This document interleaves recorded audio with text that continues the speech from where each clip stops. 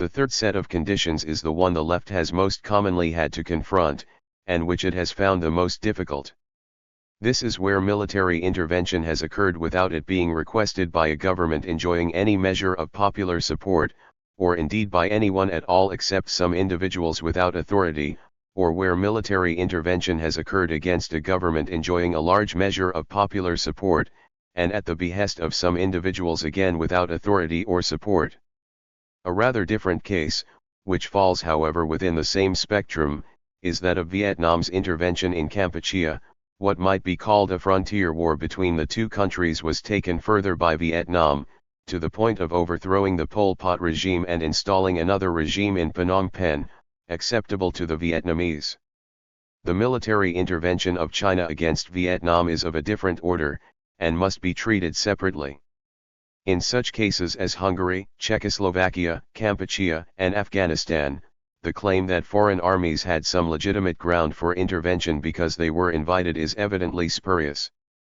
But this is not of course the only ground on which intervention is defended. It is in fact defended on one or other of three different grounds, each of which requires consideration. Unlike the claim about intervention being invited, these other arguments raise precisely the issues that socialists have to confront. One such argument is that, in case after case, there existed a grave and imminent threat of counter-revolution, backed by Western imperialism and indeed instigated by it, against a socialist regime and its revolutionary achievements. Even in Czechoslovakia in 1968, it was claimed, and still is, that whatever the intentions of Alexander Dubček and the Czech government might have been, there was a clear and immediate threat of things getting out of control, of the restoration of capitalism, of counter-revolution, of Czechoslovakia pulling out of the Warsaw Pact, and so on. Such claims cannot by definition be conclusively proved or disproved, which is why it is possible for endless controversy to go on about them, without anyone's positions being much affected either way. It may be that a better way to proceed is to ask first of all what some of the key terms, notably counter-revolution, actually mean in this context. Misunderstanding of what the argument is about may thereby be avoided. For some, counter-revolution is more or less synonymous with the replacement of a government wholly subservient to the USSR by a government not thus subservient. But this typically Stalinist definition is clearly not adequate. When Tito broke with Moscow in 1948, communist parties everywhere, not to speak of the Soviet government, denounced him as an authentic fascist and as, in the terminology of the French Communist Party at the time, a Hitler-Trotskyist, who was indeed leading a counter-revolution. Without a doubt, if Russian armies had intervened in Yugoslavia then, had succeeded in overthrowing Tito, and had installed a pro-Soviet government in Belgrade, there would have been many to say that the Soviet Union has rescued the Yugoslav people from counter-revolution. This should perhaps serve to induce some caution in the making of statements about what would have happened in this country, or that if the Russians had not intervened. For whatever else may be said about Tito's rule after 1948, it can hardly be said that he pushed through a counter-revolution in Yugoslavia, and it is now said that the denunciations of him as a fascist, counter-revolutionary, or an agent of the West were part of the history of Stalinist aberrations and are best forgotten. But the aberrations ought not to be forgotten, for they have important lessons to teach, and there is much evidence that the danger of repeating these aberrations or similar ones is still very much alive. Less dramatically than Yugoslavia by far, Romania has managed to achieve a considerable degree of independence from the USSR in regard to both internal but particularly external affairs, but no one has so far claimed that President Ceausescu has engineered a counter-revolution in his country. Properly speaking, a counter-revolution may be said to have occurred when a regime of the left, communist or not, has been overthrown, and where the successor regime pushes through a series of economic, social, and political measures designed to assure or restore the power, property and privileges of landlords, capitalists, and other segments of the ruling class who have been threatened with dispossession or who have actually been dispossessed by the regime which the counter-revolution has replaced. This involves the return to landlords and capitalists of their land and factories and banks, and of property in general, where it has been taken from them. It also involves the reaffirmation of their power and preponderance by the suppression of the defense organizations of the subordinate classes, parties, trade unions, cooperatives, clubs, and associations. It further involves the suppression or drastic curtailment of civil rights, the physical suppression of opposition leaders, of agitators, subversives, and enemies of the state, and the political restructuring of the state in authoritarian directions. Many counter-revolutions of this kind have occurred throughout Europe since 1918, sometimes against a newly implanted communist regime, but also against non-communist left ones, or even against liberal and conservative ones when they were thought to be inadequate in opposing the left. Hungary in 1919, Italy in 1921 and after, Germany in 1933, Spain in 1936, France with the Vichy regime in 1940, and, outside Europe, Chile in 1973 are all examples of such counter-revolutions, and the list could easily be stretched out. It is not essential for a revolution actually to have occurred for a counter-revolution to be mounted. The apparent illogicality is purely in the semantics, not in the reality. If counter-revolution is taken to involve the sort of changes that have been mentioned here, it would seem reasonable to say that in none of the cases where Soviet armies have intervened since the Second World War, with the doubtful exception of Afghanistan, has there been a clear and compelling threat of counter-revolution. As noted earlier, this is not susceptible to proof, but neither in the case of Hungary in 1956 nor certainly of Czechoslovakia in 1968, to take two major instances of Soviet intervention, is there evidence that counter-revolution was about to succeed, or likely eventually to succeed. Of course, there were, particularly in Hungary, people who had counter-revolutionary intentions, but that is obviously not the same thing. Nor is it my argument that the communist monopoly of power would have been maintained intact in either country. On the contrary, it would have been loosened. Indeed, the process had already gone some way in Czechoslovakia. In both countries, there might well have come into being a coalition regime in which the Communist Party would not have been assured of an automatic preponderance, and other such variations can easily be conceived. The point is that, whatever may be thought of these possibilities, they cannot, on any reasonable assessment, be equated with counter-revolution, or anything like it. This must be taken a little further. Had the processes at work in Hungary and Czechoslovakia not been crushed out of existence by military intervention, it is likely that there would have occurred a measure of liberalization of economic life in both countries, something like the new economic policy which Lenin and the Bolsheviks were forced to adopt in the Soviet Union in 1921, with a greater emphasis on the market and a redevelopment of artisan and small-scale enterprise in manufacturing, retail trade, and so on. The evocation of such liberalization in economic activity tends to generate the cry of restoration of capitalism among many purists. But this is a misconception. For the commanding heights of the economy would have remained in the public sector, and the public sector would have remained massively predominant. It would surely have been exceedingly difficult to unscramble long nationalized property and to restore factories, mines, or land to their former owners. And there is one measure of liberalization which would have been of enormous socialist significance, namely the restoration of the right to strike. Purists make much too little of the grievous dereliction, in socialist terms, which the suppression of that right in communist regimes represents. Not only would the reaffirmation of the right to strike have been proper in itself, it would also have strengthened the credentials of the regime in the eyes of the working class, and made all the less likely the restoration of capitalism. Moreover, this reaffirmation would have been one element among many to mark the loosening of the grip of the monopolistic state over civil society. Other such elements would have included the reaffirmation of a whole range of civil rights suppressed earlier. And there would also have occurred a substantial and possibly a major reorientation of the foreign relations of both countries, and this raises the question of Soviet security, which will be discussed presently. Tito's foreign policy, it may be said here, may well afford an example of what might have been the most likely course of events in this realm.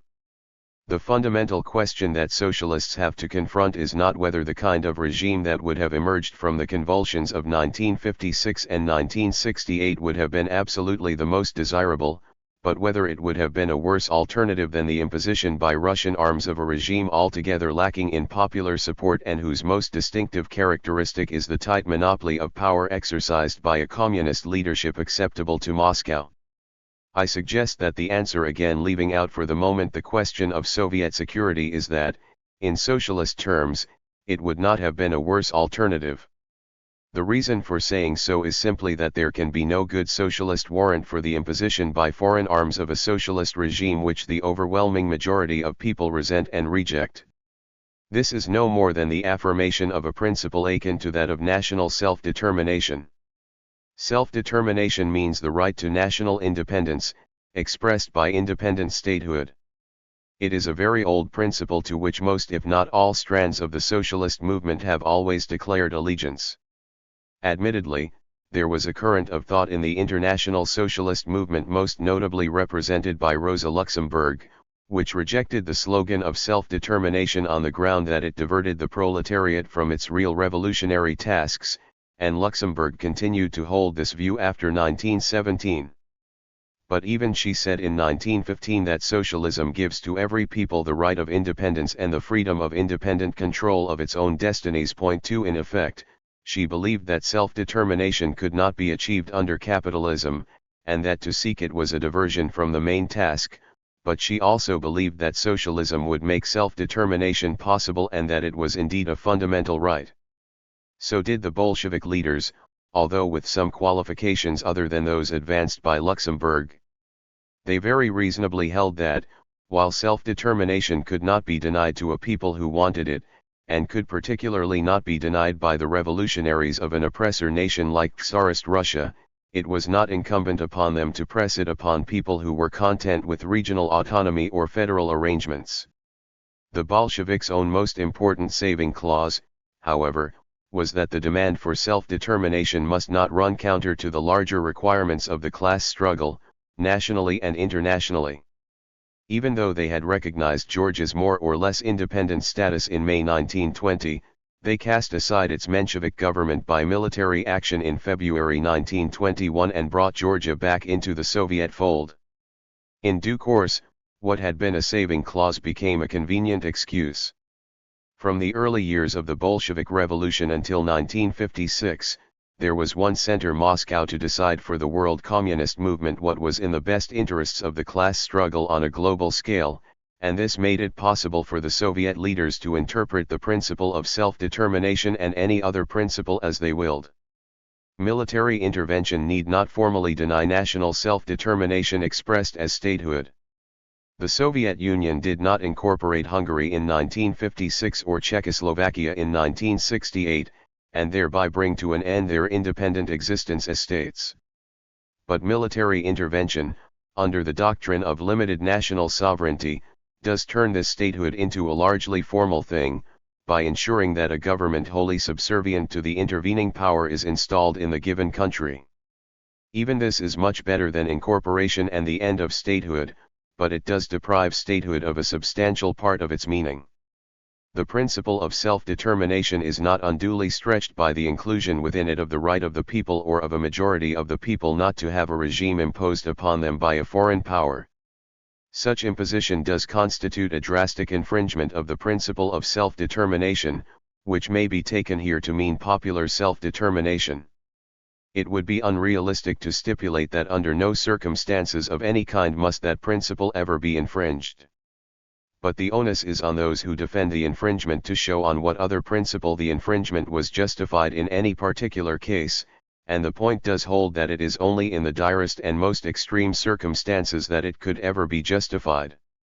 There are many different ways, and not only by military intervention, in which the imposition of unpopular rule can occur.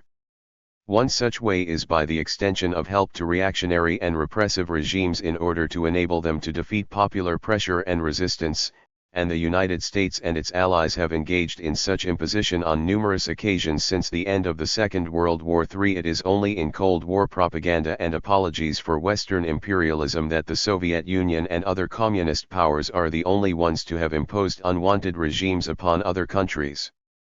But this does not negate the fact that communist powers have engaged in such enterprises. I have argued that the threat of counter-revolution was not a proper justification for military intervention in the cases of Hungary and Czechoslovakia. But what of Afghanistan? Here is a country where a revolutionary coup brought to power in April 1978 a left-wing government with strong Russian connections and sympathies. The leader of the new regime, Nur Mohammad Tariqi, was himself overthrown and killed when he tried, in September 1979, to get rid of his prime minister, Hafizullah Amin. Amin took over but was in turn removed and executed at the end of December 1979, and replaced by Babrak Karmal. The removal of Amin and his replacement by Karmal was obviously instigated by the Soviet Union, which also marched into Afghanistan to provide Karmal with military backing. In Afghanistan as in Hungary and Czechoslovakia, the notion that the Russians were invited by any kind of legitimate authority is so absurd as not to require discussion. On the other hand, the question of counter-revolution in Afghanistan does require it. The regime that came into being in April 1978 had declared itself to be a revolutionary one, intent upon the thorough transformation of the country in socialist directions.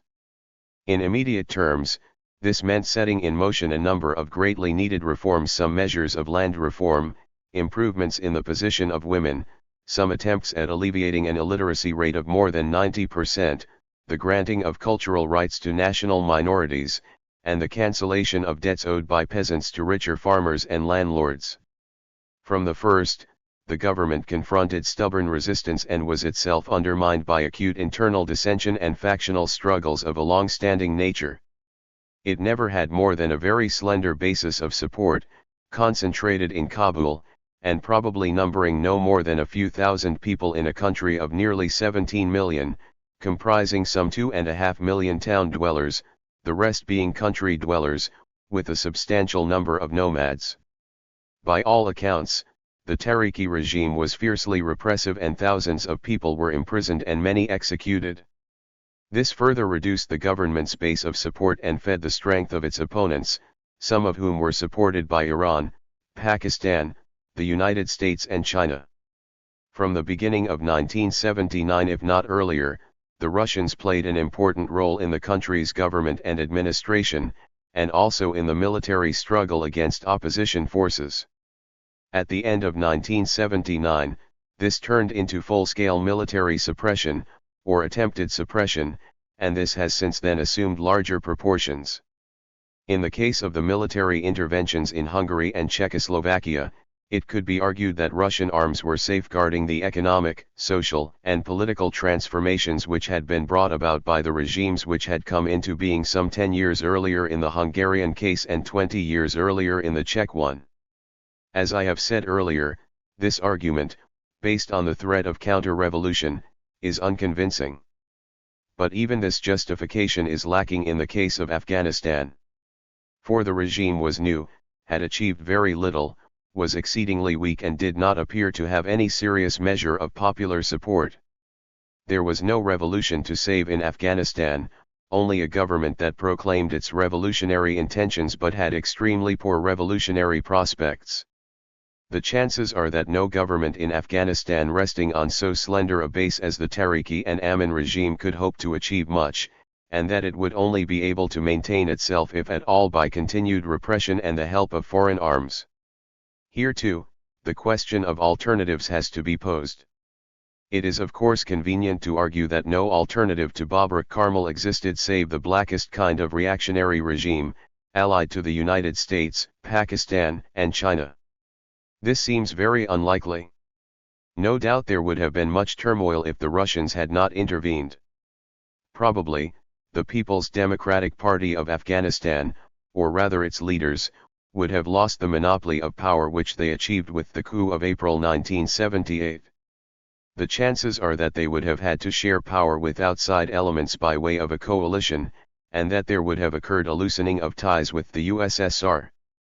No option of this sort appears to have been explored, either by the leaders of the PDPA or by the Russians. The reason for this is twofold. First, because it would precisely have meant the relinquishing of monopolistic power by the PDPA leaders, which was a difficult and risky enterprise that they were naturally loath to consider, and secondly because the Soviet Union feared that a loosening of power by the PDPA leadership would indeed have meant the erosion and possibly the end of their preponderant influence in a country which had come to be in their sphere of influence and control. This, incidentally, would have restored a situation which had prevailed in the years preceding the coup of 1978, when Afghanistan under the rule of Mohammed Dud was the terrain of intense competition between the United States and the USSR. The coup of 1978 was in this sense a major victory for the USSR, which it was not prepared to see jeopardized by an attempted widening of the base of the regime. The question of security, which will be taken up presently, was obviously an important consideration. But the larger question, encompassing that of security, is that the end of monopolistic power in Afghanistan would have appeared to be a retreat of Soviet power, for which the only parallel or precedent is Tito's rebellion against Stalin in 1948. The Soviet leaders were not prepared to risk such a retreat. Instead, they opted for the installation of a puppet regime backed by military force. It is possible that such a regime can be maintained by military force. But it seems more likely that the Russians themselves will be compelled to engineer some kind of compromise solution, since the present situation involves them in a war of pacification which, in the nature of the terrain and the opposition, they cannot conclusively win.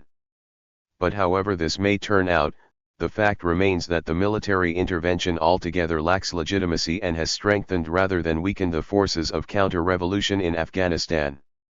3. Preventing counter-revolution and saving the revolution is one argument that leads many socialists to accept the legitimacy of military intervention in, say, Hungary or Czechoslovakia or Afghanistan.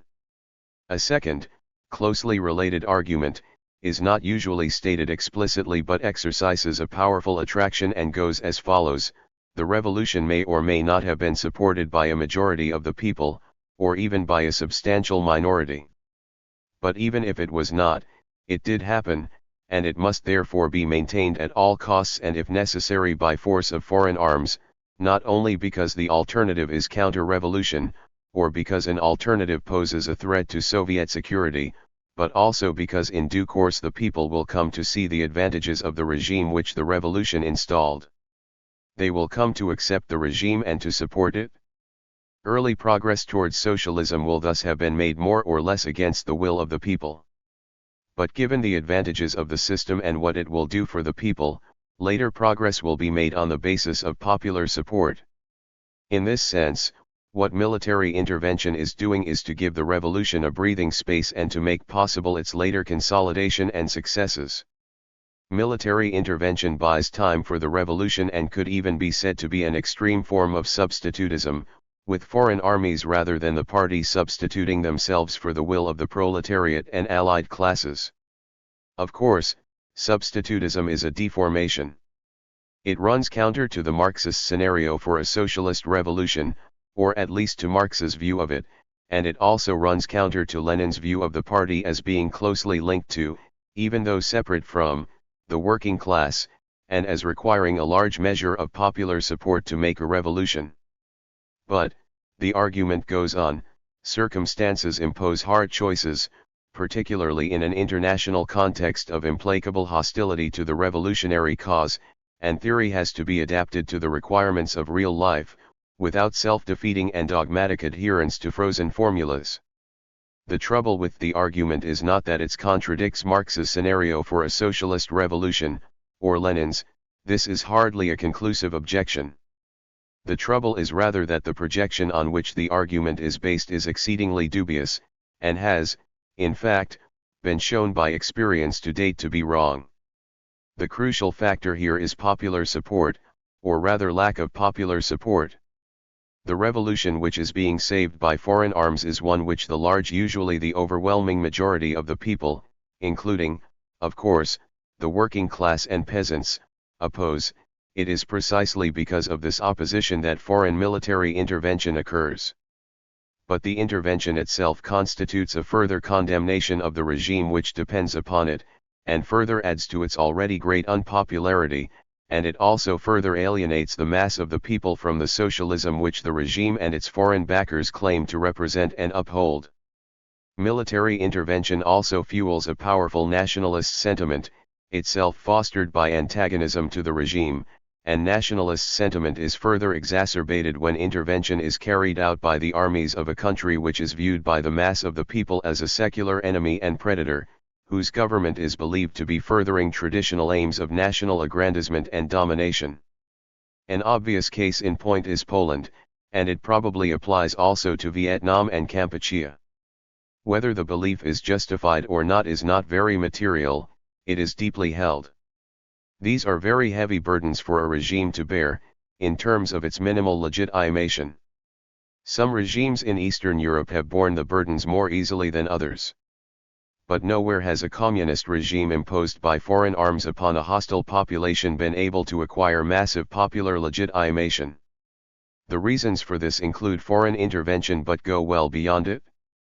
Almost by definition, a regime imposed upon a hostile population by foreign arms will be strongly repressive, opposition must be put down, civil rights must be denied, and civic life must be severely controlled, and thereby impoverished. This also deeply affects economic life and activity. The regime requires the cooperation of the working class, the peasantry, and the producers in general. But the working class, officially prevented from freely expressing its demands and grievances, and from using the one weapon which is most readily and immediately available to it, namely the right to strike, fights back by non-cooperation at work and elsewhere. Other classes and strata, also alienated and unable to express themselves, act similarly. The result is resistance or at best indifference, inefficiency, and corruption. Poor performance and non-cooperation aggravate economic difficulties, and these in turn enhance popular dissatisfaction. In this perspective, the notion that these regimes can eventually come to enjoy a large and growing measure of popular support must appear illusory. For not only are they deeply marked by their dependence on foreign intervention for survival, but also by the essential nature of the regimes which military intervention serves to maintain. The point is that the regimes in question are not monopolistic and repressive simply from temporary necessity and transient adverse circumstances, but by their very structure. I mean by this that they are based on a view of socialism as requiring the existence of one leading party whose leaders do exercise monopolistic power, and monopolistic power by definition means the exclusion from power of everyone else, and also the deprivation of rights speech, association, publication which are essential for the exercise of power or at least pressure, and which are, so to speak, the oxygen of civil society. To speak of this as a Soviet-type regime is at one level inaccurate, since the rule of the Soviets was intended to establish the opposite of concentrated and monopolistic power. But history has associated this monopolistic form of regime with the Soviet Union, and it is therefore convenient to refer to it as a Soviet-type regime. Its early form was the largely unintended product of the circumstances of the Bolshevik Revolution, but it was perfected with every deliberate intention by Stalin. All communist regimes that have come into being since the Second World War bear this stamp. Some of them are less repressive than others, with the extent of the repressiveness varying not only from country to country but also over time within countries. But they are all monopolistic regimes, not excluding Yugoslavia. Much confusion is engendered by the discussion of these regimes as transitional, meaning in effect transitional from capitalism to socialism. Most notably, Trotskyist discussion, which ever since Trotsky's The Revolution Betrayed of 1936, has most probingly sought to advance the Marxist analysis of Soviet-type regimes, has also fostered much confusion about them by insisting that they were workers' states, albeit bureaucratically deformed, and that they were transitional between capitalism and socialism. The main reason why this thesis is maintained is, of course, that in these regimes the private ownership of the means of production has been replaced by state ownership and control. Given this, it is argued, to my mind rightly, that the societies in question are no longer capitalist, and that the description of them as state capitalist does not fit any better. However, they are not socialist either, hence the label deformed or degenerate workers' states. But this label is also defective, not only because workers' state, however qualified, is not an applicable description of these societies, but also because the label is intended to suggest or imply that, for all their bureaucratic deformations, they are on the way to being socialist, in a process which, though not painless, has been rendered inevitable by the abolition of the private ownership and control of the main means of production. This needs to be questioned. The abolition of the private ownership and control of the main means of production is indeed a gigantic step, and it may be said to constitute an essential feature of a socialist society. But it is now very generally agreed that it is not a sufficient condition for the establishment of such a society. Even when this is readily acknowledged, however, it is also often believed that, given the base which is provided by a predominant public economic sector, all other major features of a socialist society, notably democratic and egalitarian forms in economic, social, and political life, must sooner or later follow. But this is much too simple and economistic a reading of the base superstructure model, and an experience which is now sufficiently ample to be convincing shows that a predominantly public economic base does not necessarily produce anything like democratic or egalitarian forms in economic, social, and political life, or anything like a socialist consciousness which would prepare the ground for them. On the contrary, such a base may well produce markedly undemocratic and inegalitarian superstructures, with a strongly repressive state, a relatedly impoverished civic life, and general indifference and cynicism concerning the social good. To be credible, the notion of transitionality would need to point towards some degree of progress towards socialism in terms of socialist consciousness, for it is a mistake to speak of any kind of socialism which does not involve at least popular support for it. But it would surely be rash to claim that the idea of socialism is more securely legitimate in Poland in 1980 than it was in 1970 or 1960 or 1950. It may be that the picture is more favorable in other countries in Central and Eastern Europe, or in the USSR, but nowhere in Soviet-type societies does there appear to have occurred the growth of socialist consciousness which an economistic reading of the base superstructure model as applied to these societies would suggest or imply. In other words, there is no good reason to think that the regimes in question, because of their public sector base, are bound to flower into legitimate socialist democracies, enjoying a large and growing measure of popular support, with a base of genuine popular power, and therefore able to dispense with their vast apparatus of repression and their abrogation of civic rights. For they are all imprisoned in a very hard mold. Not surprisingly, the people in charge, who exercise monopolistic power, have no wish to change in any fundamental way the system which gives them that power, and which they believe to be the only one capable of defending socialism, and the forces making for socialist change are generally speaking weak.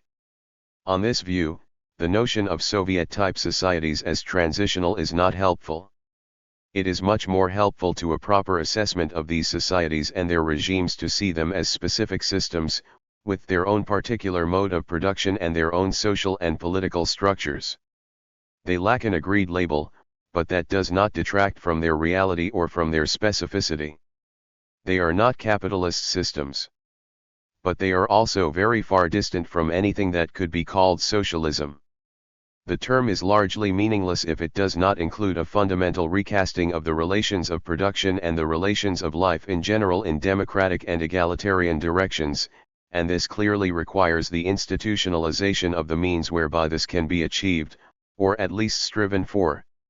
Merely to say this, in relation to Soviet-type societies, is to indicate how great the distance is that separates them from socialism, and how inappropriate it is to apply the notion of transition to them. This is in no way to suggest that these regimes do not have some very considerable achievements to their credit in the economic, social, and cultural scientific spheres, or that they are not capable of further achievements. Nor is it to underestimate the enormous obstacles placed in their path by economic backwardness and imperialist hostility. Again, it is hardly necessary to say that there are any number of regimes in the world, strongly supported and greatly lauded by the Western powers, that are infinitely worse for their own people than Soviet-type regimes. But none of this turns the latter into socialist ones. The relevance of these considerations to the question of military intervention as a form of substitutism is obvious. The substitutist argument is that these socialist regimes need time to establish themselves, and must be defended against counter-revolutionary pressure against them. But if these are not socialist regimes, what they need to become socialist is not simply time but a fundamental transformation in their whole mode of being. In some of the most dramatic cases of military intervention in the post-war decades, Hungary, Czechoslovakia, this is precisely what a large part of what was called counter-revolutionary pressure was intended to achieve, and it is precisely what military intervention was intended to prevent. In other words, military intervention occurred not to save socialism, but to save monopolistic regimes. 4. A subsidiary argument, which has sometimes been used to justify some military interventions, notably the Vietnamese intervention in Kampuchea, may be considered at this point. This is the argument that, whatever may be said against military intervention in most cases, it is defensible in some exceptional cases, namely in the case of particularly tyrannical and murderous regimes, for instance the regimes of Idi Amin in Uganda, and Pol Pot in Kampuchea. Idi Amin, it will be recalled, sent Ugandan troops into Tanzania and occupied a substantial area of border territory, and Tanzanian troops did not merely push Ugandan troops back into Uganda but went on to occupy the country and overthrow Amin. Similarly, in regard to Vietnam's overthrow of Pol Pot, the Vietnamese claimed that they were faced with repeated and large-scale incursions by Kampuchean troops into Vietnam, and the horrifying nature of the Pol Pot regime, it has been claimed on behalf of Vietnam, as well as imperative security considerations, justified Vietnam's decision to march to Phnom Penh and to make an end of the Pol Pot regime. The argument is obviously attractive. One cannot but breathe a sigh of relief when an exceptionally vicious tyranny is overthrown. But attractive though the argument is, it is also dangerous. For who is to decide, and on what criteria, that a regime has become sufficiently tyrannical to justify overthrow by military intervention? There is no good answer to this sort of question, and acceptance of the legitimacy of military intervention on the grounds of the exceptionally tyrannical nature of a regime opens the way to even more military adventurism, predatoriness, conquest, and subjugation than is already rife in the world today. The rejection of military intervention on this score is not meant to claim immunity and protection for tyrannical regimes. Nor does it. For there are other forms of intervention than military ones, for instance, economic pressure by way of sanctions, boycott and even blockade. Tyrannical regimes make opposition extremely difficult, but they do not make it impossible.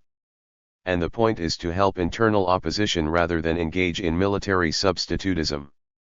As noted earlier, there are rare and extreme circumstances where nothing else may be possible, for example, the war against Nazism. Hitler's Third Reich was not only a tyranny, nor was it merely guilty of border incursions against other states. It was quite clearly bent on war and the subjugation of Europe. But neither Uganda nor Kampuchea are of this order. In socialist terms, the overthrow of a regime from outside by military intervention, and without any measure of popular involvement, must always be an exceedingly doubtful enterprise, of the very last resort. V. Security is perhaps the reason most commonly invoked to justify military intervention. In the case of Afghanistan, for instance, it has been said that the country has a 1,000-mile border with the USSR, that it is in its sphere of influence, and that the USSR could not therefore accept a regime in Kabul that was hostile to it, and liable to come under American influence. The same argument was used, inter alia, to defend military intervention in Hungary in 1956 and in Czechoslovakia in 1968, and it has been used to justify Vietnam's overthrow of the Pol Pot regime in Kampuchea. In considering this argument, much confusion may be avoided if a clear distinction is made between two essentially different propositions. The first of these is that it is useful and desirable for any given country to have uncontentious, cooperative, and friendly neighbors. This is indisputable. The second proposition is that the requirements of security make it not only useful and desirable for this or that country to have such neighbors, but essential, to the point, where necessary, of justifying military intervention when the requirements threaten to be no longer met. I think that this second proposition is dangerous and unacceptable from a socialist standpoint, and that it rests on short-sighted and mistaken calculations. In the case of Afghanistan, it is worth repeating that the USSR found no difficulty in accommodating itself, before the coup of April 1978, to not having a preponderant influence there, and that the alleged security problem did not then appear in the least critical. It has been said that the USSR intervened at the end of 1979 because it feared a Khomeini-style revolution, which would have had a subversive effect on the Muslim populations of the USSR living in proximity to Afghanistan. But there is no evidence that such a revolution or counter-revolution was brewing in Afghanistan, or that the Russians were concerned with possible contagion. In short, security may well have been a consideration in the decision to intervene, but it is unlikely to have been decisive and compelling. As I have suggested earlier, there is a better explanation, namely the Soviet leadership's determination not to accept a loosening of the control it had been able to acquire since the coup of April 1978. Such a loosening of control would have represented a definite setback for them, and was unacceptable for a mixture of reasons: prestige, security, fear of repercussions, and so on. In any case, security by virtue of occupation, and the maintenance of power of a puppet regime must be set against a number of contrary considerations. One of these is the fierce hostility that military intervention generates and the nationalist upsurge it produces. Security is here turned into a mockery by the massive unpopularity of the occupier and his puppet government, and it is further degraded by the war of pacification that has been forced upon the Soviet Union, with all its attendant horrors. What kind of security is this? The same question may be asked in regard to other countries upon which an unwanted regime has been imposed, for instance Poland. The Soviet Union believed at the end of the Second World War that a subservient regime in Warsaw was essential to its security. But here, too, security is turned into its opposite by the implacable hostility which a Soviet-imposed regime engendered and by the consequent inability of that regime to achieve a genuine measure of legitimation. As against this, the argument is counterposed that the international context and the hostility of the United States and other Western powers at the end of the Second World War forced the USSR into the policies it pursued in Eastern Europe. Faced with this hostility, it had no option but to create a cordon sanitaire for itself, and to prevent its erstwhile allies from using Eastern Europe as a potential advanced base against the USSR. This required the establishment of friendly regimes, and the only regimes that could be trusted to be truly friendly were regimes firmly under communist control. Soviet security required no less, particularly after the Cold War had got properly underway. The argument not only leaves out of account the hostility engendered by the external imposition of a communist regime, particularly one of a Stalinist kind, it also ignores other possibilities, such as are suggested by the case of Finland. Finlandization is often used by Cold War propagandists to suggest a state of virtual subjection to the USSR. But this is inaccurate. It means in fact what the Finns describe as active neutrality, and it involves the acceptance of powerful constraints upon the country's external policies. But Finland has remained internally independent. No country could be geographically more important to Soviet security. But Stalin, no doubt influenced by the experience of the Soviet-Finnish War of 1939–40, decided in 1945 not to try to foist a communist-controlled regime upon Finland, which had fought on the German side and had a long record of bitter enmity to the USSR and communism. It does not seem unreasonable to suggest that Soviet security would have been at least as well served, to put it no higher, if the same kind of arrangements that were made in regard to Finland had been made in regard to Eastern Europe. Nor is it immediately obvious, on the grounds advanced earlier, that the cause of socialism has been better served and is further advanced in Eastern Europe than it is in Finland. The major dimension which the argument from security tends to ignore is that of popular support, and the question of popular support relates not only to the countries concerned, but more widely. Revisionist historians in the United States have been perfectly right to claim that there were very powerful forces in the United States and in Western Europe at the end of the Second World War which were determined to replace a shaky and conflict-ridden wartime alliance with the Russians by outright antagonism. But there were also masses of people in the United States, not least in the ranks of American labor, who appreciated the immense contribution that the Soviet armies had made to the defeat of Germany, and who wanted friendship with the USSR, and there were even more such people in West European labor movements, and beyond the labor movements. It is possible that these sentiments would not have prevailed against the barrage of anti-Soviet and anti-communist propaganda that was launched after 1945 by reactionary forces backed by vast resources and influence. But the least that can be said about this is that these forces would not have had such an easy time of it, and would not have been able to mount such a powerful crusade, had the Russians not given that crusade valuable ammunition by the manner of the settlement that they imposed in Eastern Europe in the post-war years. That settlement was totally Stalinist in inspiration and character, and it was a typical Stalinist perspective which interpreted security in the narrowest and most constricted terms, and which recklessly underestimated the impact of Stalinist infamies on working class and other opinion in Western countries. The search for security, interpreted as the establishment of reliable governments and regimes in what Stalin regarded as strategic areas, produced the strengthening of the very forces whose policies posed the major external threat to Soviet security, and the weakening of those forces in capitalist countries, notably their labor movements, which were most likely to oppose anti-Soviet and hardline policies. The same is true of Soviet military intervention in Afghanistan. This has obviously provided a very powerful reinforcement to the worst reactionaries in the Western camp. Security considerations have also been invoked to justify the Vietnamese intervention in Kampuchea and its overthrow of the Pol Pot regime.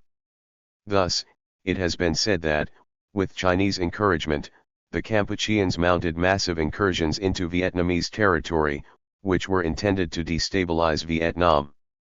Nothing less than the overthrow of the Pol Pot regime would therefore do. This is a weak case.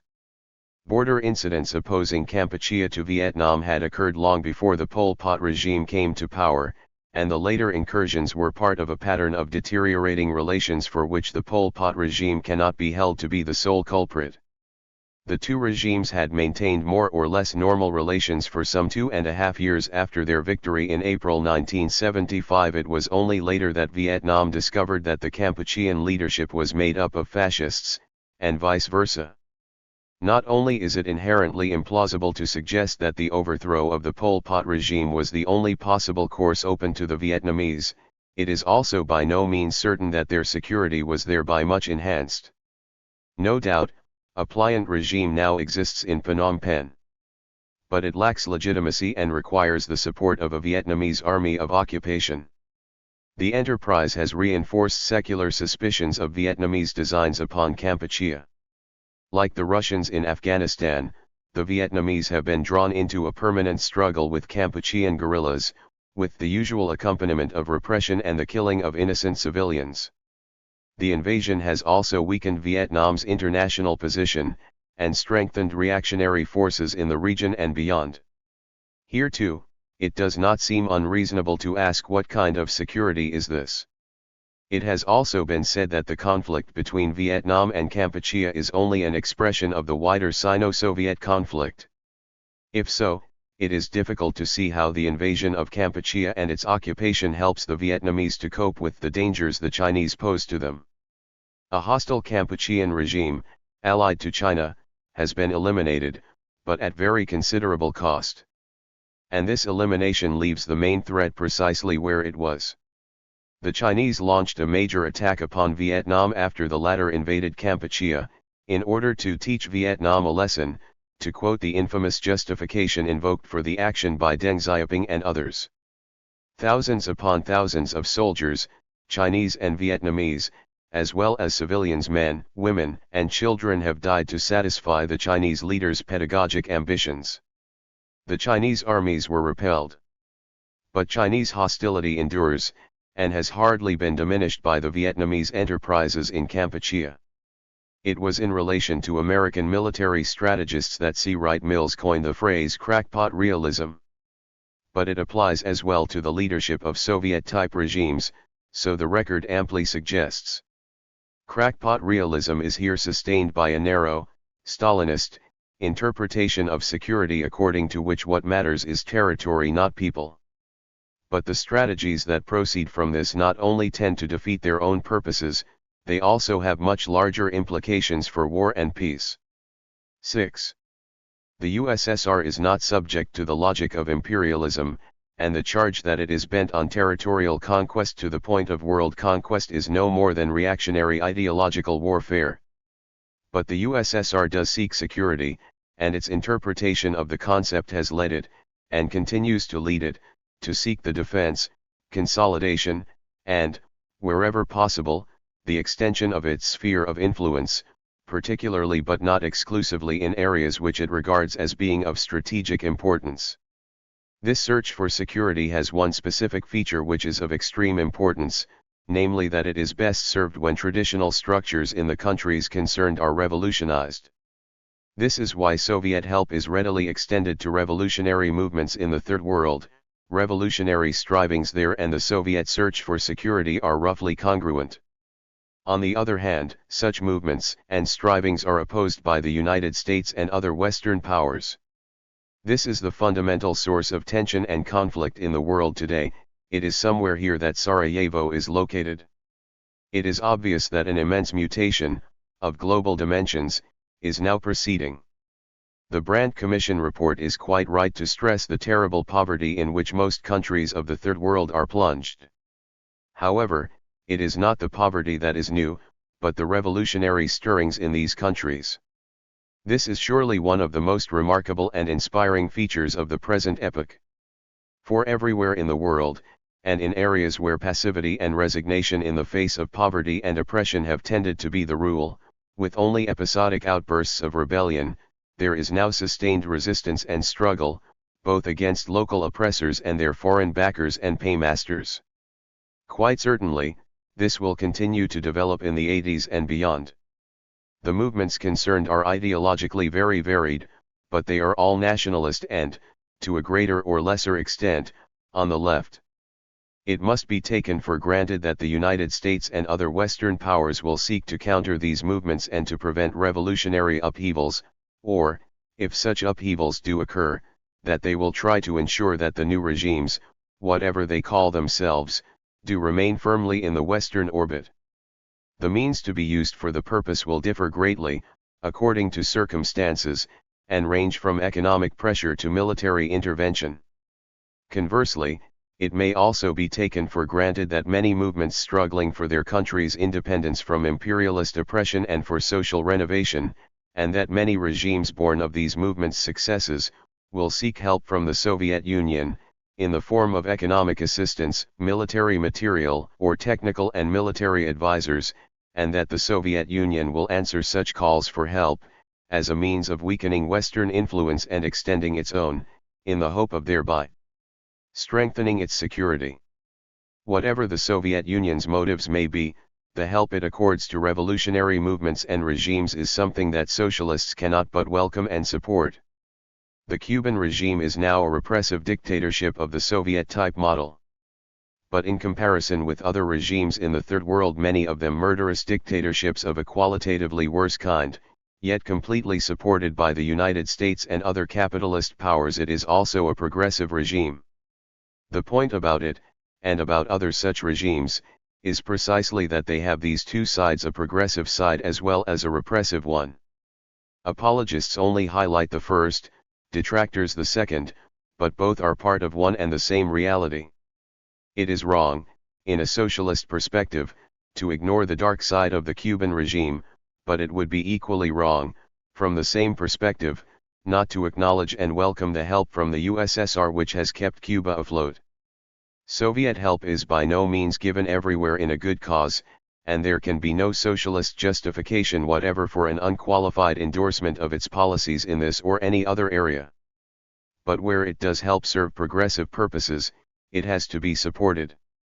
In terms of impact on the international scene, however, and quite apart from the question of socialist principle which has been discussed here, there is an enormous difference between help solicited by and given to revolutionary movements and regimes, and military intervention designed to maintain or install a deeply unpopular, unwanted, and repressive regime.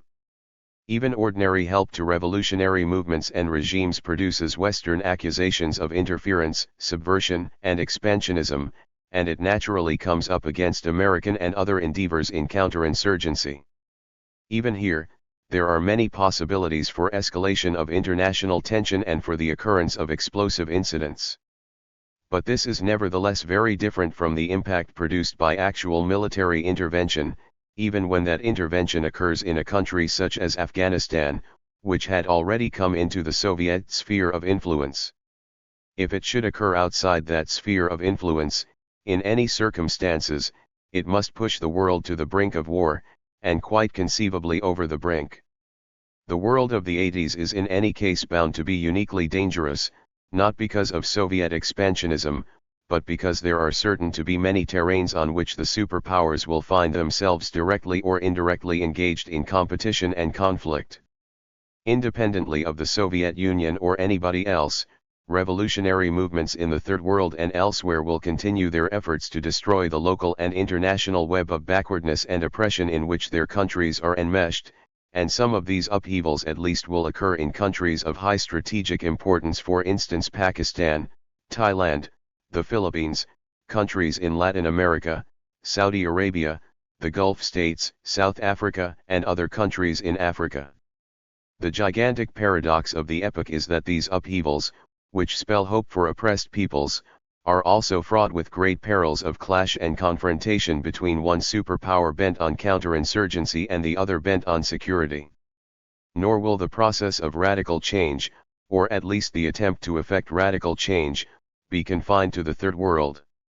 It would be extremely surprising if one country or other of the Soviet bloc did not experience the kind of upheaval that has episodically been known there.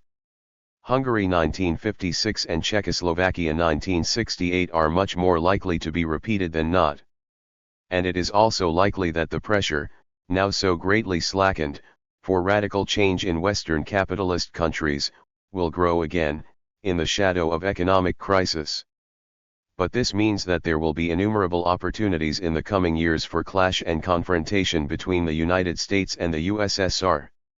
Revolutionary stirrings and superpower strivings here come together in a dangerously explosive package. Military intervention, as in Afghanistan, adds to the danger, and opposing such intervention is therefore all the more necessary. Socialists have in the past been, and often are still now, inhibited in voicing opposition to unacceptable actions by the Soviet Union and other Soviet-type regimes by the very legitimate fear of finding their voice merged in that of a loud reactionary chorus. But it should be possible for socialist opposition to be voiced in its own terms, on its own premises, and with its own concerns. What this requires, among other things, is that it should be coupled with the insistence, which opposition to Soviet actions should never be allowed to dim, that the fundamental source of tension and danger lies in the determination of the United States and other capitalist powers to stem and reverse the tide of revolutionary change in the world. An early version of this article was presented to a private seminar in London in May 1980. The discussion that followed was very helpful and I am grateful to the participants. On the other hand, the Cubans had no business helping Ethiopia against Somalia, and their intervention in the conflict between the two countries is a very different matter from that in Angola. The point gains particular force by reference to the fact that Ethiopia is seeking to crush a legitimate movement of independence, namely the Eritrean one. Eritrea was annexed to Ethiopia by a purely arbitrary act of defiance of the United Nations. The country does not belong to Ethiopia and is entitled to independence. 2R Luxembourg, the Junius pamphlet, The Crisis in the German Social Democracy, in M.A. Waters, ed., Rosa Luxemburg Speaks New York 1970, p.304. 3. For some recent documentation, C. N. Chomsky and E.S. Herman, The Washington Connection and Third World Fascism and After the Cataclysm, Post-War Indochina and the Reconstruction of Imperial Ideology, these being volumes I and II of the Political Economy of Human Rights, Nottingham 1979. 14. The Politics of Peace and War. 1983. I am concerned here with the causes of World War III, to use the arresting title of a book which C. Wright Mills published in 1959.1 more precisely. 1. Am concerned with the reasons which render possible a major confrontation between the United States and the Soviet Union, escalating into a full-scale nuclear exchange between them, and leading to a nuclear holocaust of hundreds of millions of men, women, and children, and to the lasting devastation of a large part of the planet. The gravity of the threat is sufficiently indicated by the fact that no one, whatever his or her opinion of its causes or remedies, can deny that its realization is, at the least, within the realm of the possible. Threats of lesser wars also abound. The smell of blood rises from the pages of history, Joseph de Maistre said in the aftermath of the French Revolution. But it is in the 20th century that the stench of death in war has become overpowering. Some 200 small wars of a conventional kind have been fought in many parts of the world since the end of World War II, at a cost, it has been estimated, of some 25 million lives. Such small wars must be expected to go on as long as nation-states, or rather their governments, believe it to be in their interest to wage them, and are able to do so, and the ever greater efficiency of the conventional weapons with which such wars are fought guarantees that they will become steadily more murderous and destructive. It must also be supposed that, as more and more countries acquire nuclear weapons, one or other of them, engaged in a small war and facing defeat and disaster, may seek to retrieve the situation by using such weapons. The use of even low-capacity nuclear weapons would cause vast casualties and great destruction. All the same, this would be much more modest than the death and devastation that would be produced by a nuclear exchange between the United States and the Soviet Union.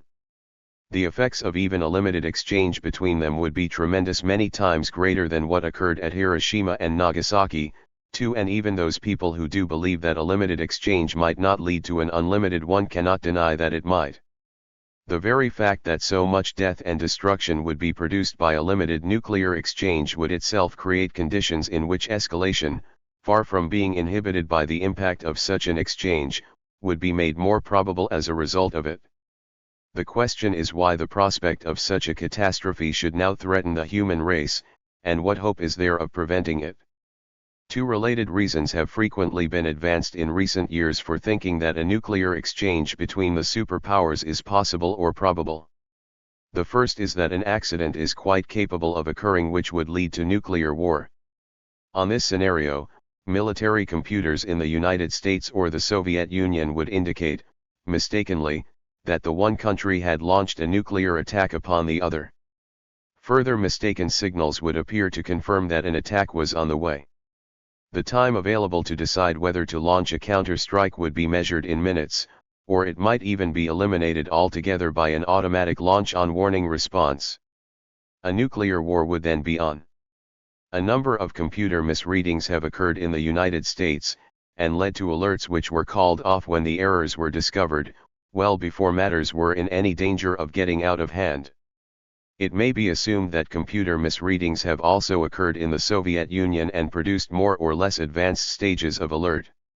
It clearly cannot be taken for granted that any such errors, which are bound to occur, will always and inevitably be rectified in good time. However improbable, a chain of errors, misreadings, mishaps and accidents is possible.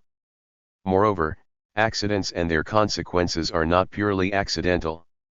What is made of accidents is not only a matter of objective and technical appraisal, much also depends on the international conjuncture in which accidents occur. In a period of relative quiescence, when relations between the superpowers are not particularly bad and there is no major international crisis, there would be a very strong urge to treat alarming signals with great caution and skepticism, to check again, and to delay to the utmost an irremediable nuclear response. This is what makes the notion of an automatic launch-on warning response so sinister. In a period of intense and prolonged international crisis, on the other hand, possibly with some limited military incident having already occurred, there would exist a strong predisposition to find in erroneous signals a confirmation of expectations and fears that the other side had decided to strike, and there would be a greater willingness to initiate what would be believed to be a counter-strike. We are therefore driven back to ask what are the forces which shape the international conjuncture and which produce crises in which accidents are likely to turn into catastrophes. The second reason often advanced for thinking nuclear war possible or probable is the arms race itself. The immediate cause of World War III, Mills wrote in the book referred to earlier, is the military preparation for it. 3. On this view, the people in charge of affairs in the United States and the Soviet Union are governed by pressures and constraints which are driving their countries and the rest of the world towards nuclear war. Much the same view has been expressed more recently by E.P. Thompson, for instance in his article The Logic of Exterminism. Point 4. To structure an analysis in a consecutive rational manner, he writes, may be, at the same time, to impose a consequential rationality upon the object of analysis. But, he goes on to ask, what if the object is irrational? What if events are being willed by no single causative historical logic, but are simply the product of a messy inertia? Detonation might be triggered by accident, miscalculation, by the implacable upwards creep of weapons technology, or by a sudden hot flush of ideological passion. 5. To the left's anthropomorphic interpretation of political, economic, and military formations, to which are attributed intentions and goals, Thompson therefore counterposes the irrational outcome of colliding formations and wills. Point 6. It is easy to see why the view that the superpowers are caught up in an irrational process should have gained so much currency. For it is irrational to prepare so feverishly for death and destruction on such an immense scale, and to devote enormous efforts and resources to the production and improvement of weapons of war, and it is all the more irrational when so much needs to be done to make life more tolerable for hundreds of millions of people who chronically suffer hunger and want, not to speak of all that needs to be done even in countries whose inhabitants are not on the edge of starvation and death. But to say that the arms race is irrational is not at all the same as saying that it is itself a prime cause of war. It may well be argued that the arms race creates conditions in which any attempt to achieve a significant measure of disarmament is made more difficult and problematic, that the ever greater sophistication of weapons technology constantly reduces and may annul the time available to decide on response to alerts, and therefore make more accidents potentially lethal, that the arms race poisons further the climate of relations between the superpowers, and that it strengthens all the forces and there are many which have an interest in opposing détente and disarmament. On any such count, the arms race must be reckoned to be an important contributory cause of World War III. Even so, there are dangers in placing the prime emphasis on the arms race itself, for to do so obscures other and different factors which are at the core of the antagonism between the superpowers and which serve as fuel to the arms race. The chances are that, if nuclear war does occur, it will be as a result of an escalation of a crisis originating in these factors. If they could be made less explosive, the danger of a nuclear confrontation between the United States and the Soviet Union would be greatly reduced, and détente and disarmament would have a better chance. This is why it is important to locate accurately the reasons for the antagonism between the superpowers. In essence, the danger of armed conflict between the United States and the Soviet Union stems from the proliferation of revolutionary movements which has occurred since the late 50s. By then, an exceedingly difficult and partial process of accommodation between the superpowers had been achieved, with the more or less reluctant acceptance by the United States of the communist bloc that had come into being following the Second World War, and which included Eastern Europe and East Germany, North Korea, China, and North Vietnam. If all revolutionary strivings in the world had then been frozen, and stayed frozen, the Cold War might have been replaced by peaceful coexistence, and even if the arms race had continued, it is quite likely that it would have continued with much less intensity, and there would have been less danger than there is now of accidents escalating into nuclear war. But revolutionary strivings were not frozen, and could not be. The Cuban Revolution and Fidel Castro's entry into Havana in 1959 marked the beginning of a new historical phase, which amounts to permanent revolution, though not of the kind and in the style which Marx and Trotsky envisaged. Some revolutionary movements since then have been able to achieve power, for instance in Algeria, Angola, Mozambique, Ethiopia, South Yemen, Nicaragua, and Iran. Others have been able to pose a major challenge to their regimes, for instance in El Salvador and Guatemala. Yet others are at an earlier stage of development and can still be contained, usually with American help. In some cases, revolutionary movements have been temporarily crushed, as in Indonesia. These movements differ very greatly in their specific ideological and political orientations. Unlike earlier movements, they are not communist-led, though communists often do play a part in them. But however much they may differ in other respects, they do have in common a very strong nationalist consciousness. Whatever the extent to which they are social revolutionary, they are certainly national revolutionary, and this is as true for those movements which proclaim themselves to be Marxist-Leninist as for any other. They may seek Soviet support, but they do not want subordination. Earlier movements equated allegiance to the Soviet Union with allegiance to the cause of the revolution in general, and to the cause of revolution in their own countries in particular. These more recent movements do not. Revolutionary movements challenge the status quo not only in their own countries, but internationally as well. The regimes which they replace are usually closely allied to the United States. The victory of revolutionary movements, whatever their specific ideological orientation may be, signifies a rupturing of military, economic, and political bonds with the United States and other Western powers. And it requires the forging of a new relationship with them, which is marked by suspicion and hostility on both sides, with the constant and well-grounded fear by the new regime that it stands in danger of destabilization by the United States and its allies. The revolution which overthrew the Shah in Iran shows well enough that the depth of suspicion and hostility on the revolutionary side is not simply a matter of how left-wing and communist the new regime may be.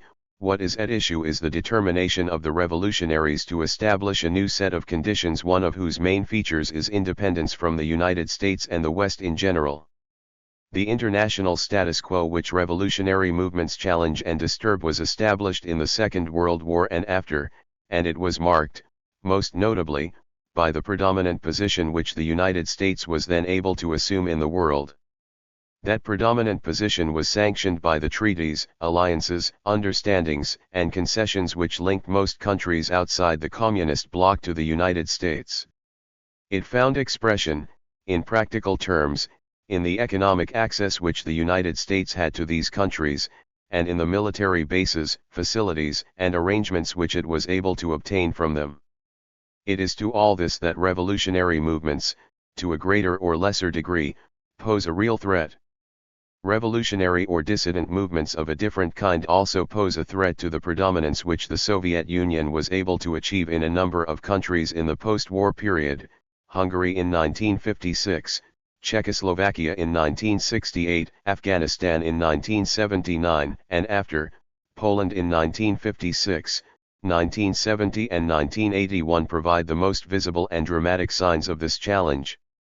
Yugoslavia provided another as early as 1948. But the area of Soviet predominance is very much smaller than that of the United States. In global terms, it is the United States and not the Soviet Union which is the conservative power in the world. For it is the United States which is mainly concerned to maintain the status quo, and which therefore opposes all the forces which seek to upset it, except of course in the area of Soviet predominance, where it is the Soviet Union which plays the conservative role.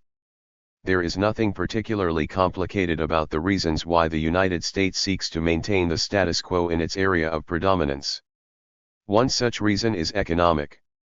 The American government seeks to defend American business interests anywhere in the world, and wants to keep the largest possible part of the world open to capitalist enterprise, notably to American capitalist enterprise.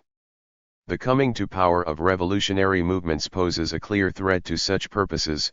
Revolutionary governments have a bias towards nationalization, often with the threat of actual expropriation of nationalized assets, or with offers of compensation to foreign interests which are not satisfactory.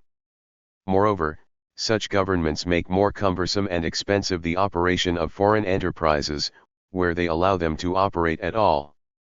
In any case, existing regimes are much more favorable to American and other capitalist interests than any revolutionary government is likely to be, and are much easier to deal with. The fact that they may also be vicious tyrannies, which keep the vast majority of their people in conditions of extreme exploitation and poverty, is a matter of secondary importance. After all, such regimes can be relied on to be ruthless with the left, and they also ensure that labor relations present no problem to the foreign interests in their country. There are also important strategic considerations which affect American policy. As noted earlier, the coming to power of a revolutionary government brings into question existing military arrangements and threatens future ones. Moreover, it may open the way to a Soviet presence in the country, even possibly a Soviet base. To these strategic considerations may also be related the danger, from the American point of view, and from that of the West in general, that strategic mineral and oil supplies might come under the control of revolutionary governments, and be denied to the United States and its allies while being made available to the Soviet Union. These would be grounds enough to explain American global interventionism against revolutionary movements. But how is this linked to the arms race and the conflict between the superpowers? The answer is quite straightforward. In seeking to oppose and defeat the challenge posed by revolutionary movements, it is not only these movements which the United States encounters, but also the Soviet Union. Fred Halliday makes the point as follows. The new wave of Third World revolutions occasioned a substantial and visible exercise of Soviet military power in support of them. The USSR supplied the heavy military armor needed for victory in Vietnam, it provided the airlift and strategic equipment for Cuban forces in Angola and Ethiopia, and it directly deployed Soviet forces themselves in Afghanistan. Even where there was no Soviet military involvement as such, states allied to the USSR or revolutionary movements in conflict with the West were in some measure protected by the fact that the new strategic potential of the USSR stayed the hands of US officials who might otherwise have envisaged direct intervention, as in Iran 7. The Soviet presence in the world may, in many instances, be quite undramatic. But it is a presence, and it does make the maintenance of American predominance in the world more difficult. For some policy makers in Washington, Soviet help to revolutionary movements or states, whether it takes the form of economic or military aid, is proof enough of Soviet expansionism. But even those policy makers who take a more moderate view of Soviet purposes cannot but be aware of the Soviet Union as a hindrance to their own purposes, not necessarily insurmountable, but real.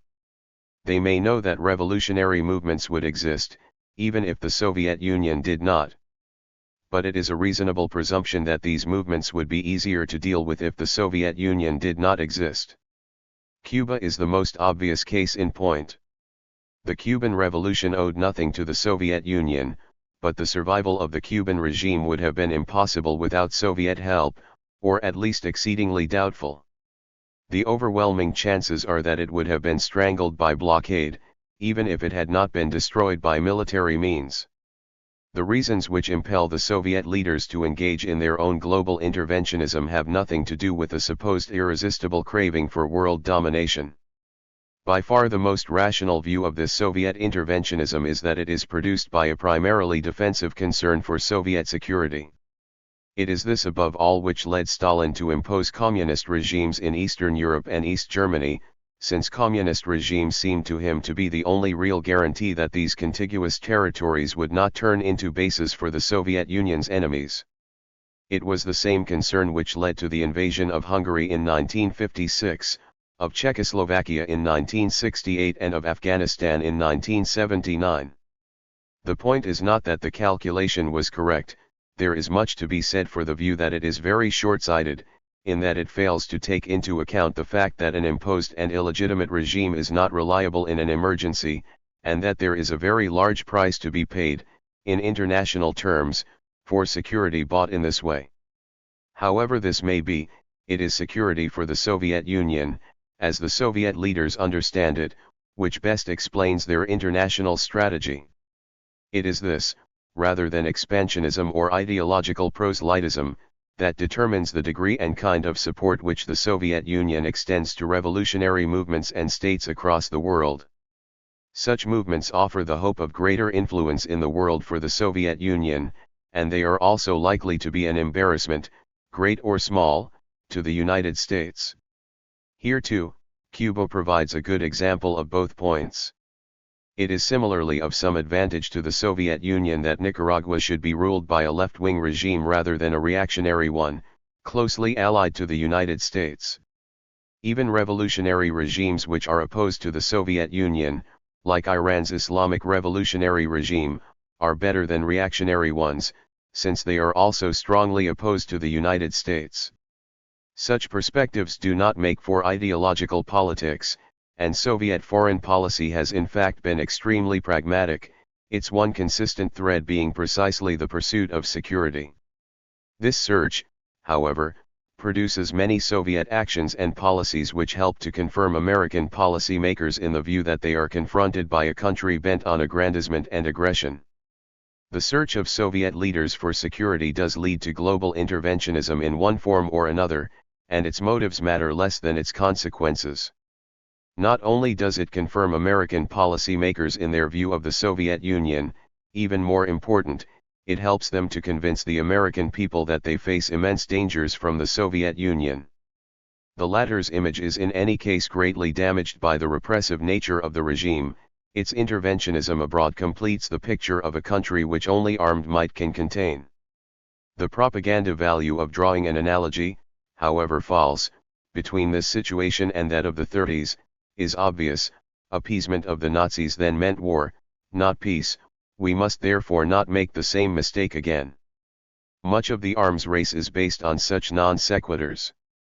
The emphasis on Soviet expansionism, and on the need to contain and fight it has many advantages. One of them is to obscure the fact that the containment which the United States is seeking to achieve is that of revolutionary movements throughout the world. Even among those who most ardently believe in Soviet expansionism, there cannot be very many who hold the view that the Soviet leaders are only waiting for an opportunity to launch a nuclear war against the United States. In fact, there is probably a very general measure of agreement, even among people who otherwise differ fundamentally, that, accidents aside, a nuclear war would most probably be the result of an escalation of a local crisis that had got out of hand. Neither the United States nor the Soviet Union wants anything from the other. There are no territorial, or other, such bones of contention between them, as there are, for instance, between the Soviet Union and China.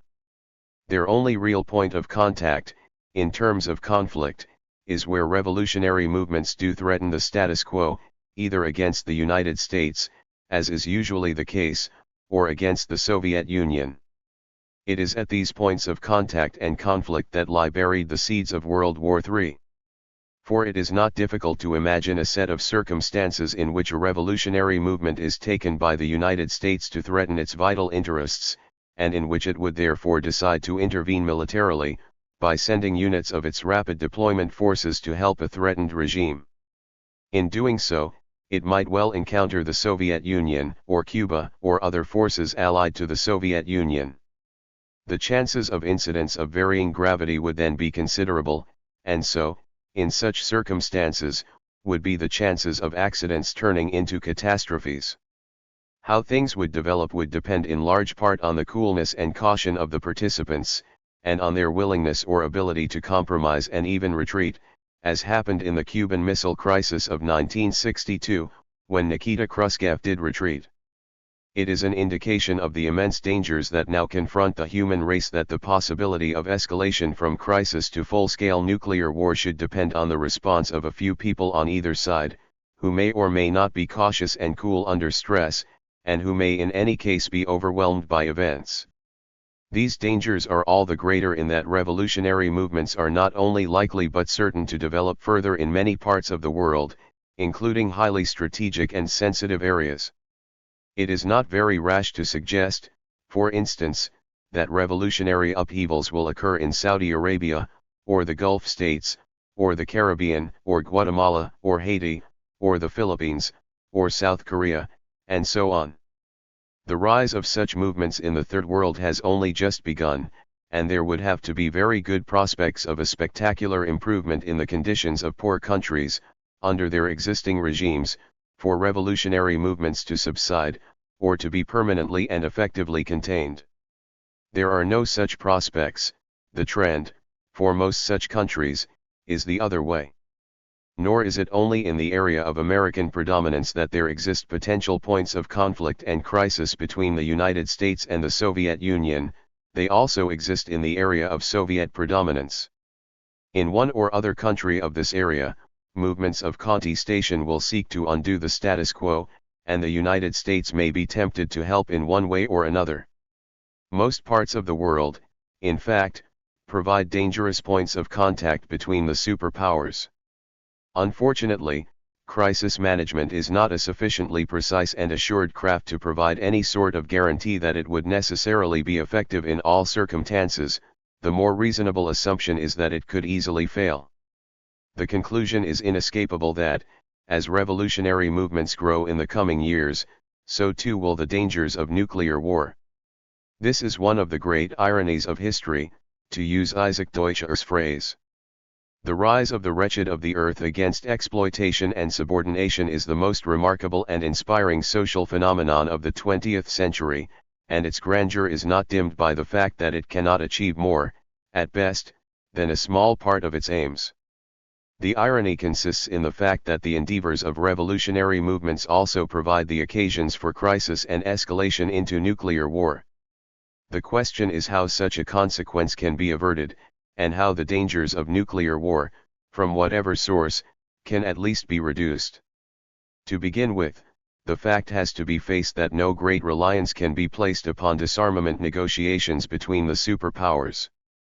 Given the view of Soviet purposes which has held the field among American policy makers since the Second World War, there is no reason why the arms race should not go on forever, or until nuclear war brings it to an ultimate conclusion. The American assumption of Soviet expansionism robs disarmament negotiations of any real meaning. For if Soviet leaders are believed to be moved by an inflexible will to expansion, it follows that they can only be deterred if they can be deterred at all by an American nuclear force so great as to turn Soviet nuclear blackmail in support of aggressive policies into an empty threat, since Soviet nuclear aggression would amount to certain national obliteration. This also assumes, of course, that Soviet rulers, irrational enough to seek world domination, and to threaten the use of nuclear weapons in pursuit of their aims, would be sufficiently rational to be deterred by any threat. It is a very large assumption. As for Soviet policy makers, they too clearly believe that they must have the capacity to threaten the United States with assured nuclear devastation, if they are not to be vulnerable to preemptive attack or to nuclear blackmail, and they too therefore strive to possess the strongest possible nuclear arsenal, which also means the least vulnerable one. Given this belief in deterrence, it is not surprising that the arms race has if anything accelerated while negotiations over disarmament have been proceeding. But even if progress were made, and a substantial reduction in the capacity for overkill which both superpowers now possess were to be achieved, this would still leave them with enough such capacity to make nuclear war between them possible, on a scale perfectly adequate for total devastation. Whether both superpowers have the capacity to destroy each other, and much of the rest of the world, 100 times over, or 50 times over, is not a matter of huge significance. Richard Barnett has noted that even if the worst assumptions of American military planners prove correct and the Russians develop the capability in the 1980s to destroy 90% of American land-based missiles, the submarines, cruise missiles, and bombers would still be able to deliver far more than 500 nuclear warheads to the Soviet Union. Point 8. The point also applies to disarmament. The only sound principle in this field is no nuclear weapons, no nuclear war. Anything else is a potentially lethal second best. This is not to say that partial disarmament should not be pressed as hard as possible. Any such pressure, and any real gain, must be welcome insofar as it may help create a climate in which further gains can be made. But the prospects for really significant advances towards disarmament must be reckoned to be poor, not sufficient, at least, to offer real prospects that nuclear war between the superpowers might actually become impossible. Yet, nothing less than this will do. It is the acceleration of the arms race, and the proposals to introduce new theater weapons in Western Europe in 1983 which have led to the resurgence in recent years of disarmament movements in a number of West European countries, notably Germany, Britain, and Holland, with proposals for a nuclear-free zone in Europe from Poland to Portugal, with the elimination from European soil of all nuclear weapons, and of all bases for the launching of such weapons. 9. This amounts in effect to nuclear pacifism, and it is the only reasonable response to the danger of nuclear war. There is nothing for which it is worth fighting a nuclear war. The slogan "better dead than red" still made sense, whether one agreed with it or not, before the advent of nuclear weapons. Any war that was then fought, however devastating, still left the survivors with a life to live, and however great the destruction, there was no doubt that the grass would grow again and that new generations would be able to treat what had happened as no more than history. Nuclear weapons have changed all that. It is now scarcely in dispute that nuclear war on any major scale must bring civilized life to an end over a large part of the planet, if not over the whole of it. This is the new dimension of war, and it is this which makes any strategy based on the possibility of nuclear war the ultimate example of what Mills aptly called crackpot realism. As in the case of all proposals relating to disarmament, whatever specific and concrete gain can be made by European movements is useful, and stopping the installation of Cruise and Pershing II missiles in Western Europe would be an important gain and a great encouragement to further endeavors. Here too, however, it must be said that there are severe limitations on what the European peace movement can be expected to achieve, at least in the near future. For the purpose of achieving concrete results, Europe means separate states and governments, all of which are opposed to the policies and purposes of the peace movement. The initiative would have to come from one country or perhaps two where a breakthrough has been achieved, and where a government had come to office determined to implement nuclear disarmament. No united European initiative, at government level, can be expected for a very long time to come, not least because the French left is not much less opposed than the French right to any policy that would appear to threaten France's force de frappe.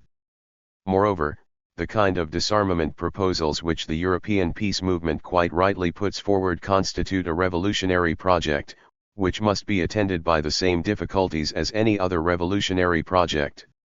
The traditional Marxist view has always been that a government of the left, seriously seeking to implement fundamental measures of social and economic change, must expect great and implacable opposition from many different sources, at home and abroad. But the same kind of opposition must also be expected if the attempt is made to effect a fundamental change in the strategic orientations and policies of countries like Britain and Germany.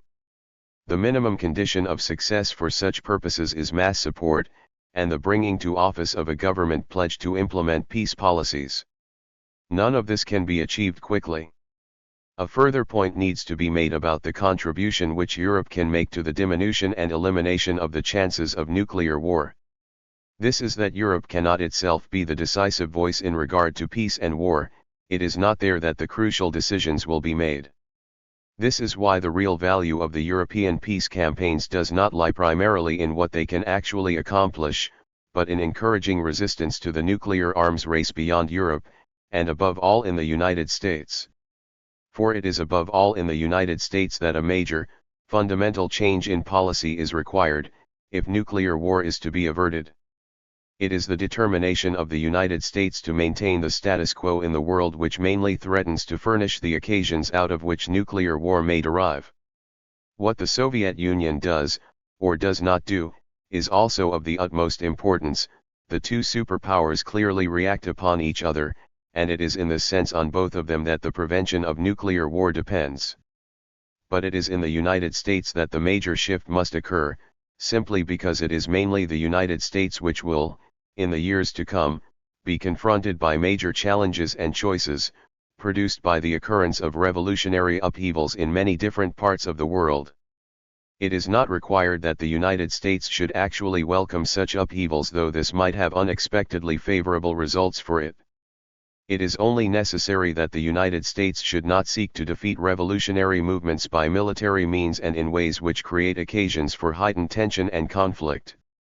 Quite obviously, there are very powerful forces in the United States which will always press for the deployment of military power, intervention, the need for more and better weapons, economic interests bound up with the armaments industry, military interests seeking their own aggrandizement, ideological interests pursuing their particular crusades, political interests seeking political advantage through chauvinist overbidding. This is a formidable combination of forces, with vast resources and great influence in government, the media, the press, the universities, and throughout the country. Yet, the hope of averting nuclear war must to a large extent depend on the defeat of these forces. This could only occur by way of an immense strengthening of counter-forces in the United States, which would have to be drawn from the ranks of labor, professional and academic strata, ethnic minorities, the women's movement, religious groups, ecology groups, the existing peace movement itself, and these counter-forces would need to acquire sufficient political weight and influence to be heard with political effect, and to be able to bring to power people who reject interventionist perspectives and who can stand up to great interventionist pressures. To speak in this vein is to invite disbelief and derision, given the enormous disparity of power, influence, and resources that exists between interventionist forces and their opponents. But much here depends on what is being sought. The point is not to bring to Washington a socialist president or Congress who would proceed to the creation of a socialist society in the United States. It may be assumed that this will not happen for some time to come. Similarly, it is obvious that all the difficulties which are present in the achievement of European nuclear disarmament are also present and 100 times greater in the United States. But even limited measures by the United States in the halting of the arms race, provided they were not only cosmetic and public relations exercises, would be progress. Nor in any case is disarmament the only issue on which progress needs to be made. For it is American global interventionism that makes it possible or likely that nuclear weapons will be used in confrontation with the Soviet Union, and it is in a shift away from global interventionism that is required. Furthermore, disarmament itself is more likely to follow such a shift than to precede it. Far from being a condition of détente, disarmament of a significant kind may well be a consequence of it. It would be foolish to deny that to achieve a shift of this nature in American foreign policy is itself a very large enterprise. But it is reasonable to hope that more and more Americans will come to see the direct linkage that exists between inflation, recession, unemployment, and cuts in expenditure on health and other welfare services on the one hand, and the foreign and defense policies their country pursues on the other, and that, in seeking to find alternatives to reactionary policies at home, they may also come to reject global interventionism abroad. A modern version of the New Deal is one of the alternatives that may be produced by the economic and social pressures at work in the United States. Such a New Deal would now be very likely to include a major reappraisal, not only of policies on arms, but also of the relations of the United States to the Third World and to the Soviet Union. Of course, nothing of this may come to pass, in which case the danger of nuclear war will continue to grow. But the defeat of interventionist forces does not only depend on what happens in the United States, it also depends on what the Soviet Union does abroad and on what happens inside it as well. Any major Soviet intervention, anywhere in the world, even within its own area of predominance, inevitably brings about a heightening of tension, increases the chances of confrontation, and both strengthens interventionist forces in the United States and weakens the peace forces everywhere. It was not the Soviet invasion of Afghanistan that caused the failure of SALT II and produced a further escalation in the arms race, but it nevertheless gave a vast amount of excellent ammunition to all those in the United States and beyond who have an economic, military, ideological, or political stake in the perpetuation and exacerbation of the Cold War. The rulers of the Soviet Union can do a great deal to strengthen the peace forces in the United States. But they can do so only by showing convincingly by what they do and do not do, and not merely by proclamations of good intentions that they are seriously seeking détente. This is not only a matter of what they do abroad or of their policies on disarmament, What happens in the Soviet Union itself is also a matter of the greatest importance. The repression of dissent and the denial of civic freedoms are not only internal Soviet issues, they also have a direct bearing on the question of war and peace. The more repressive the regime is, the easier it is also for all the interventionist forces in the United States and elsewhere to proclaim that communism must be opposed in the name of freedom and democracy, and that this requires more and better weapons, and the deployment of military strength everywhere in the world. Liberalization, on this score, is not only desirable in itself and for the peoples of the Soviet Union, it is also necessary to reduce the danger of nuclear war. 3. Britain. 15. Class war conservatism. 1980. Note: this article was written to mark the completion of the first year in office of the Thatcher government elected in May 1979. The reference at the beginning of the article to inflation being sharply up is no longer valid, and the reference at the end of the article to the use by the government of a strident nationalist rhetoric could be greatly strengthened in the light of the Falklands War. Otherwise, the article seems to have projected accurately the broad lines of the counter-revolution on which the government was then setting out. On some familiar indices, the Thatcher government's record to date has been an unrelieved disaster. Inflation is sharply up, recession deepens, deindustrialization proceeds, decline continues, unemployment rises, and ministers warn that there is worse to come for years ahead. Only the balance of payments is not now a problem, but this has nothing to do with the government and everything with North Sea oil. However, the familiar indices are not the ones by which the Prime Minister and her most trusted colleagues measure the progress they are making. For they are engaged in a long-term enterprise whose success, they believe, is the essential condition for the achievement of economic recovery, and much else as well. The enterprise consists in the radical reduction of the organized working class pressure to which governments have been subjected since 1945. Mrs. Thatcher and her cabinet are quite consciously bent on something like a counter-revolution in British life and politics. It is not at all their views on inequality, competition, free enterprise, state intervention, public expenditure, or even monetarism, which distinguish the Thatcherite reactionaries in the cabinet from their wet colleagues.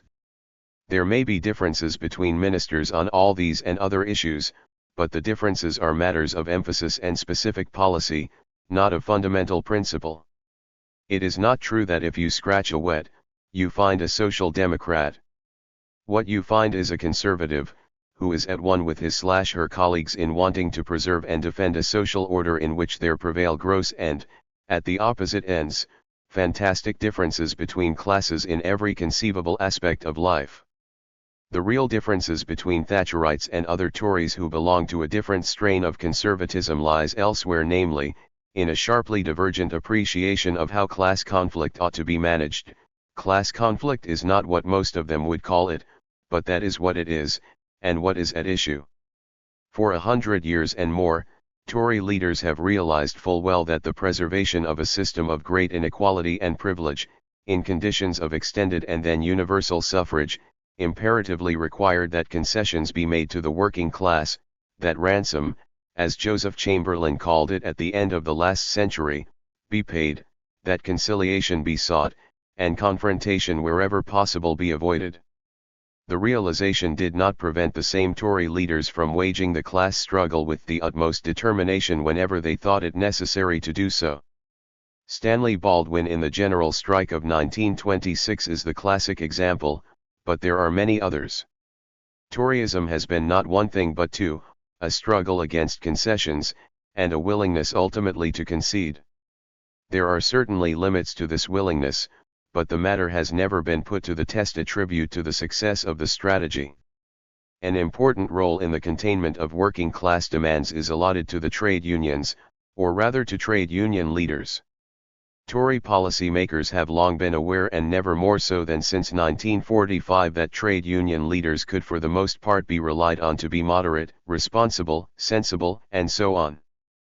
But they have also known that, for these virtues to be displayed, life must not be made intolerably difficult for the unions by ministerial obduracy, inflexibility, and bloody-mindedness.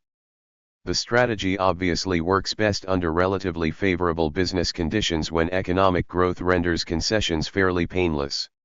Unfavorable economic conditions, on the other hand, bring forth very familiar demands for retrenchment in social expenditure, for curbs on wage increases, and for stronger resistance by government and employers to pressure from below. This is the time when governments need trade union cooperation most. But it is also the time when that cooperation is most difficult to obtain, since retrenchment and resistance to wage and other demands generate rank and file discontent, which in turn makes more problematic the fulfillment of the trade unions' role as agencies of social control. It is these difficulties which the Thatcher counter-revolution is intended to resolve, through a drastic weakening of such power and influence as organized labor and lower-income groups in general are able to exercise, and this of course also goes for all the pressure groups and lobbies which speak for them. This is what constitutes the fundamental theme of the government, and much of it is strongly marked by the Prime Minister's personal stamp. Mrs. Thatcher's conduct and pronouncements in office, as in opposition, strongly suggest she has an almost irresistible wish to confront trade union power and militancy, and to lead a crusade against this particular incarnation of un-British evil. It does not stretch imagination very far to see her handing out white feathers to the faint hearts in her administration who want to avoid confrontation. The Thatcherites have found it easy to persuade themselves that one of the government's most important tasks, if not the most important of all its tasks, is to shift the balance as far as it will go in favor of managerial power. Militants, strikers, pickets, subversives must be subdued, for it is they who make greater productivity impossible, whose wage demands fuel inflation, who stand in the way of recovery, who ruin sound trade unionism. This is the wisdom of outer suburbia, and it is in a commanding position at the center of government. The government's economic strategy is a ragbag of hopes, hunches, prejudices and dogmas. But it does have a coherent social strategy, which is designed to produce a social climate favorable to capitalist enterprise. This requires, in the name of incentives, that life should be made even more agreeable than it has been so far for people who are already in the higher income brackets, and that it should be made harder, also in the name of incentives, for those who are not. This is clearly the philosophy which has inspired the Chancellor of the Exchequer's 2 budgetary exercises in regressive taxation. It is also the philosophy which inspires the cuts in social provision. The notion that they are simply designed to reduce public expenditure which we cannot afford is spurious. In those areas which it deems desirable, for instance, defense, there is no limit to what the government is able to afford and is willing to spend. The cuts are not ineluctably imposed upon the government by circumstances over which it has no control. They are a matter of deliberate and selective policy, part of the creation of the new social climate. One of their major purposes is to reduce what wage earners may expect by way of social provision. The partial decommodification of some aspects of life, which was one of the gains of the war and post-war years, reduces the dependence of workers and their families on the wage earned. It obviously saps their moral fiber, kills off their incentive to work, and enhances already far too well-developed tendencies to sloth and disobedience. The spirit which moves the government is well illustrated by the reduction by £12 a week of the supplementary benefit which families of strikers may claim. Another illustration is the deployment of an army of snoopers on social security scroungers. In short, the market must rule, and the lesson must be taught to those who need it that money is all. Private health services, private education, private transport, or whatever, are all readily available. If you cannot afford them, you must do with what is left. Don't blame us, blame yourself. Under the Thatcher dispensation, not to be rich indicates a rather serious deficiency of character, and to be poor is not much short of criminal. An important element in the government's social strategy is the erosion by legislative means of the right to strike. Shorn of verbiage, this is what the employment bill seeks to do. It is only because some ministers, including the Prime Minister, wanted more drastic measures that it has been possible to present James Pryor's bill as an innocuous little measure. It does, in fact, introduce substantial curbs on effective industrial action, and notably on the right to picket. Much, of course, always depends on how strictly or on how arbitrarily the police enforce what they take to be the law. The way the wind is blowing is indicated by the admonitions of the Attorney General and the Home Secretary to Chief Constables during the steel strike to act more energetically against stroppy pickets. Another weapon in the government's arsenal is the threat and the fact of unemployment. Full employment strengthens the bargaining power of labor. Mass unemployment, it may be hoped, will inject an element of fear and anti-militancy in the ranks of the labor force, and thus bring more improvement to industrial relations. This has happened to a limited extent, but the level of wage settlements shows that it will take a great deal more to achieve the deferential relations in industry which the government wants. Taken together, the government's policies constitute the most formidable assault that has been mounted on organized labor, and the working class in general since 1931, and there is a long way to go yet. This assault is often presented as a liberty-loving attempt to roll back the state. But this, too, is spurious. Certainly, the government does want to surrender to private capital such bits and pieces of national property as may yield an attractive return, and it does want to reduce some of the collective services financed and run by the state. But there are realms where the liberty-loving neo-anarchists are perfectly willing to accept and indeed encourage a vast increase in state power, namely, in the realm of police powers and prerogatives, law and order, and anything else that will ensure the more effective containment of the subordinated classes. The national slum which is being created must be well policed, and the government will be glad to provide the necessary resources, notwithstanding the protestations of libertarian bleeding hearts, probably all Marxists anyway. For the purpose of containment, Thatcherite reactionaries do want a strong state, and will seek to protect it from criticism by a strident nationalist rhetoric of the SAS make us proud to be British variety. For the time being at least the government does not have to worry unduly about opposition to its long-range plans, and Mrs. Thatcher does have long-range plans. No doubt, as the local government elections indicated, it now commands a great deal less electoral support than the 43.9% of votes which it obtained at the general election, but this is no great matter at this point. Nor are the occasional rumblings in the conservative ranks. The Labour Party is deeply embroiled in its own troubles. Its leaders are greatly handicapped in attacking the government by their own record in office, and by the fact that conservative ministers, when challenged over their policies, are able to say "you did it first," to which it is not much of a rejoinder to say "yes, but not so hard." Nor in any case can effective opposition be expected from leaders of a party who are at least as much concerned to fight off their own militants as they are to fight the government. As for the trade unions, the government may well have expected more trouble from them than it has so far, and is emboldened by their uncertainty of response. 3 months ago, Mrs. Thatcher was saying on television that she did not think it was possible to legislate for a reduction in the Social Security benefits to be paid to strikers' families. 2 months later, the government was confident enough to introduce the measure, at a higher figure than it had dared to contemplate a little while back. It is a small point but a significant one. Where the opposition is weak, the government is encouraged to press on. The unions are still very reluctant to accept the idea and to base their response on the idea that Mrs. Thatcher does not actually want cooperation with them but submission. The reluctance is not surprising since the trade unions are beset with many grave problems.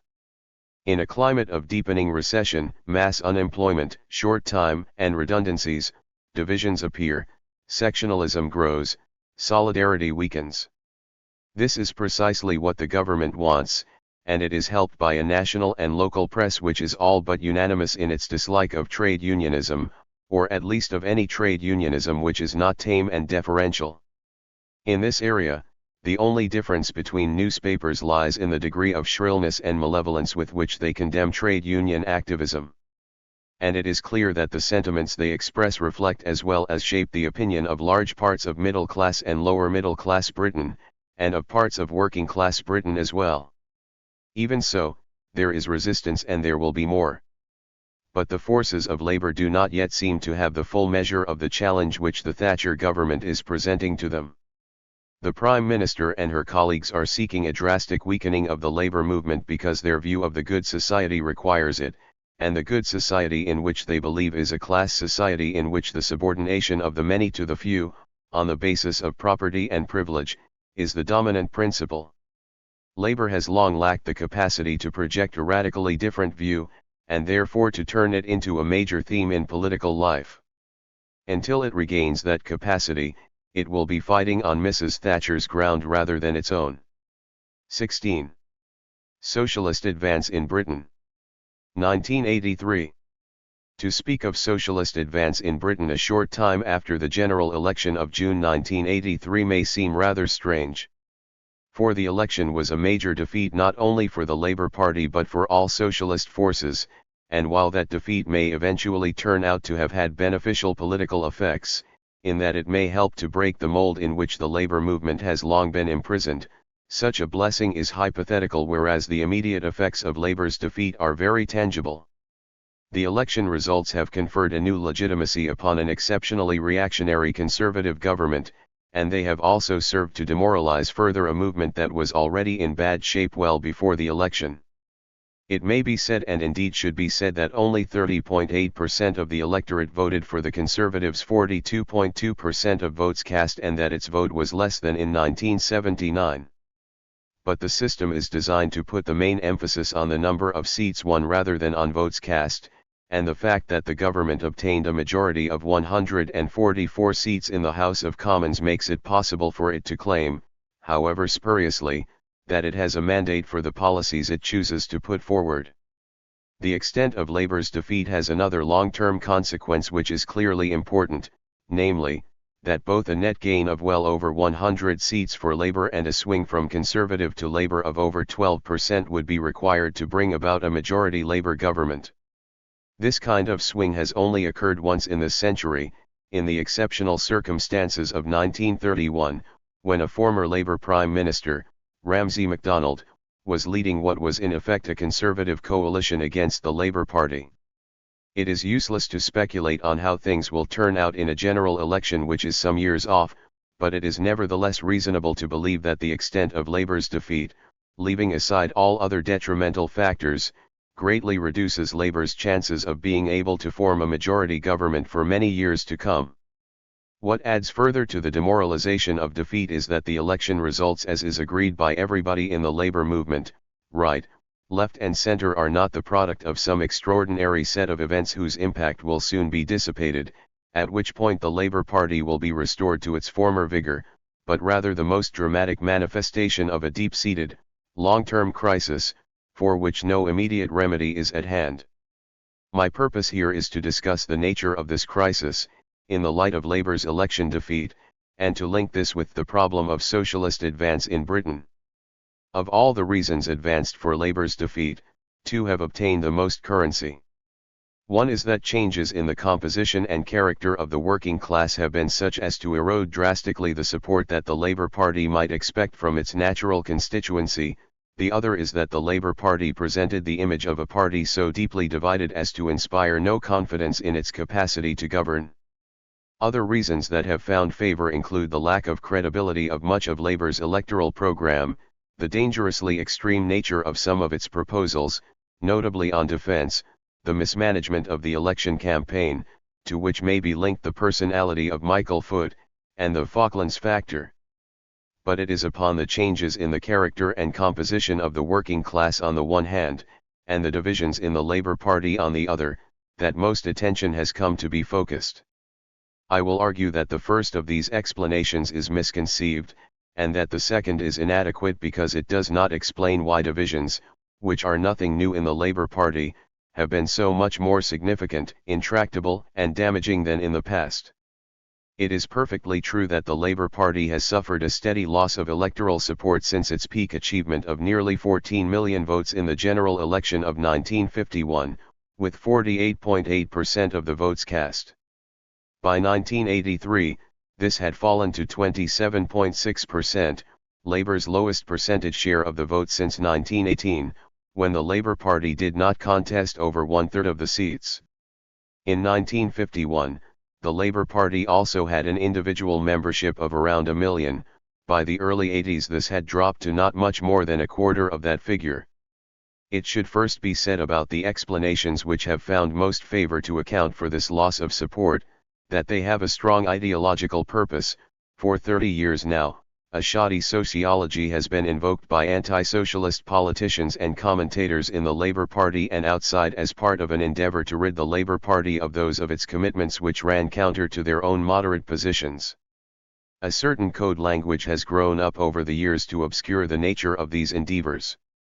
After Labour had lost office in 1951, despite its remarkable electoral performance, it was widely said that the Labour Party must rethink its policies, and who could be against rethinking?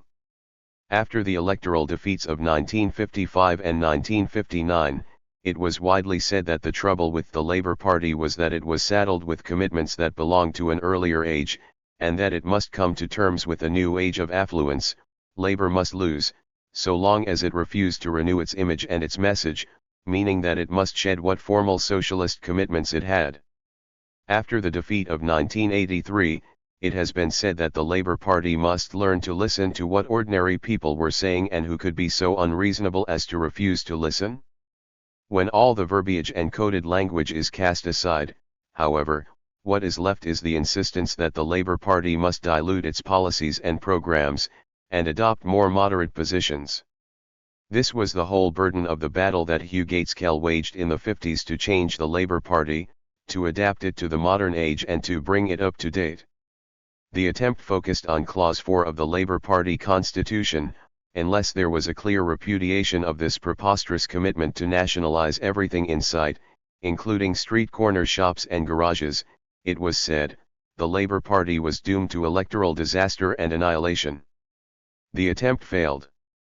Clause 4 remained in the party constitution, and notwithstanding the age of affluence which was supposed to have anaesthetised the working class, Labour won the election of 1964 on a platform not markedly less radical than previous ones, and it went on to win the election of 1966 with a majority of 97 seats.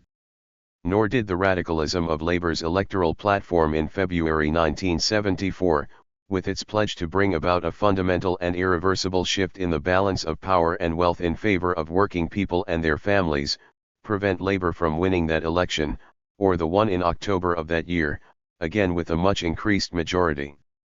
Nothing of this is to suggest that the fact of decline in popular support is not very real. It is simply to note that explanations for it usually advanced by anti-socialist commentators are highly suspect and an intrinsic part of the battle that has been waged against the left in the Labour Party and outside ever since the Second World War, and particularly since Labour's electoral defeat of May 1979.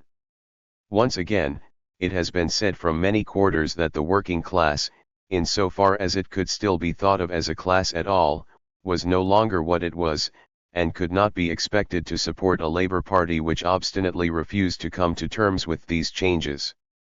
Here too, the point is not to deny that changes in the working class have occurred.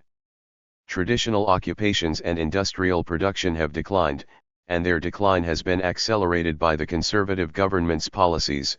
White-collar and public service employment has grown, and those engaged in it form a larger proportion of the working class than heretofore. It is also possible, but by no means certain, that sectionalism within the working class has grown, and it is unquestionably true that unemployment and the fear of unemployment have reduced the willingness of many workers to engage in strike action. The question, however, is what impact these and other changes in the working class may have on its political attitudes and allegiances, and it is here that instant sociology turns into special pleading and bad faith. To begin with, a very large fact needs to be recalled about the political attitudes of the working class, namely that a very substantial part of it has never supported Labour at all, even in the interwar years of depression, mass unemployment, the means test and Tory retrenchment. Instant sociology often seems to imply that there was a time of depression and poverty when the working class of course supported Labour, but that in the age of affluence, of home ownership, a car in every garage, consumerism, videocassettes, and holidays in Spain, no such automatic support could be expected. This conveniently overlooks the fact that, even if one leaves out all general elections from 1918 to 1935, when the Tory and Liberal parties obtained a vast preponderance of working-class votes against the Labour Party, the general election of 1935 returned the national government with a majority of well over 200 seats.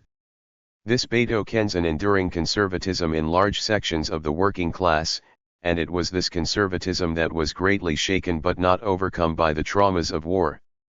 As a result, the Labour Party, after 45 years of existence, 2 world wars and a Great Depression, was able at long last to win a majority of seats in the House of Commons 146 with 48.3% of the votes cast. Even then, the Conservative Party was still supported by nearly 10 million voters and the Liberal Party by nearly 2.5 million. 12 million people had voted for the Labour Party. 1 In other words, the pro-Labour and the anti-Labour votes were more or less evenly divided. Nor can it be assumed that the majority of those who did vote Labour, then and later, were fired by particularly strong radical sentiments. Many perhaps were. But many Labour voters, in 1945, were probably doing no more than expressing a general sentiment that the time had come for a new deal for the working class in Britain, and that the Labour Party was the party to bring it about. Nevertheless, and for all its limitations, the victory of 1945 was a great advance, but instead of being enlarged, that basis was steadily narrowed in subsequent years. I will argue that the main responsibility for this shrinkage lies with Labour's leaders and the Labourism that provided their ideological and practical framework. But it is at any rate clear, on the historical evidence, that neither the deprivations and sufferings of the old working class, nor the affluence of the new provides an adequate explanation for the support or lack of support that Labour has obtained. Here is vulgar economic determinism indeed, whose inadequacy is further confirmed by the fact that Labour's loss of support has continued through the past 10 years of economic crisis, retrenchment, and retreat. What has sometimes been called Labour socialism is a loose amalgam of many different strands of thought: Christian ethics, Fabian collectivism, a radical and democratic tradition of reform, based on age-old notions of social justice, equality, cooperation, and fellowship. Even so, Labourism seems a better label for the ideology that has moved Labour's leaders and many others in the Labour movement for 100 years past. Labourism has never been turned into a systematic body of thought, and its adherents and practitioners have frequently made a virtue of their practical sense, their rejection of theory, and their freedom from all isms. But it is nevertheless strong ideological promptings, suitably called by that name, that have guided their practice.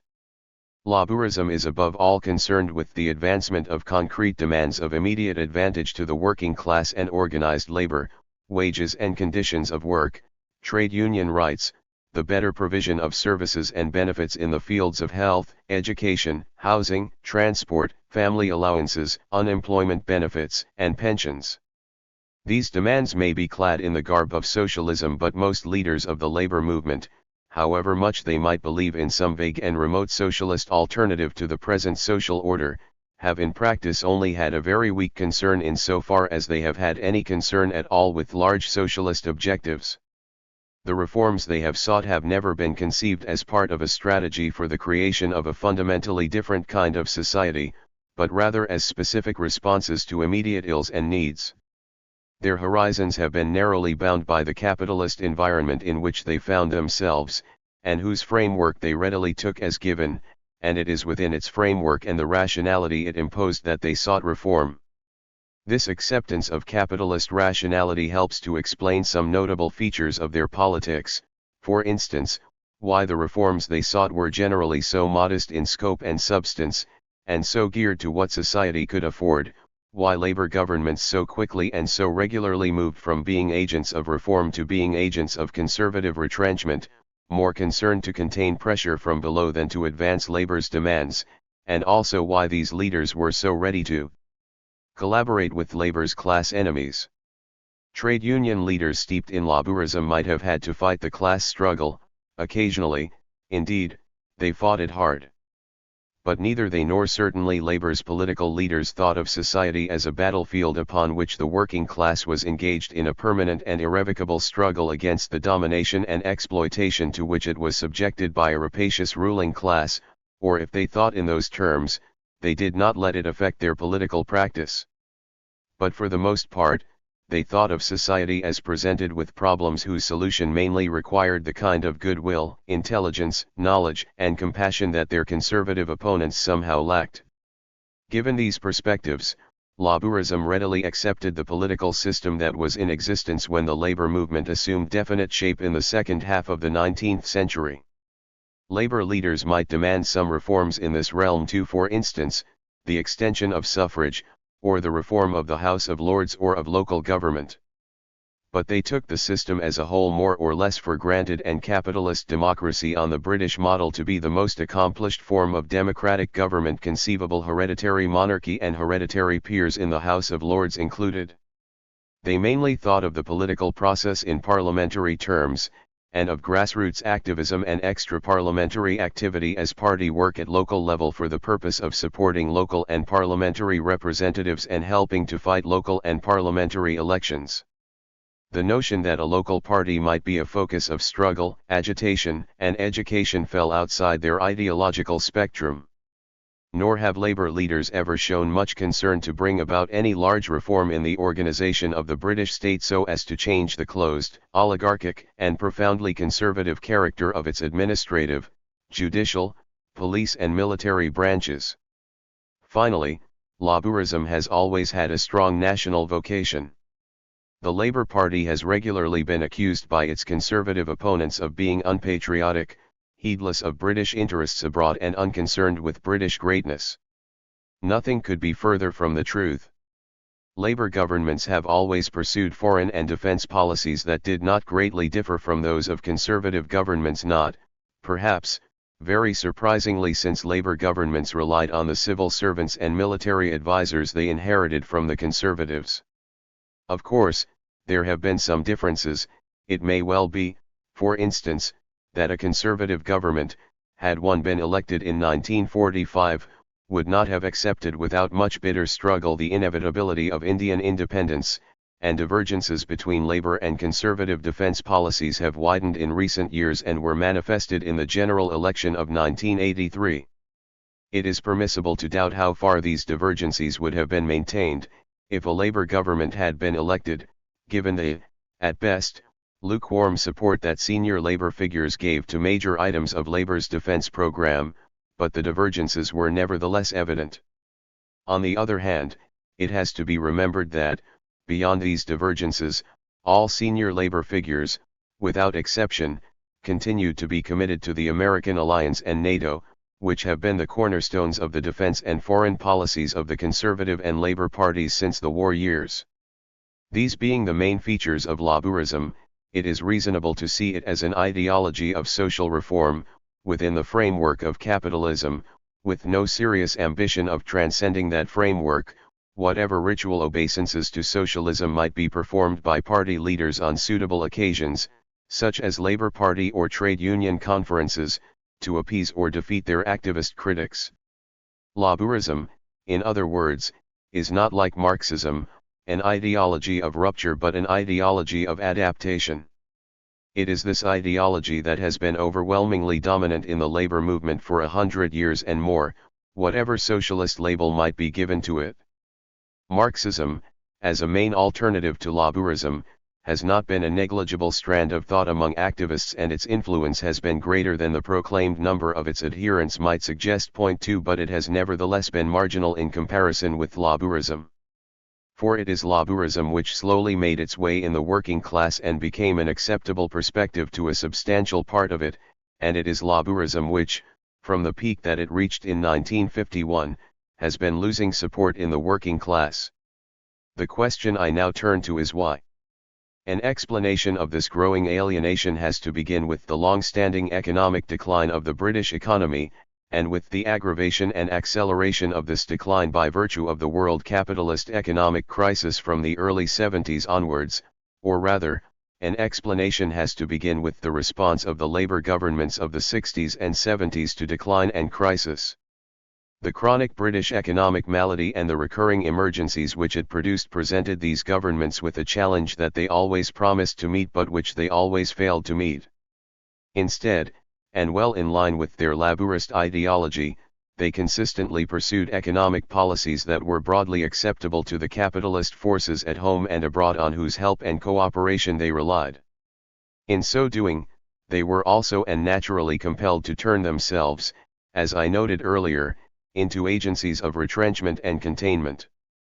The failures, derelictions, and betrayals of the Wilson and Callahan governments of 1964-70 and 1974-79 have been amply documented and need no retelling here. Point 3. The point that does need to be made is that these governments did, to a quite remarkable degree, act in ways that were bound to alienate masses of actual or potential labor supporters in the working class, and not only in the working class. It was the labor governments of those decades that inaugurated the monetarist policies which the conservatives pushed much further after 1979. It was those labor governments that launched repeated attacks on public expenditure by central and local governments for collective services whose level is of crucial importance to the large majority of people who cannot pay for private health, education, housing, transport, and amenities, and it was also they whose budgets turned into tax exercises much more calculated to hit low incomes than higher ones. It was the Wilson and Callahan governments that made war on industrial activists, and that persistently sought to curb wages under the guise of incomes policies, wage norms, social contracts, and national agreements. Nor could labor's policies claim any measure of success, after a combined period of 11 years of labor governments from 1964 until 1979, with a conservative interruption of only 4 years, there was no major improvement in the British condition to which labor could point. Meanwhile, the rich prospered, and so did a labor state bourgeoisie loud in its denunciation of militants and wreckers who were spoiling their enjoyment of the pleasures of office. This record alone would be perfectly adequate to account for the progressive alienation of masses of potential labor voters from the Labor Party. The argument is not, of course, that the working class wanted more socialism and turned away from labor because labor governments did not give it to them. That is indeed nonsense. The point is that labor supporters wanted, and voted for, programs of economic and social betterment, but that the betterment they got from labor governments was easily overshadowed by the negative side of the record. As a result, many of them abandoned labor in 1983, as more and more of them had been doing in previous elections, and did so all the more readily as there now appeared to be a plausible alternative to both labor and conservatives, namely the Social Democratic and Liberal parties. Furthermore, many of them simply did not vote. One of the significant facts about the general election of 1983 is that 47% of unemployed young people between the ages of 18 and 22 did not bother to cast a vote at all. Even so, 8.5 million people did vote Labor. This is really very remarkable, when account is taken of the relentless and quite unscrupulous assault to which working class and other voters were subjected during the election campaign, and for years before the campaign. The assault had two obvious objectives. One was to get voters to overlook the viciously regressive character of the policies of the Thatcher government. The other was to persuade them that the Labour Party had been taken over, or was in imminent danger of being taken over, by political perverts and lunatics.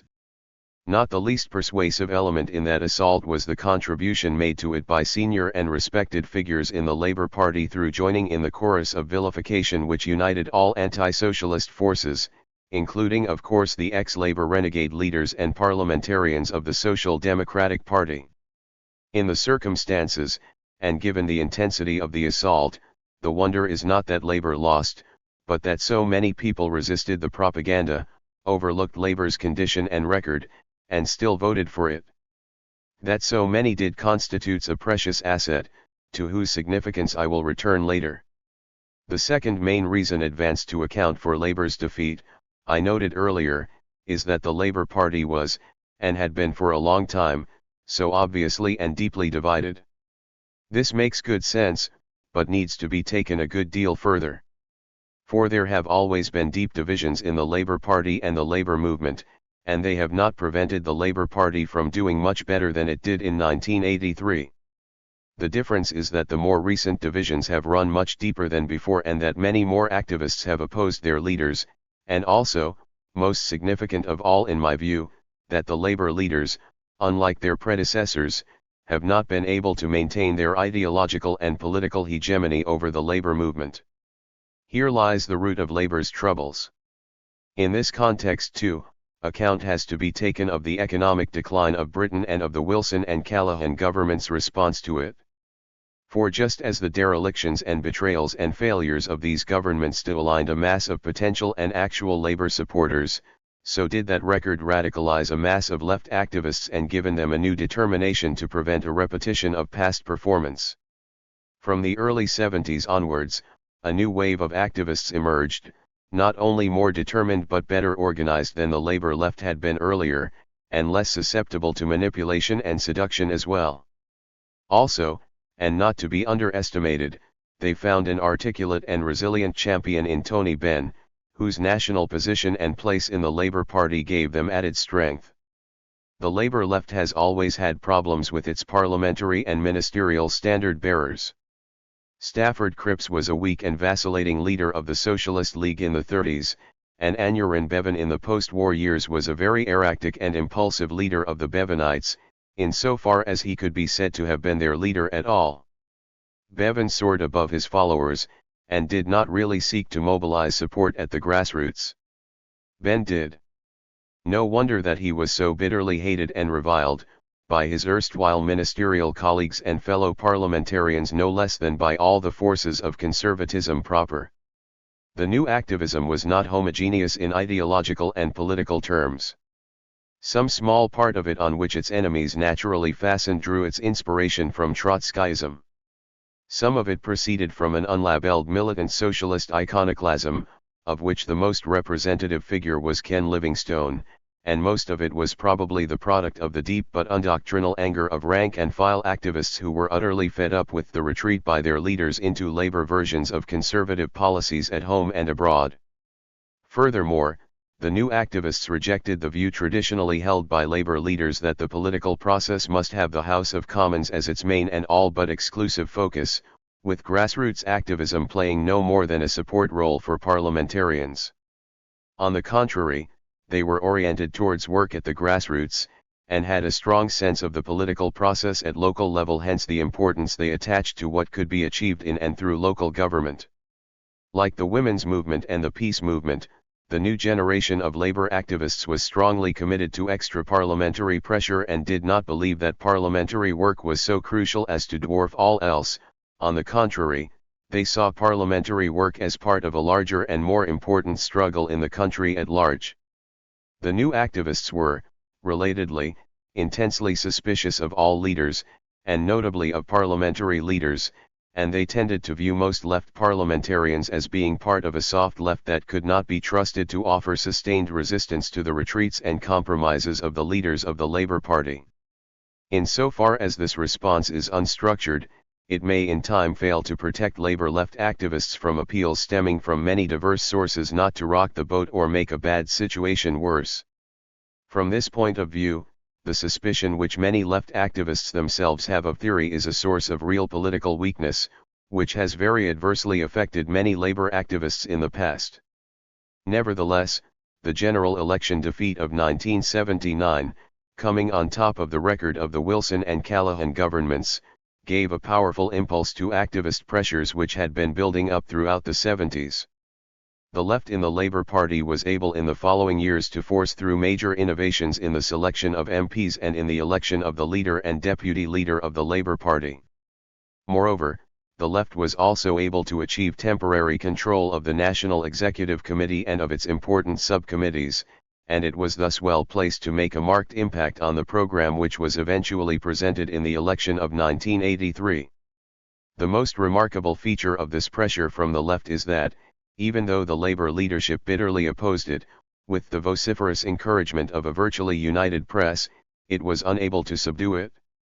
This had in part to do with the strength of the new activism in the Labour Party and in the unions, and also with the much less solid position of that leadership.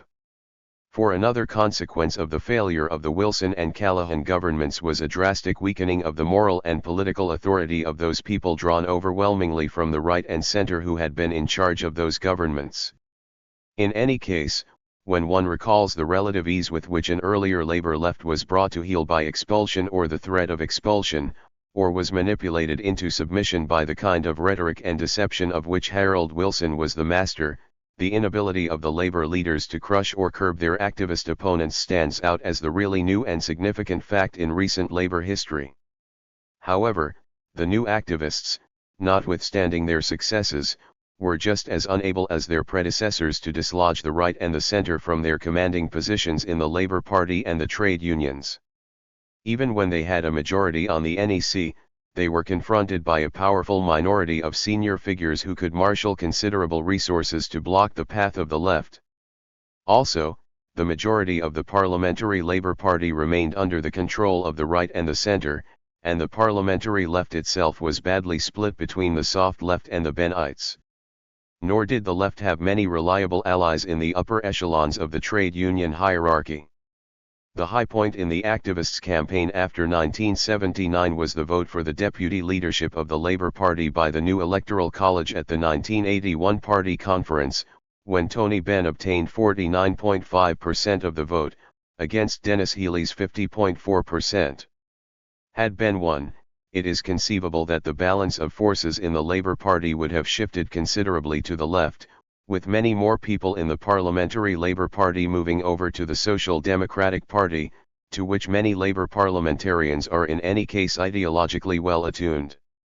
But Benn did not win, and the right and centre remained in command, with a leader, in the person of Michael Foot, who, for all his past Labour left record and rhetoric, had long made his peace with the right and the centre. Foot had been a main pillar of the Wilson-Callaghan government between 1974 and 1979, and a chief architect of that government's alliance with the Liberals, and he was a determined enemy of the Bennite left. The successes of the new activists, coupled with their failure to win a commanding position in the Labour Party, thus produced the absurd and untenable situation which is at the core of Labour's troubles. The left was able to get major items of policy adopted by Labour Party and trade union conferences, and these items subsequently found their way into Labour's electoral programme. But the task of defending these policies was left to leaders, many of whom, indeed most of whom, did not believe in them, made no secret of the fact, and found many opportunities to denounce those who wanted these policies as wreckers or fools. The full absurdity of this situation became disastrously evident in the general election campaign. The Labour manifesto was not the extreme document that the enemies of the left, not least in the Labour Party, found it convenient to claim, then and later. It amounted for the most part to a reiteration of policies that had been put forward in the Labour Party's electoral manifestos of the 70s and earlier. But, in addition to the pledge that a Labour government would take Britain out of the European Economic Community, it did include some proposals in the field of defence that had far-reaching implications. Thus, it pledged a Labour government to reject the deployment of cruise and Pershing missiles on British soil and to begin discussions for the removal of nuclear bases in Britain, to be completed within the lifetime of the Labour government.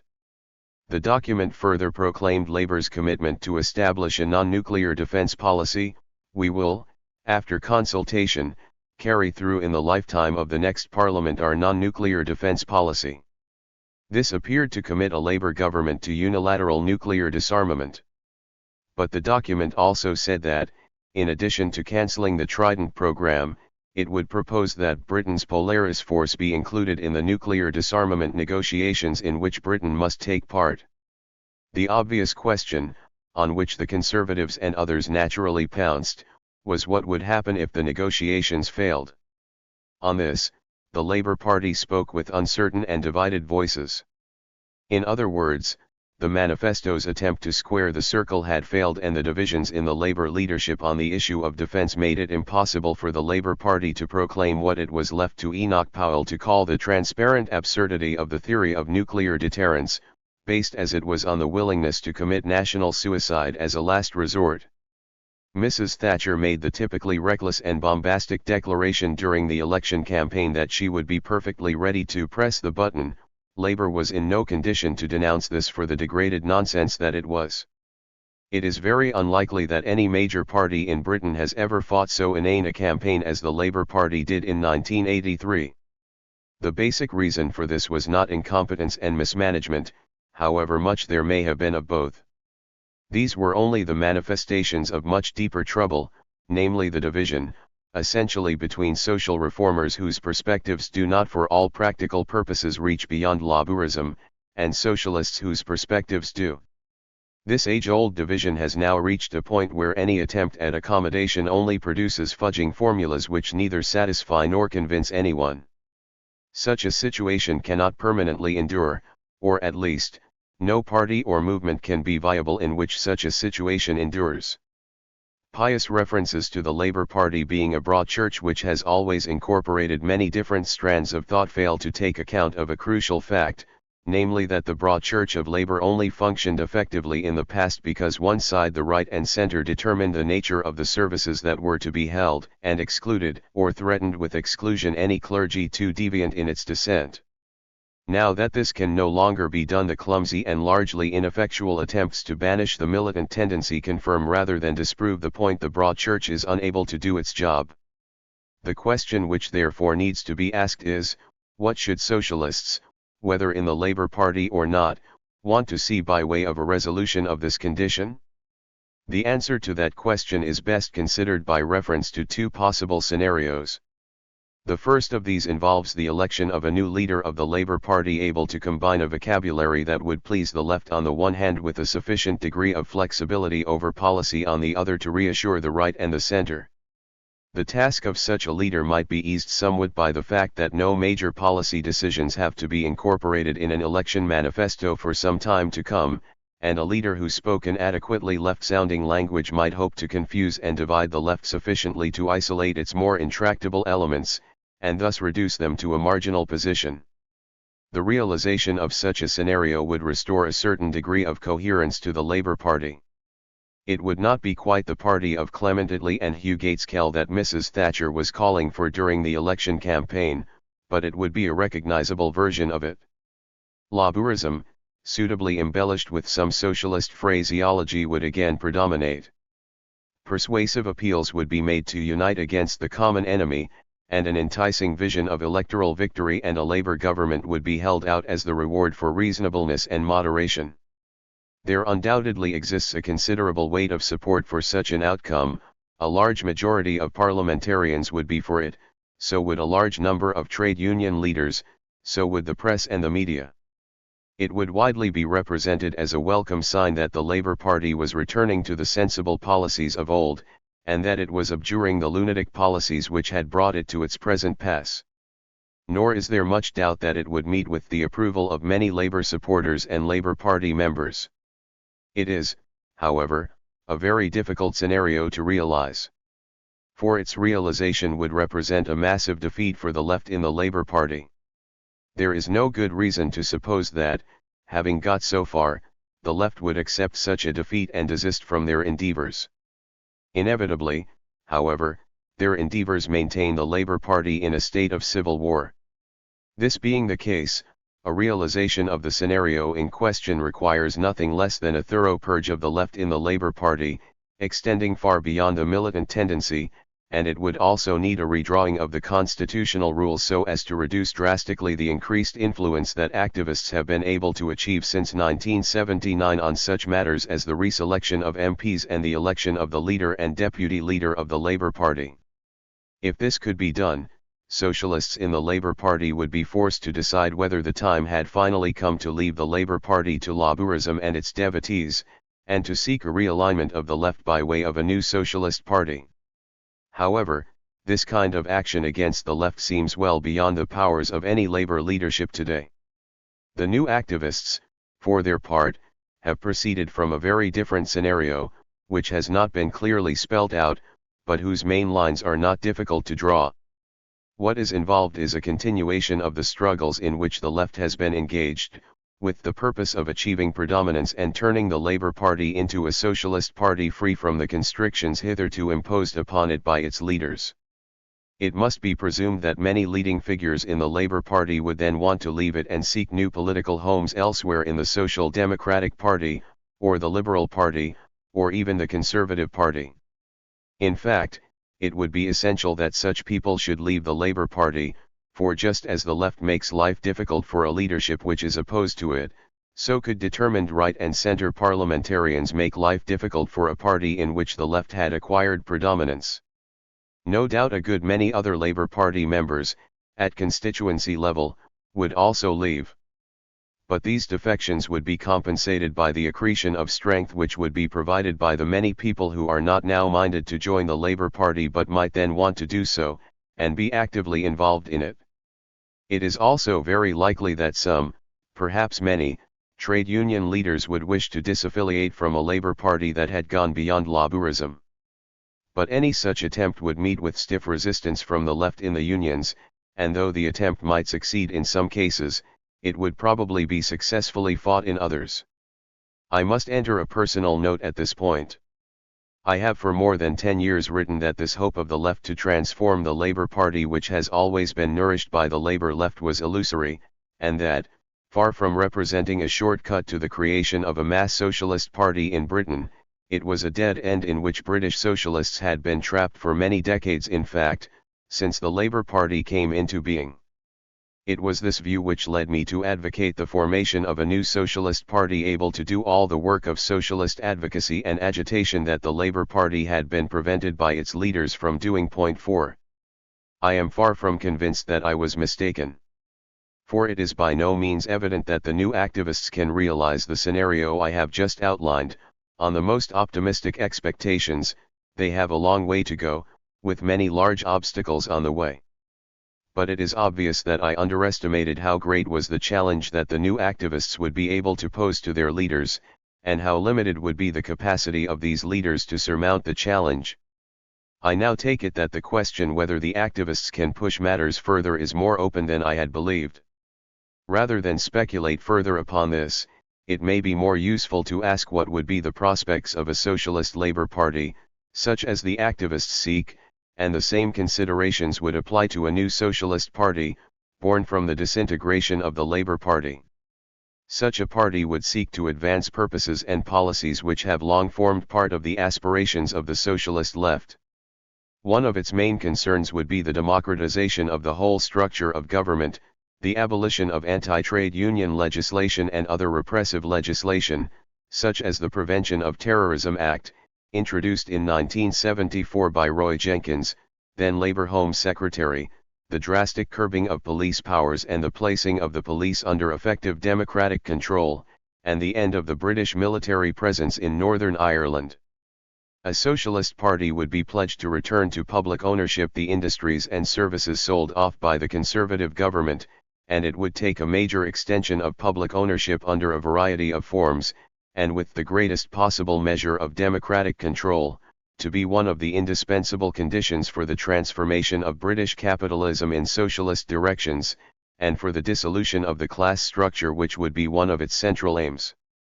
In the realm of defence and foreign policy, such a party would be committed to the nuclear disarmament of Britain, as part of a radical shift in the policies followed by Labour and Conservative governments since the Second World War. A socialist party could not be true to itself if it did not include in its program an end of British support for the worldwide counter-revolutionary crusade which the United States has been waging across the world ever since the 40s, and if it did not support progressive movements throughout the world struggling for national and social liberation. Such defense and foreign policies are clearly incompatible with membership of NATO.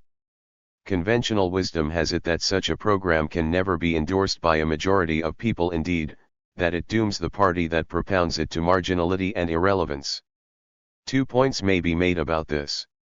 The first is that there is no point in pretending that there exists a ready-made majority in the country for a socialist program. How could there be? One of the fruits of the long predominance of Labourism is precisely that the party of the working class has never carried out any sustained campaign of education and propaganda on behalf of a socialist program, and that Labour leaders have frequently turned themselves into fierce propagandists against the socialist proposals of their critics inside the Labour Party and out, and have bent their best efforts to the task of defeating all attempts to have the Labour Party adopt such proposals. Moreover, a vast array of conservative forces, of the most diverse kind, are always at hand to dissuade the working class from even thinking about the socialist ideas which evil or foolish people are forever trying to foist upon them. This simply means that a ceaseless battle for the hearts and minds of the people is waged by the forces of conservatism, against which have only been mobilized immeasurably smaller socialist forces. A socialist party would seek to strengthen these forces and to defend socialist perspectives and a socialist program over an extended period of time, and would accept that more than one election might have to be held before a majority of people came to support it. In any case, a socialist party would be concerned not only with office, but with the creation of the conditions under which office would be more than the management of affairs on capitalist lines. The first of these conditions is precisely a strong measure of popular support, and their support would be all the more essential, given the fierce resistance that a socialist government seeking to alter its program would encounter from all the conservative forces in the land. Ever since the Labour Party became a substantial electoral and political force, Labour leaders have taken the view and have persuaded many of their followers to take the view that government was all, and that politics is about elections. On one side, there is power, on the other, paralysis. This is a very narrow view of the political process. Elections are important, and no party functioning in a capitalist democratic context can afford to neglect them, not least at local level. But this is a very different matter from the view that gaining office is the sole and exclusive purpose of politics. For office, however agreeable for those who hold it, has often meant not only impotence, but worse still than impotence, the power to carry out policies fundamentally at odds with the purposes for which office was obtained. Nor is it necessarily the case that opposition means paralysis. This has never been true of the Conservative Party and conservative forces, and it has only been true of the Labour Party because of the narrow ideological and political framework in which its leaders have dwelt, and because of their concentration on electoral and parliamentary politics. But it need not be true for a substantial working-class party. It is by no means obvious, for instance, that the Italian Communist Party, in opposition since it was expelled from office in 1947, has, in socialist terms, exercised much less influence on Italian life in this period than the Labour Party has exercised in government. The notion that the Labour Party is either a party of government, with all the opportunist compromises and retreats the formulation carries, or must resign itself to being no more than an ineffectual sect may be useful propaganda for all the moderate forces in the labor movement, but it does not correspond to the real alternatives. This relates to the second point, namely that, while there is no popular majority for a socialist program at present, it does not follow that there is no support for such a program at all, and that more support for it could not be generated. This is where it is necessary to recall the fact that 8.5 million people did vote Labour in 1983. There is obviously no warrant for the view that all of them consciously and deliberately supported all the items in Labour's program, or even that they supported many of them. Many such Labour voters were no doubt simply registering a vote against the Thatcher government. But among these 8.5 million voters, a large number may be taken to have voted as they did because they approved more or less strongly the general drift and many items of the Labour program, and were not put off by the massive propaganda to which they were subjected, and which assured them that a vote for Labour was a vote for personal and national disaster. As I noted earlier, they resisted this assault, just as millions of Labour voters have resisted such assaults at every election since 1945, when the Labour Party put forward a program which its leaders had striven very hard to dilute, in the belief that its more radical proposals must inevitably lose them the election. This stubborn popular resistance to the unrelenting campaign of indoctrination to which the working class is subjected at election time and in between elections provides a basis of support on which a socialist party serious about its business can build. Much of the propaganda conducted by anti-socialist forces, conservative, liberal, social democratic, and labor, seeks to present a picture of the working class as irrevocably opposed to socialist proposals, but the propagandists would have to work much less hard if this was the case. They do have to work as hard as they do precisely because there is a vast degree of popular alienation from existing economic, social, and political arrangements, which can be turned into support for radically different arrangements. I have called this alienation a state of disubordination, as a result of which people who find themselves in subordinate positions, and notably the people who work in factories, mines, offices, shops, schools, hospitals, and so on, do what they can to mitigate, resist, and transform the conditions of their subordination. 5 Unemployment and the fear of unemployment have undoubtedly had an effect, as was intended, in reducing desubordination at the point of production. But this hardly means that the experience of these years of Tory government and mass unemployment and the attack on welfare and collective provisions have generated any more popular support for existing arrangements than was previously the case. On the contrary, economic decline and crisis, allied to the crying injustices generated by a grossly unequal class system, provide the ground on which socialist work can effectively proceed. Socialist work means something different for a socialist party than the kind of political activity inscribed in the perspectives of Labourism.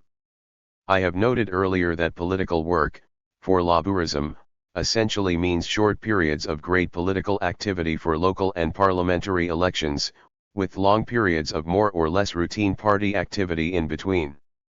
Socialist work, on the contrary, means intervention in all the many different areas of life in which class struggle occurs, for class struggle must be taken to mean not only the permanent struggle between capital and labor, crucial though that remains, but the struggle against racial and sex discrimination, the struggle against arbitrary state and police power, the struggle against the ideological hegemony of the conservative forces, and the struggle for new and radically different defense and foreign policies. The slogan of the first Marxist organization in Britain, the Social Democratic Federation, founded in 1884, was educate, agitate, organize. It is also a valid slogan for the 1980s and beyond. A socialist party could, in the coming years, give it more effective meaning than it has ever had in the past. This is a much revised version of the second Fred Tonge Memorial Lecture given under the auspices of the Holborn and St. Pancras Constituency Labour Party on June 29, 1983. I am grateful to Monty Johnstone and John Saville for their comments on an early version of the text. 4. After 1989. 17. Freedom, Democracy and the American Alliance. 1987. The American alliance has been at the very core of the political life of all major capitalist countries ever since the end of World War II, and has served as a crucial element of agreement between conservative, liberal, and social democratic leaderships in the realm of defense and foreign policy. Even to raise the question of the desirability of the alliance, and of possible alternatives to it, such as some form of non-alignment, was until quite recently, in countries such as Britain, to infringe a very powerful taboo, and was certain to invite accusations of naivete or eccentricity, or of harboring perverse and sinister predilections for Soviet communism. Of course, many organizations and movements have come into being over the years whose purpose was to oppose American interventionism, or to oppose the defense and foreign policies of countries allied to the United States as well as those of the United States itself. The Vietnam Solidarity Campaign in the 60s and early 70s, the Nicaragua Solidarity Campaign today, the Campaign for Nuclear Disarmament, the Movement for European Nuclear Disarmament, the campaign against the installation of cruise missiles in various European countries, etc.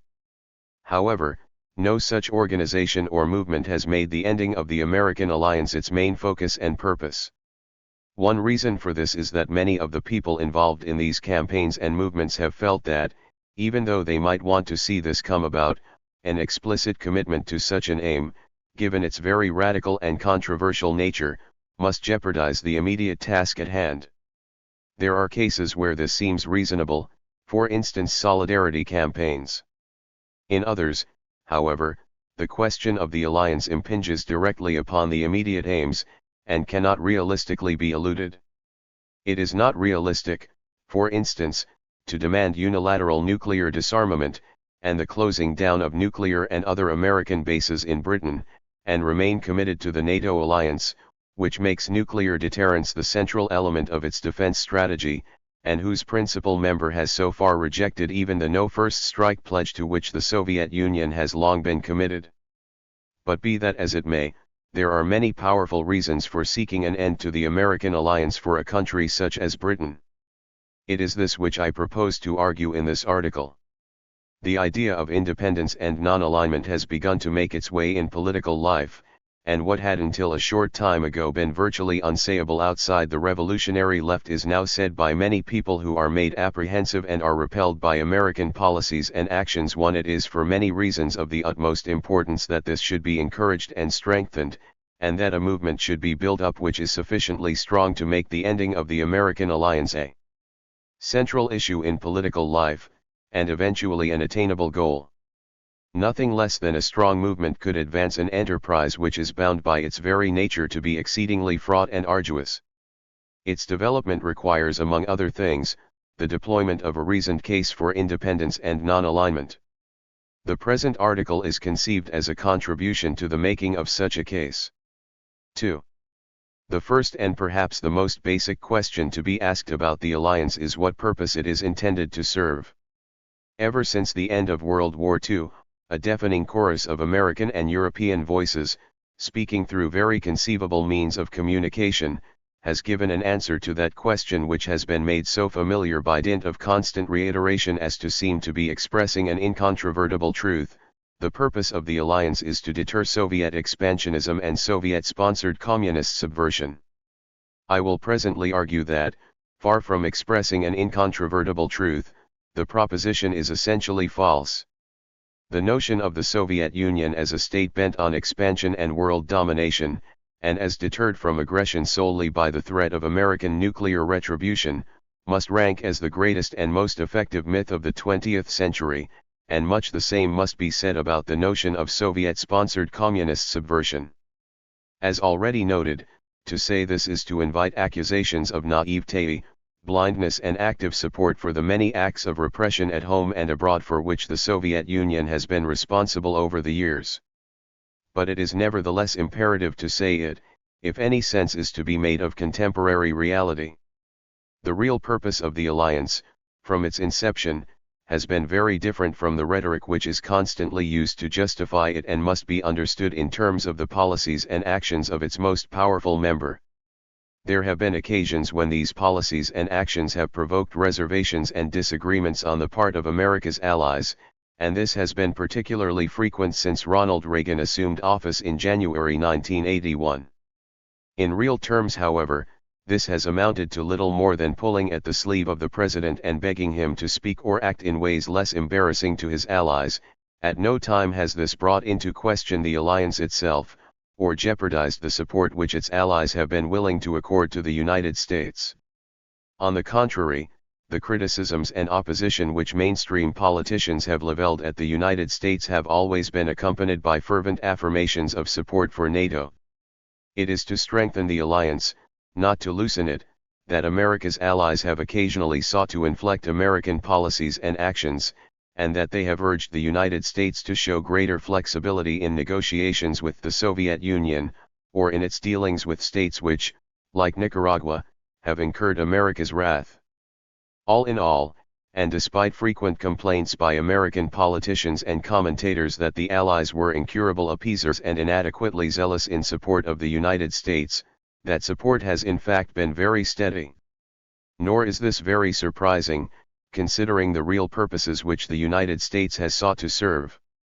In essence, the United States, ever since World War II, has been engaged, sometimes alone, sometimes with the help of its allies, in a formidable enterprise of global dimensions, namely the stemming, and wherever possible the stifling, not only of revolutionary change in the world, but of radical reform as well. There have been many variations in the ways in which this enterprise has been conducted, but its fundamental purpose has remained remarkably consistent throughout the post-war era. The main objective, quite logically, has been to maintain in power governments which could be relied on not to depart from a firm commitment to capitalist enterprise, and not to adopt policies or take measures which threatened in any way home and foreign, notably American, interests. The concern, however, is by no means the protection of economic interests alone, crucial though that often is.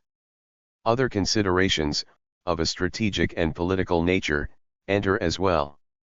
Thus, any country in the world, however insignificant it might appear to be, could become a source of untapped strategic materials, and it could also be useful as a listening post or as a military base.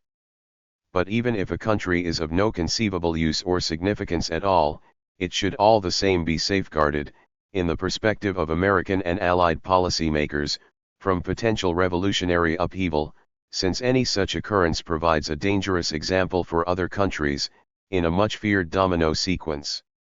Also, revolution and even radical reform, insofar as they adversely affect American and Allied interests must, if unchecked, cast grave doubts on American credibility, particularly in the eyes of many shaky regimes whose hold on power is dependent on American support, and this correspondingly encourages the opposition, and is also supposed to strengthen Soviet adventurism. Most crucial of all, the coming into being of unreliable regimes in general and revolutionary regimes in particular may, it is believed, provide the Soviet Union with additional influence and new strategic advantages, and insofar as policy makers in the United States and elsewhere in the capitalist world are persuaded that the Soviet Union poses a grave threat to their national security, of which more later, and that it is a major source of subversion and instability in the world, any such additional influence or advantage must be taken to be disastrous. Many if not most of the governments which require to be sustained on these calculations are exceedingly repressive and corrupt, and make a sinister mockery of the notion of freedom and democracy, whose pursuit and defense are supposed to inspire American foreign policy. This may be regretted in Washington, not least because support for these regimes raises embarrassing political problems at home and abroad, but support in military and economic terms is nevertheless forthcoming. It is only when the tyranny and corruption of a regime arouses so much internal opposition as to make it unviable that the United States reluctantly abandons its friends and clients and seeks to ensure that the successor regime only undertakes a minimum of reforms, and leaves the existing economic and social structures virtually intact. From this point of view, the revolution which overthrew Ferdinand Marcos and brought Mrs. Aquino to power in Manila represents a perfect scenario, at least so far. No wonder that she was invited to address a joint session of Congress and was given a standing ovation when she did so. Her wish to enter into negotiations with communist and other guerrilla movements is strongly resented by the United States, but it is a small price to pay for the confiscation of a massive popular movement. The first purpose, then, is always to prevent not only revolution but also radical reform, or at least to limit so far as possible the scope of reform. In this sense, the enterprise may be labeled conservative, in the literal sense of the word. Conservative, on the other hand, is a word which is never used to describe the purpose of American interventionism. On the contrary, what American and other capitalist governments proclaim to be their aim right across the world is freedom, democracy, progress, reform, justice, human rights, and so forth, none of which is immediately conjured up by the term conservative. Indeed, ever since 1945, a massive effort has gone into suggesting that the status quo was the very last thing that the United States in particular was seeking to defend and strengthen in a world of turmoil and change. Thus it was that some ingenious ex-Trotskyists working on Fortune magazine thought of appropriating the language of revolution for anti-revolutionary purposes by devoting an entire issue of the journal in 1950, at the height of the First Cold War and the McCarthyite witch hunt, to the theme of America, the permanent revolution. The idea has had many imitators since then. In the real world, however, conservatism is a quite exact term to describe the efforts which the United States and its allies have deployed since the Second World War to prevent revolution and contain radical reform. This is not always easy. Governments in one or other country of the capitalist world, notably in the Third World, do come to power and seek to embark on far-reaching social and economic changes. A different American objective then comes into play, namely the deployment of all possible means necessary to destabilize and ultimately overthrow the delinquent government. How that government has come to power makes no difference. Popular support and electoral legitimation are an embarrassment, but not a crippling one, as has been demonstrated in the case of Nicaragua. Elections which return such a government are by definition fraudulent and invalid, even if, as in Nicaragua, they are conducted with remarkable honesty for a country under attack. By contrast, rigged elections conducted by a reliable government, however repressive it may be, should be applauded as clear evidence of its dedication to democracy. Examples are common of American interventionism to destabilize and overthrow quite moderate but nevertheless unacceptable governments, and since memories are short, it may be useful to recall some of them here. One such example is provided by Iran, where a coup sponsored by the United States in 1953 overthrew the duly elected nationalist government of Mohammad Mossadegh, who was guilty of nationalizing the Iranian oil industry, and imposed, or reimposed, the rule of the Shah upon the country, and the United States supported his autocratic and repressive regime for the following 25 years, until a massive popular uprising compelled withdrawal of that support. Another such example is that of Guatemala, where an election in 1950 had given a moderate reformer, Jacobo Arbenz, the presidency with 65% of the vote.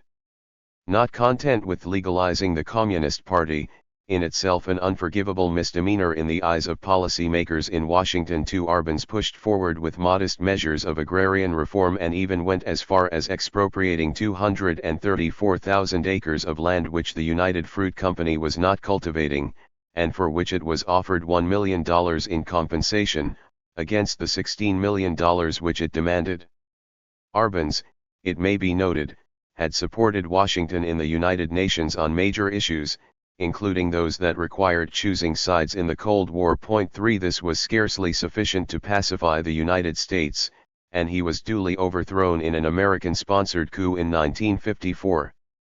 A better remembered and more recent instance of the same pattern was that of Chile, where Salvador Allende, elected president in 1970 and committed to a program of economic and social reform strictly within the framework of Chilean bourgeois democracy, was subjected to an unremitting campaign of destabilization by the United States, and was overthrown and murdered in the bloody military coup of September 1973. 4 It is hardly necessary to add that the repressive dictatorship which was then installed under President Pinochet has enjoyed the steadfast support of the United States.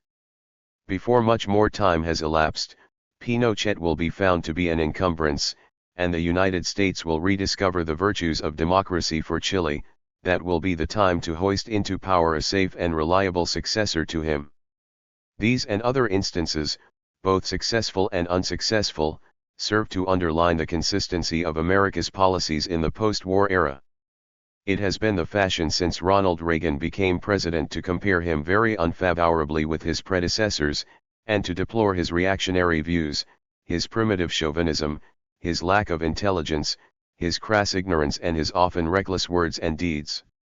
All this is perfectly justified. But it should not obscure the degree to which Reagan's record, in practice, is by no means worse than that of his predecessors, Truman, Eisenhower, Kennedy, Johnson, and Nixon, with only Ford and Carter some way behind. The notion that there has been a sharp turn for the worse since Reagan arrived in the White House is correct in some respects, most notably in regard to the arms race and naked aggression against Nicaragua. All the same, Reagan's record is no worse than that of most of his predecessors since 1945, and the nostalgia for the supposedly more reasonable administrations of former presidents is thus quite unjustified. All American administrations since the end of World War II have pursued the same goals and sought to make the world safe for capitalist enterprise, notably American capitalist enterprise, and all American presidents have engaged in murderous interventionism in the pursuit of these purposes. Indeed, in the formulation which Robert McNamara made current when he was Secretary of Defense at the time of the Vietnam War, the body count to be credited to American presidents since 1945 has been much higher than the one which Reagan has so far chalked up. Of course, he still has some time left to do better. A feature of the whole enterprise which must be underlined is its global character. The United States is deeply concerned with the nature of the political regime of every single country in the world, and seeks by economic, political, military, and ideological means, to influence in pro-capitalist directions every regime which it can reach. This globalism results from the position which the United States achieved in World War II as the strongest power in the world, and it also stems from the fact that no country in the world since World War II could be taken to be altogether safe from the danger, as the United States and its allies saw it, of social revolution, or from the possibility that a government might come to power with a serious commitment to policies and measures at home and abroad of which the United States and its allies strongly disapproved. The United States was the only country in the capitalist world that was in a position to give effect to such disapproval. We in this country, in this generation, President Kennedy proclaimed, are, by destiny rather than choice, the watchmen on the walls of world freedom. What he meant was that the United States had turned itself into the watchman of world capitalism, and had, quite deliberately, chosen that role, with the agreement and support of the rest of the capitalist world. 3. Given this purpose, it was inevitable that the Soviet Union, from World War II onwards, should have appeared as a major problem to the United States, Britain, and other capitalist powers. This had nothing to do with the threat of military aggression but rather with the danger, as Western policy makers saw it, that the Soviet Union, for its own purposes, would seek to foster the one thing which they were most concerned to avoid, namely social revolution, wherever the terrain might seem propitious, and that it would do so either directly, or by way of the communist parties it controlled. The problem arose in its most acute form in the last stages of the war and in its immediate aftermath, and had to do with the Soviet claim to predominance in Eastern Europe, with the exception of Greece, in which Stalin was not interested. 5 That claim, it may confidently be said, would not have aroused much contention if it had not been for the fact that it involved social revolution. Stalin himself was not particularly interested in social revolution. But he wanted reliable governments on the Soviet Union's borders, and the only governments which he believed to be reliable, particularly as the Cold War became more intense, were thoroughly Stalinist ones. Galling though this was to the United States and Britain, there was little that they could do about it. The assertion of the Soviet claim to predominance in Eastern Europe and East Germany, and the Stalinist repression which went with that claim, were nevertheless very useful to the Western powers, in so far as an appearance of plausibility was thereby given to the American and British claim that the fate of Eastern Europe provided ample proof of Soviet expansionism, and that Western Europe too was urgently threatened by that expansionism. From 1945 onwards and with gathering force, the threat of Soviet aggression in Western Europe, further aggravated by the subversive activities of communist parties acting as obedient tools of Soviet policy, became a major theme of anti-communist propaganda everywhere in the capitalist world. I begin discussing this by reference to the threat supposedly presented by Western communist parties. The only two countries in Western Europe where communist parties had massive support at the end of World War II were Italy and France. It has often been said that what prevented these parties from making a revolutionary bid for power was the presence of American and British forces in both countries. The implication is that these parties did have a strategy of revolutionary upheaval. This was not the case. There was no such strategy, and this had nothing to do with the presence of Allied armies in their country, but with the very different strategy which did guide them then, and which has guided them ever since, and it was a strategy fully supported by Moscow, and indeed initiated in Moscow. This was the strategy of the Popular Front, adopted at the 7th Congress of the Third International in 1935, and which, in practice, removed revolutionary upheaval from the communist agenda, at least in capitalist democratic regimes. The strategy suffered a major setback in the period of the Nazi-Soviet pact between 1939 and 1941, when communist parties, following the turn of Soviet foreign policy and opposing their governments for pursuing what was then declared to be an imperialist war, were then thrust back into isolation.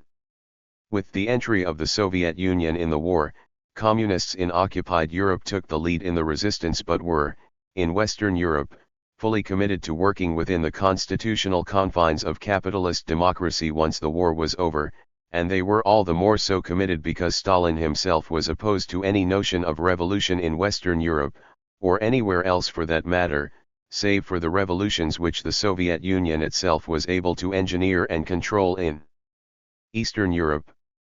A crucial point about the politics of the whole post-war world, much obscured by anti-communist propaganda which requires that communist parties should be painted in the most revolutionary colors, is that if revolution is taken to mean not only the radical transformation of the whole social order in socialist directions, but also a seizure of power rather than working for the achievement of power by electoral means, then communist parties in Western Europe have not been revolutionary in this sense since the 30s. In fact, they have strongly opposed any revolutionary strategy of this kind and denounced it as ultra-left adventurism and suicidal irresponsibility.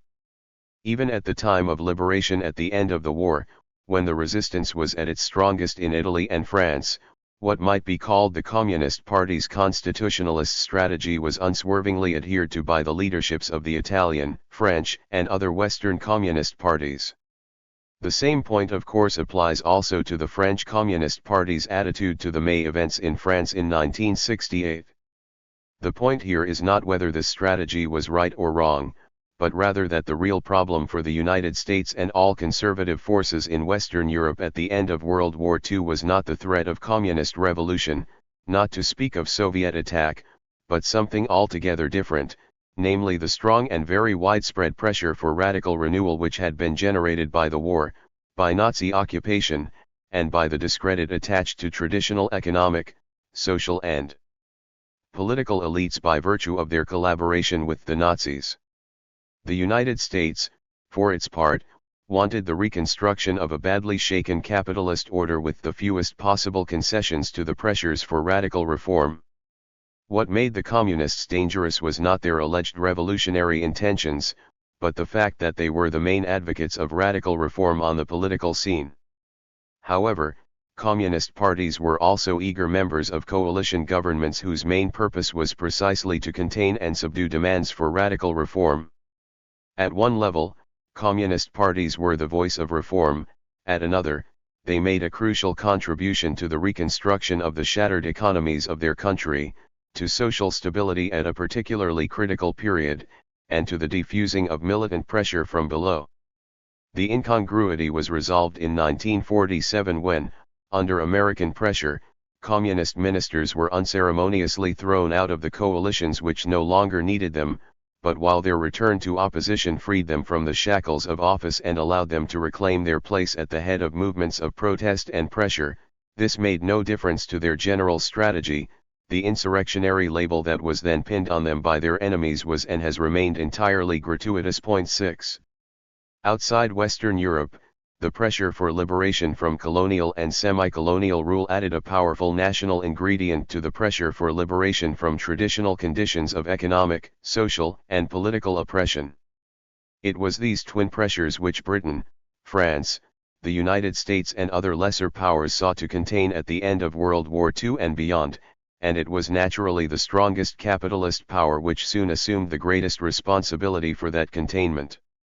The United States might not greatly favor the perpetuation of colonial rule, but it was very determined that the regimes which succeeded colonial rule should be very firmly kept within the capitalist orbit.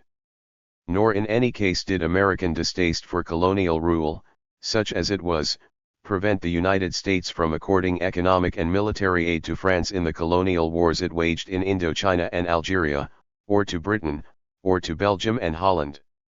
In many instances, communist parties played a decisive role in liberation struggles against colonial rule, and the notion that these parties were simply obedient tools of Moscow was always an ignorant transposition of the peculiar circumstances of Eastern Europe to very different terrains. In any case, communist parties everywhere, from the late 50s onwards and following the 20th Congress of the CPSU in 1956, assumed growing independence from Soviet influence, and even though they remained important forces of pressure and struggle, they were only one such force in most countries and often by no means the most important one. It was not, for instance, communist parties which made the revolution in Cuba or Nicaragua.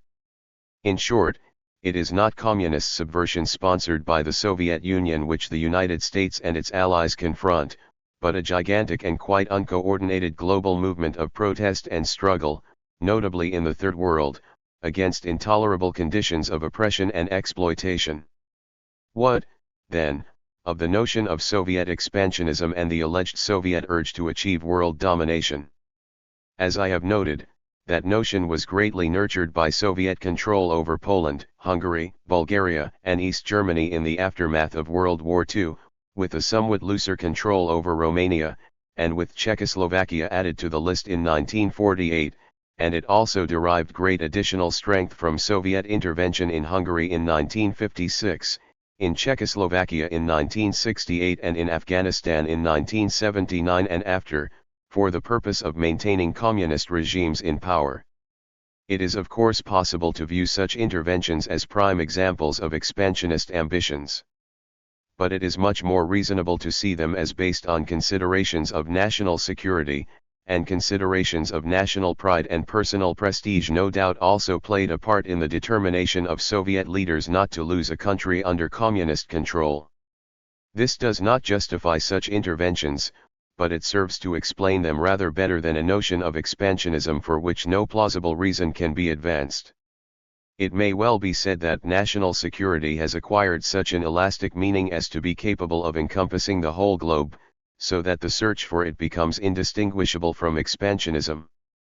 The point, however, is much better addressed to the United States than to the Soviet Union.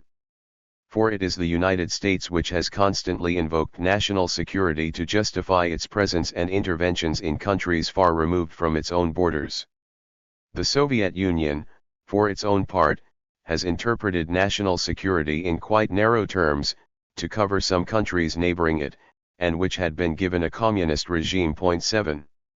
Much brutality, repression, and killing attended Soviet interventions. But this should not obscure the fact that Soviet foreign policy since 1945 has been exceedingly cautious and conservative. It is relevant in this connection to note that, if it had been left to Stalin, there would have been no communist regime in Yugoslavia at the end of World War II or a communist regime in China in 1949. In both cases, Stalin was urging caution and coalition governments, a counsel which, had it been followed, would have deprived Tito and Mao Zedong of victory, and I have already noted Stalin's very careful observance of the accord which left the Greek communists at the mercy of their reactionary opponents. Stalin's successors have been at least as cautious. The notable exception was Khrushchev's installation of Soviet missiles in Cuba in 1962. In general, however, Soviet leaders have moved with extreme prudence in situations of acute crisis, for instance in relation to the Korean and Vietnam Wars, and the same prudence has characterized their policies in the Middle East, in contrast to the military interventionism of the United States and the American support for Israeli adventurism. It is also relevant here to note that none of the revolutionary regimes which have come into being since the late 40s, in China, Cuba, South Yemen, Ethiopia, Mozambique, Angola, Guinea-Bissau, Nicaragua, owe their birth to Soviet intervention and pressure. The real problem, for the United States and its allies, is to be found elsewhere, namely in the fact that the Soviet Union does provide a measure of military, economic, and political support to revolutionary regimes, and this in some cases has been crucial for their capacity to resist American attempts to destabilize and destroy them. Cuba is the obvious case in point. Similarly, the Soviet Union has given support, again very cautiously, even parsimoniously, to various revolutionary and liberation movements in different parts of the world. In short, the Soviet Union makes more difficult the anti-revolutionary enterprise in which the United States, with the support of its allies, has been engaged since World War II. It is this, rather than its alleged expansionist ambitions, which makes it such a dangerous factor in the eyes of all conservative forces. Soviet aid has extended far beyond revolutionary regimes, and has included such regimes as the Shah's dictatorship in Iran, Idi Amin in Uganda and the military junta in Argentina.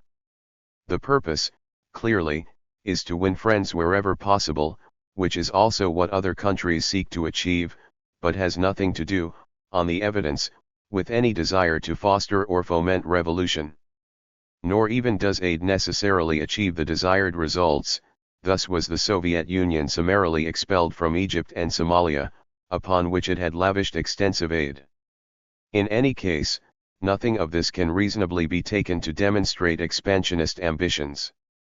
Many American policymakers do believe with the utmost conviction that everything they do is a response to the Soviet threat, and this provides them with a very solid carapace of self-righteousness and self-legitimation. But believing does not make it so.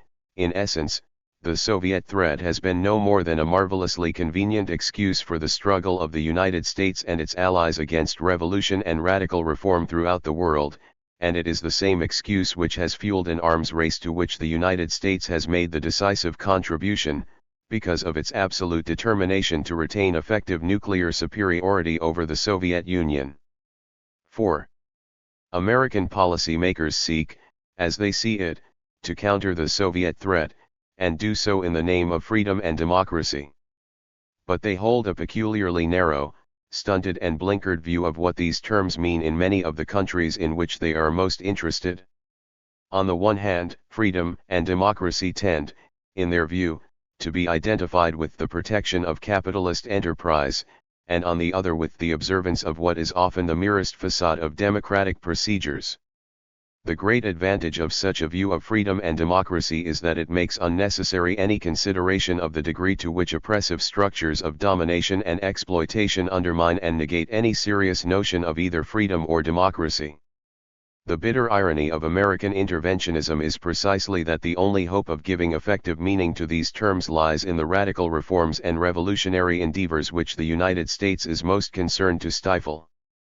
In country after country, particularly in the Third World, existing economic, social and political structures condemn the vast majority of their populations to grinding poverty, disease, and a premature death.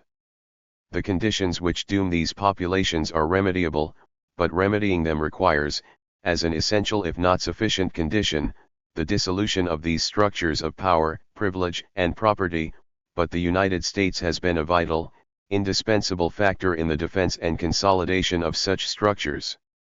However, anti-revolutionary interventionism also has immediate and direct consequences in terms of death and destruction which should not be overlooked. One extreme instance of this, which has now receded into the forgotten past, is the Korean War. If it is the case that it was North Korea which sent its troops across a much-fought over 38th parallel into South Korea in June 1950, the move was undoubtedly a reckless miscalculation. But this was well matched by the recklessness of the American decision, after North Korea had been pushed back behind the 38th parallel by American military intervention, to undertake what amounted in effect to the conquest of North Korea, the elimination of its communist regime, and the forcible reunification of the country under the murderous regime of Syngman Rhee. This move, up to the Yalu River and the Chinese border, brought China into the war. But more notable in the present context than anything else about the war was the savagery of the retribution which the United States exacted by way of mass killing and destruction. By the time the UN forces got into the DPRK-8, John Halliday notes, the US had plastered the North with millions of gallons of napalm and other explosives, and within 5 months of the war starting the US officially grounded its bomber force, because there were no more targets to hit, and Halliday also notes that quite unsympathetic US military leaders often referred to what had been done in Korea in terms of the worst slaughter ever known. UN ground forces systematically burnt down entire villages and towns, especially on the retreat in late 1950.9. The slaughter was of course carried out in the certain knowledge that there would be no retaliation, and that not a single bomb would be dropped on the United States. However, Korea was a mere dress rehearsal for the savagery which attended American intervention in Vietnam some 15 years later. Once again, but on an even larger scale, death, destruction, defoliation by way of chemical warfare, and a long catalogue of other horrors were visited upon an Asian country in the name of freedom, democracy, and the rest. This is the war Reagan and a host of other politicians and commentators have sought to rehabilitate as a noble war, so as to rid Americans of the Vietnam syndrome which might inhibit other interventions. Korea and Vietnam are the big cases. But there have been many other cases around the world where American interventionism has been disastrous for the vast majority of the people in the countries where it has occurred. The coup which toppled Arbenz in Guatemala, for instance, condemned the mass of its people to long years of tyranny, with torture and killing of opponents or presumed opponents of the regime as routine occurrences, with the full support, aid, and advice of the United States. When the coup occurred in 1954, John Foster Dulles, Eisenhower's Secretary of State, pledged to the loyal citizens of Guatemala that the United States would alleviate conditions in Guatemala and elsewhere which might afford communism an opportunity to spread its tentacles through the hemisphere 10, but the only alleviation which might have made any real difference to the majority of the people of Guatemala lay in the endeavors of the regime which the United States had just overthrown. The story of Guatemala has been repeated in other countries of Central and Latin America, and elsewhere. No doubt, the United States would prefer to deal with democratic regimes rather than dictatorial ones, but only so long as such regimes did not seek to implement reforms which the United States found unacceptable. Unfortunately, it is precisely this condition which democratic governments cannot be relied on to fulfill. There is nothing new in this. U.S. Marines, it has been noted, entered the Caribbean region no fewer than 20 times between 1898 and 1920, and the United States accepted, and soon welcomed, dictatorships in Central America because it turned out such rulers could most cheaply uphold order. Dictatorships were not a paradox but a necessity for the system. 11. This is obviously relevant to the present. For it is not difficult to imagine what kind of regime would be installed in Managua if the mercenary bandits whom President Reagan calls freedom fighters were ever to achieve power in Nicaragua. What is different about the present, in comparison with an earlier epoch, is that the overthrow of regimes to which the United States objects, and the fostering of pliable tyrannies in their place, is a much more difficult task than it used to be, though the example of Chile demonstrates that it is by no means impossible. Objectionable regimes are now better able to resist, as Nicaragua is doing, and find support abroad, and for that matter in the United States as well. Even this cursory glance at the record indicates the heavy price which American interventionism has exacted from countries in the Third World. Comparative body counts are an obscene business. But the point has to be made, in the face of so much American self-righteousness, that, in those vile terms, the United States has established a formidable lead over the Soviet Union in regard to the number of people for whose violent death it has been responsible since 1945, and this is so, even after the most careful account is taken of all the interventions which the Soviet Union itself has undertaken since then, including Hungary, Czechoslovakia, Afghanistan and elsewhere. There is another kind of comparison that needs to be made, between a country such as Cuba, subject to bitter American hostility, on the one hand, and a country such as Guatemala, which has been the beneficiary of American protection and support for many more years than Fidel Castro has been in power, on the other. Cuba under Castro has had a repressive regime, with a poor record in the treatment of dissent, and even if account is taken, as it should be, of the fact that Cuba has been a beleaguered island ever since the revolution, that poor record should not be ignored. Even so, the advances which have been achieved in Cuba under Castro for the mass of its people are staggering in comparison with conditions in Guatemala or any other such country in Central or Latin America. The fact is that the mass of the people in these countries have nothing to hope for from the regimes which the United States favors, supports and sustains, simply because the whole purpose of these regimes is precisely to block reform, not to foster it. By contrast, revolutionary regimes are not paralysed by the economic and political forces which dominate other Third World regimes, and which doom the mass of the people to enduring destitution. Revolutionary regimes have their own manifold problems to contend with, aggravated by American hostility, but they have at least broken through the most important political constraints against advance, and the achievements of the Cuban regime, even under the most adverse conditions, show what this means for the vast majority. The Nicaraguan regime, in the few years of its existence and under even more adverse conditions, has also begun to show what such a regime can achieve. However, American interventionism has other very damaging consequences for revolutionary regimes. For American pressure, and attempts at the destabilization of a given regime, forces it into closer and closer linkage with the Soviet Union, simply because this is the only way in which it may hope to survive. Cuba is the classical case.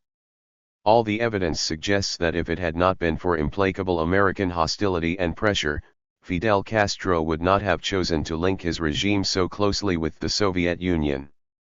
Such linkage, it must be noted, is by no means unwelcome to the United States. On the contrary, for it provides the United States with a retrospective and wholly fraudulent legitimation for the contention that the revolutions it opposes are Soviet-inspired, and that the United States, in pursuit of its national security, freedom, democracy, etc., has always been right to oppose them. Also, the threats to its survival which a revolutionary regime faces, both because of American hostility and American-sponsored internal opposition, pulls it inexorably in the direction of increasing repression. Civic rights do not fare well in conditions of foreign-sponsored civil war. This too is not at all unwelcome to the United States. For it enables American administrations to point to the totalitarian nature of Marxist-Leninist regimes, and is further used to defend American policies and actions. In fact, it is these policies and actions themselves which create the very conditions the United States denounces. v. Given the purpose and nature of American interventionism, the question arises why the American alliance should have commanded such wide support in Europe and elsewhere over so many years. In the case of all the forces dedicated to conservatism, this is quite easy to understand. In the light of the purposes which the United States seeks to serve, such support is entirely logical. In a world which all anti-revolutionary forces everywhere are bound to find dangerous and uncertain, these forces quite naturally look upon the United States as the major source of strength against the pressures for radical change. Even in relatively secure capitalist states, class interests dictate solidarity with the role of the United States in the world, despite the fact that the military, commercial, financial, and other policies which the United States pursues are not necessarily the policies which policymakers in other capitalist states favor. Dominant classes have always been willing to pay the price entailed by the American alliance. General class interests supersede specific ones. France has long prided herself on her Gaullist independence from the United States, as symbolized by her refusal since 1966 to participate in NATO's military command structure, and by her refusal to have American bases in France. But at no time has France questioned the American alliance itself. She participates in NATO's early warning systems and in NATO exercises and remains a member of the North Atlantic Council, and she has always been aligned with the United States on essential lines of policy, even though she might disagree with specific American policies, say over Nicaragua or the Middle East.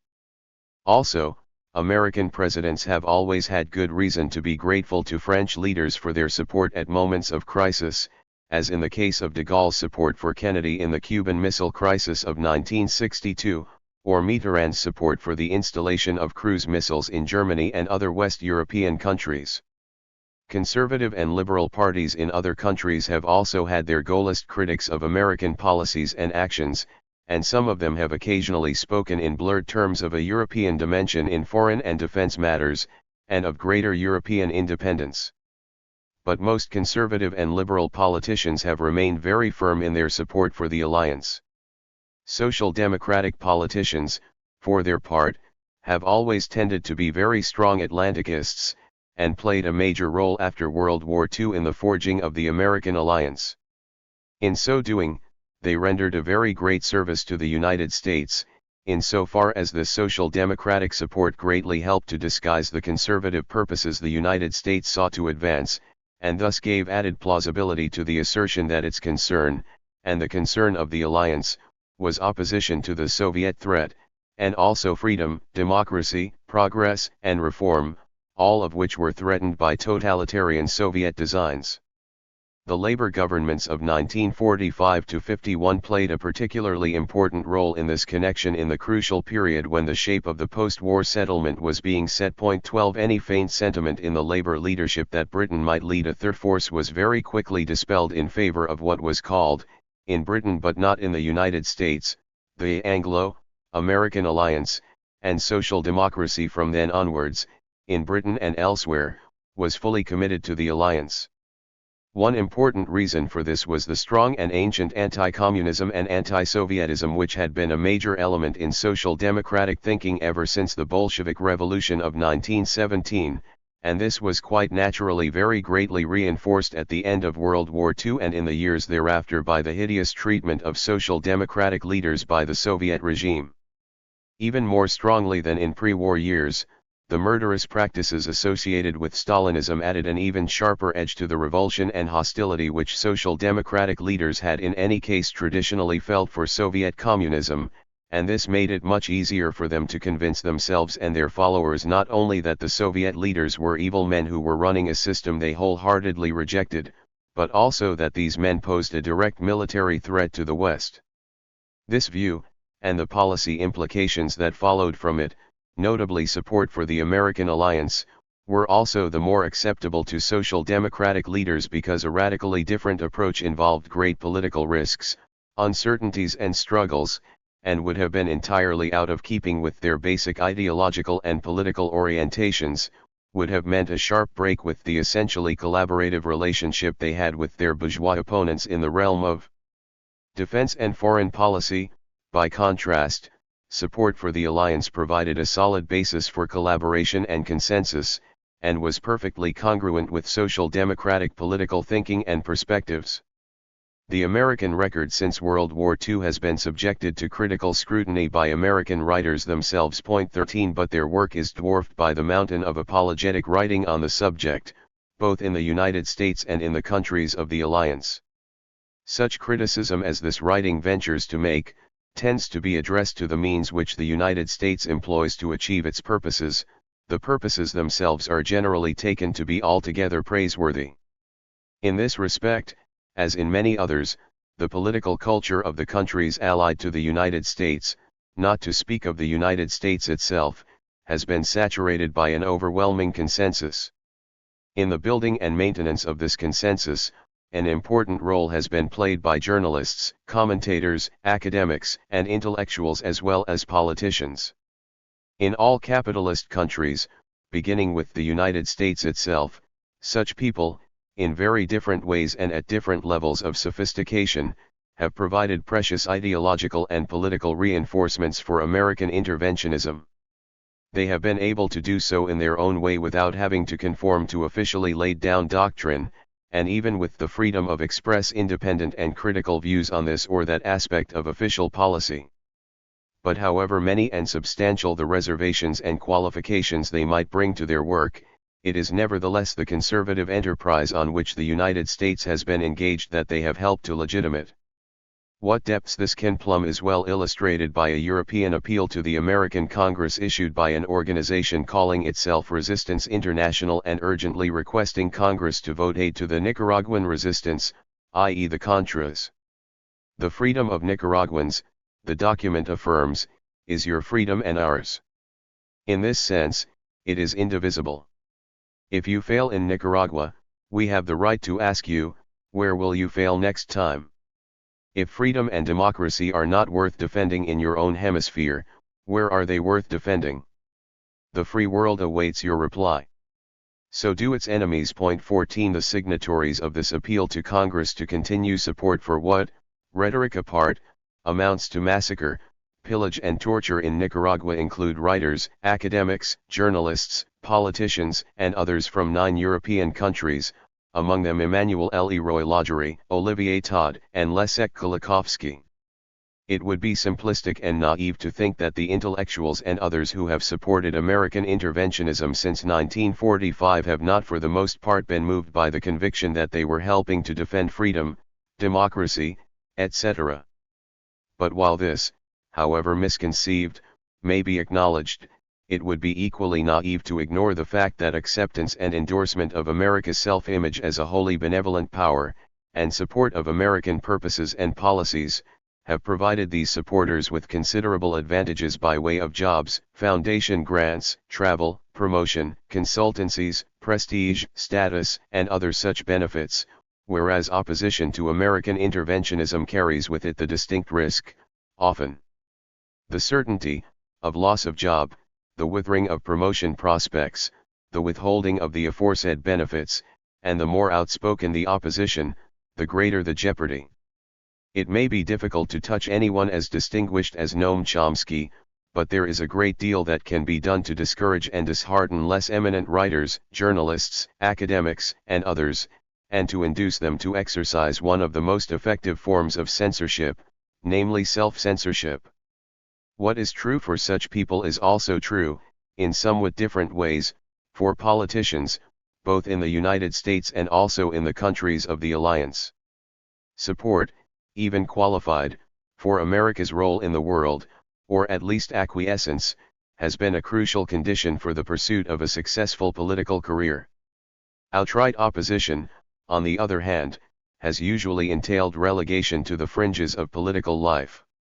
Here too, it would be naive to think that this does not influence what people say, and perhaps even more important, what they do not say. Of all the strands which have made up the dominant ideology, none has been more pervasive and potent than this one. At the same time, there are many people who are not greatly impressed by the rhetoric of freedom and democracy, yet who support continued membership of the Alliance, and who do so on two main grounds. One of them is the belief that membership of the Alliance makes possible the exercise of a moderating and restraining influence upon the United States. This is one of the principal arguments which social democratic leaders advance against their critics on the left. In this respect, it may well be said that American policy makers are probably not impervious to the advice, pressure, criticism, and objurgations which come from their allies. But it is nevertheless difficult to point to any important episode in post-war history when the United States has been decisively deflected by its allies from the courses it wished to pursue. The lesson that American policy makers have mainly learned from the pressure and criticism to which they have been subjected is not that they must change course, but that they must present their policies and actions in a better light, in other words, that they must improve the public relations side of their work, and do even more and better in the fantastic effort that is already being deployed in the realm of propaganda. Moreover, the argument ignores the price that has to be paid for membership of the Alliance. For that membership imposes burdens, obligations, constraints, and complicities of the most diverse kind, and whereas the influence of its allies upon the United States is highly problematic, the influence of the United States upon its allies is not. On the contrary, that influence has always been heavy, persistent and effective. Not only does the alliance impose heavy military obligations upon the members of NATO, it has also turned their intelligence services into the auxiliaries of the activities in which the CIA and other American intelligence agencies engage in the pursuit of anti-revolutionary and anti-reforming enterprises. 15. It is perfectly understandable that similarly minded governments, not to speak of intelligence services themselves, should gladly accept this role. But it is a role which has also been accepted with complete equanimity, so far as one can judge, by all Labour governments in Britain since World War II, and would be again by a future Labour government, on the basis of the obligations dictated by the Alliance. 16. The simple fact of the matter is that membership of the Alliance involves direct complicity in the crusade that the United States has been waging to make the world safe for capitalism. Such complicity is fine for people who share this purpose. It is not fine, or should not be, for anyone who does not. There is, however, the second and by far the most important reason why many people, despite their reservations, support continued membership of the Alliance, namely the belief that it affords some protection at least against the possibility, even remote, of Soviet aggression, or of Soviet blackmail. I have already discussed the notion of the Soviet threat and argued that the evidence, on a sober reading, does not lend it substance. It is true, as I noted earlier, that the Soviet Union has used military means to impose or reimpose unwanted governments and regimes upon a number of countries. But this brings us back to the arguments presented earlier to explain these interventions, and it does bear repeating that at no time in post-war history has the Soviet Union shown the slightest inclination to use such means in regard to any country other than communist regimes closely linked to it. This is no cause for congratulation or gratitude. No country should have an unwanted government or regime imposed upon it. But a world torn by civil war on an international scale is not the world as it should be, and as it will one day be. Even so, it is essential for a proper understanding of the world as it is to note the specific character of these Soviet interventions and not to draw from them entirely unwarranted conclusions. The same point may be made about the notion of Soviet blackmail. The idea is that the Soviet Union would threaten a given country outside the alliance, say Britain, with attack and possibly nuclear devastation unless it pursued, or ceased to pursue, a particular course. This too seems wildly improbable. It cannot by definition be said to be impossible. But as Erich Fromm once put it, the difference between rationality and irrationality lies in the ability to distinguish what is possible and what is likely. It is always open to anyone to construct possible scenarios, but the scenarios which are constructed in this connection defy common sense and are the product of prejudice and paranoia rather than serious analysis. It is also relevant to note that there are many countries which do not shelter under the American umbrella, yet which do not seem to fear Soviet blackmail and feel able to protect their independence without benefit of that umbrella. The American alliance is not a shield against Soviet aggression or blackmail, but an instrument of containment and rollback of revolution and radical reform. Yet, there are many countries where radical reform or revolution is not only desirable, but a matter of the most urgent and vital importance. This is why support for the alliance and acquiescence in its membership, for anyone not committed to the status quo, is a fundamental moral and political contradiction. The only way out of that contradiction, congruent with reason and morality alike, is rejection of the alliance, and support, from an independent position, for the forces of radical renewal everywhere. It is also the position which best serves the advancement of the cause of nuclear disarmament in Europe and elsewhere. In due course, movements will arise in the United States which are strong enough to cause a fundamental shift in American policies abroad. Even now, and despite the massive indoctrination to which the American people is subjected day in day out, there are many Americans who oppose their government's purposes and policies. Their numbers will grow and they will eventually find ways of making their influence felt. Until this comes to pass, the world will remain a very dangerous place, where the escalation of local conflicts may lead to ultimate catastrophe. Anti-interventionist forces in the United States need help from abroad, and the best help they can be given is by opposition to the role which the United States has assumed in the world. The prime condition for such opposition is independence. The criticisms and comments which I received of an earlier draft of this article from John Griffith, Marian Kozak, David Miliband, Leo Panich, and John Saville were of great help in the writing of this version. I am very grateful to them. 18. What comes after communist regimes? 1991. The overthrow of the communist dictatorships in Eastern and Central Europe in the second half of 1989 was the product of upsurges which were among the most spontaneous and popular revolutions to have occurred this century, and one of their most remarkable features was their mainly peaceful character. Once Soviet protection had been withdrawn from these regimes, their own police and military apparatus was soon paralyzed in the face of sustained mass demonstrations. The speed with which events moved, once the process had begun, shows well enough how extreme had become the failure of ruling parties and governments to maintain any significant measure of popular support. As in the case of any revolution, however, these upheavals raised the question of what was to replace the regimes that had been overthrown.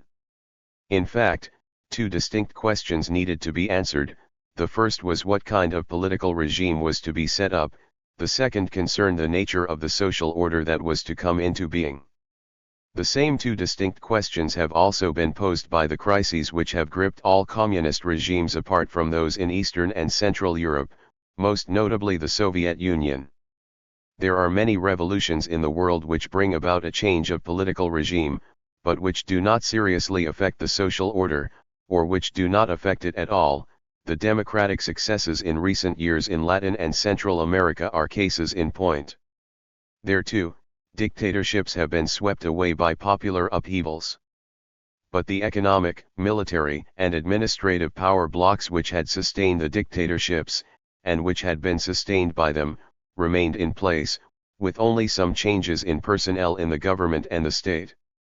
The new political regimes, for all their extreme shortcomings, are a distinct advance on the ones they have replaced, but for the vast majority, the social order has remained as alien and oppressive as it had previously been. In the case of communist regimes, on the other hand, economic, political, military, and administrative power had been so merged in the party state that the breakup of the political regime was bound to bring into immediate question the issue of the social order itself, and this meant in particular the question of what was to happen to economies that were based on the public ownership of the predominant part of the means of economic activity. In one case at least, that of the German Democratic Republic, an answer to the questions posed by the demise of its communist regime has already been finally settled by the country's complete absorption into the Federal Republic, its integration into the Federal Republic's capitalist economy, with the intended privatization of most of the state-owned firms in the defunct GDR. It may take quite a while to dispose of the great bulk of these firms, but it will no doubt be done, and the process will be helped by the closing down of many of these firms. In other communist or ex-communist countries, the position is rather more complicated, but the dominant tendency is clearly towards the creation of economies in which most of the means of industrial, financial, and commercial activity would be privatized and come under indigenous or foreign ownership and control. This tendency is strongly encouraged by Western governments, the International Monetary Fund, the World Bank, reactionary foundations, and also private capitalist institutions, and it is further strengthened by an array of pro-capitalist advisors, who have taken full advantage of the failures of communist regimes to press on the successor regime's economic policies derived from the law of the jungle. What is at issue here is nothing less than the complete undoing of the social revolutions which occurred in these countries after World War II. That such social revolutions did occur may be obscured by the fact that most of them, in Eastern and Central Europe, were imposed from above, indeed from outside, and that the regimes issued from them turned out as they did, but this does not negate the immense, revolutionary changes, good or bad, which they all experienced.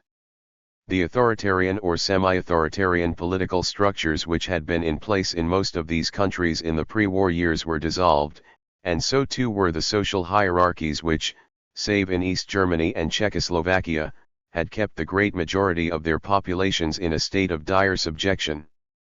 In all of them, property relations were profoundly transformed. In place of the traditional ruling classes, members of hitherto excluded, marginalized or persecuted layers of society gained access to positions of power, state structures were thoroughly reorganized, modernization in every area of life was the order of the day, a rhetoric of socialist commitment and proletarian democracy was given pride of place, and great changes were made in the whole national culture. For a short couple of years after 1945, and before the imposition of the communist monopoly of power, there was hope, nurtured in the terrible years of war, that there might be built a democratic and egalitarian order on the ruins of the old and discredited pre-war regimes, and there was even a very broad measure of popular support for the changes that were occurring. Whether there really ever was a possibility that a reasonably democratic and egalitarian order might be built is a matter of controversy. But if it did exist, it was quickly snuffed out by the onset of the Cold War and the imposition in all the countries of the Soviet sphere of influence of the Stalinist model of political rule and economic organization, with the communist monopoly of power and the stifling of all dissent, and the imposition of the command economy over all aspects of economic life. Even so, there were two sides to these regimes, particularly in their earlier years. On the one hand, they were viciously repressive and cruel; on the other, their record, in terms of economic growth, modernization, education, welfare, and new opportunities for a majority of hitherto greatly disadvantaged people, was far from negative, especially if account is taken of the lamentable conditions which most of them had inherited. Nor is it accurate to think of all the leaders of the communist regimes in Eastern and Central Europe as mere scoundrels and stooges. Many of them had in fact spent many years in the anti-fascist struggle in their country, and had suffered grievous persecution for it. Their tragedy and that of their successors was that the system they built or accepted was based on unchecked power, and demonstrated to perfection how deeply corrupting such power is, and how wasteful and ultimately inefficient is economic management under its auspices. Communist regimes did try a variety of economic reforms over the years, with the purpose of reducing the rigidities of the command economy. But the system of power, and the bureaucratic apparatus that went with it, remained in being and defeated all attempts at remedying an increasingly severe crisis. The reform program in Czechoslovakia in 1968, the Prague Spring, might have provided the basis for a more successful renewal. Its abrupt ending by Soviet military intervention meant that the crisis in all communist regimes under Soviet control would not be seriously tackled. One of the merits of Mikhail Gorbachev was to have perceived early after his accession to power that a radical change in the political system in democratic directions was an essential though not a sufficient condition for economic renewal. Unfortunately, as he himself admitted in a speech to the Congress of Soviet Deputies in December 1990, the reforms he did engineer lacked coherence and consistency. The upheavals of recent years have destroyed the power structure spawned by Stalinism. Conservative forces in the Soviet Union remain strongly entrenched in various parts of the administrative, military, economic, and political system. An authoritarian outcome of present difficulties in one or other of the republics which make up the Soviet Union cannot be excluded, but a restoration of the iron dictatorship from the center which once had the whole country in its grip now seems rather unlikely. In Eastern Europe, some people who occupied leading positions in the old regime have remained in positions of power in the new ones. But they have only been able to do so by repudiating the past, and remain highly vulnerable. In short, the revolutions of 1989 have created a space for new political, economic, and social structures. The question is how that space is going to be filled. 2. In Eastern and Central Europe, the regimes which have replaced the communist ones have declared their intention to adopt one variant or another of Western-style democracy. In formal constitutional and political terms, this may be taken to mean a regime based on stipulated civic and political rights, political competition, mandatory elections for parliamentary assemblies and local authorities, accountable executives, judiciaries free from executive dictation, and redress against arbitrary state action. Such a regime, in societies with a strong tradition of rights, and with well-entrenched and independent civil institutions, undoubtedly makes possible the voicing of opinions, grievances, and demands, and the fostering of a public opinion to which governments and representatives, removable by way of general elections, must pay some heed. These features of Western-type regimes stand in sharp contrast to the modes of rule which have been characteristic of communist regimes, and the contrast has obviously been greatly in favor of the former. The installation in ex-communist countries of such political regimes, however great their shortcomings may be, marks a real advance. On the other hand, the term democracy, which is always used to describe Western-type regimes, carries a strong ideological and propagandistic charge, and begs many crucial questions about their nature and functioning. For it leaves out of account the fact that Western-style political democracy operates in the context of a capitalist social order, and that this imposes severe, even crippling limitations upon the meaning of democracy. An essential requirement of democracy is that there should exist a general equality of condition between citizens, so that no group of people in society should have a built-in, permanent, and vastly preponderant measure of power and influence in decision-making. But such inequality is precisely what obtains in capitalist democratic regimes. The degree of inequality of income, wealth, influence, and power between citizens varies from one country to another, but it is nowhere negligible, and it is certainly very pronounced in such countries as the United States, Britain, and France, which never cease to congratulate themselves on their democratic character, and in most other capitalist democratic countries as well. The capitalist context in which the state functions means that the control of immense resources is concentrated in the hands of a relatively small number of people, who are thereby possessed of great power. Defenders of free enterprise tend to speak of it as if it consisted of a vast scatter of small and medium firms, all fiercely competing with each other, and none of them with much influence and power beyond the confines of their own narrow domain. In reality, contemporary capitalism is on the contrary dominated by great conglomerates and transnational firms, and the people who control them are able to make decisions which are of the greatest importance not only to the firms themselves, but also to their city, region, country, and, in many cases, to people and economies far beyond their own borders. A crucial feature of these decisions is that the people most affected by them have little or no control over them. Western-style democracy does not generally cross the threshold of the corporate boardroom. Nor does it have much access anywhere in the corporate economy.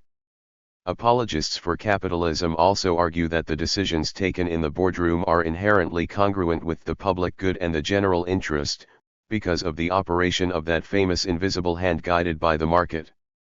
But the claim is belied by the whole experience of capitalism.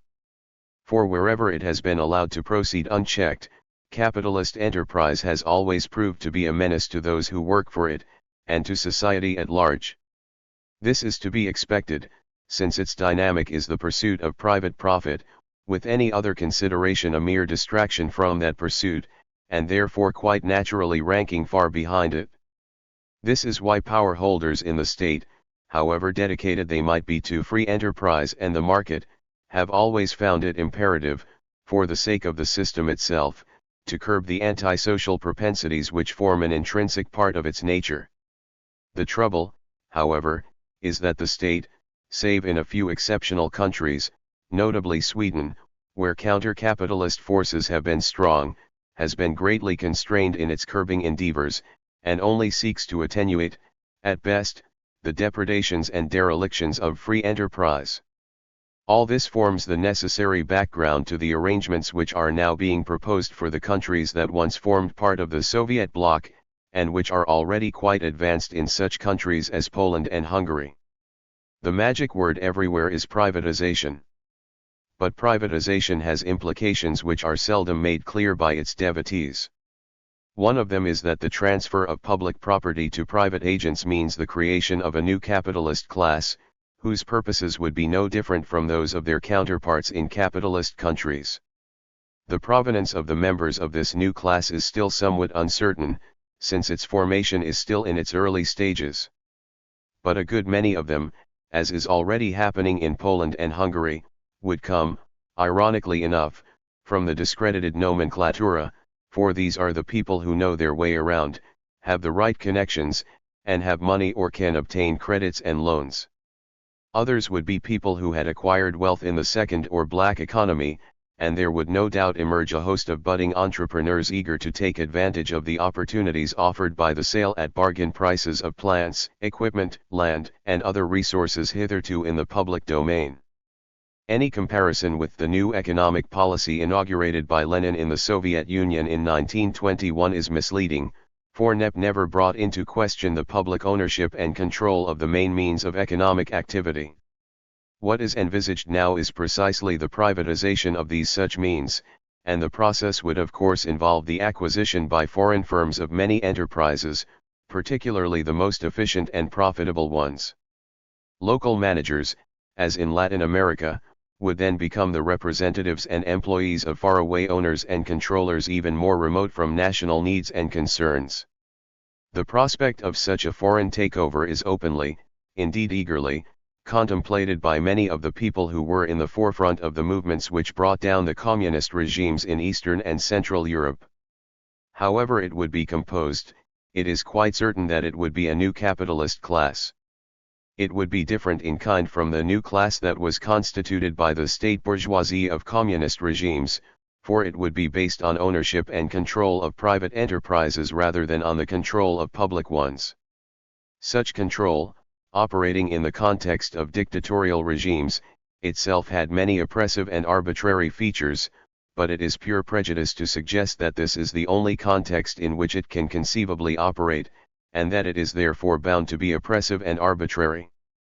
The new capitalist class, like capitalist classes everywhere, will seek the greatest possible freedom from the tiresome constraints which the state in capitalist societies has been driven to impose upon private enterprise. In respect of labor relations, wages, hours, and conditions of work, health and safety, consumer protection, environmental concerns, not to speak of such issues as the establishment of democratic procedures at the workplace, the new capitalists could be expected to be strongly opposed to any interference with managerial prerogatives, and to denounce such interference as an intolerable harking back to the bad old days, and as a sign that communist influences had not been finally rooted out. No doubt, these entrepreneurs would not have it all their own way. There would be resistance from many quarters, particularly from workers. Workers in communist regimes have always been told by their leaders of their worth, rights and power. The reality was for the most part very different from the rhetoric. But the message that workers do have rights and should have power will not have been forgotten.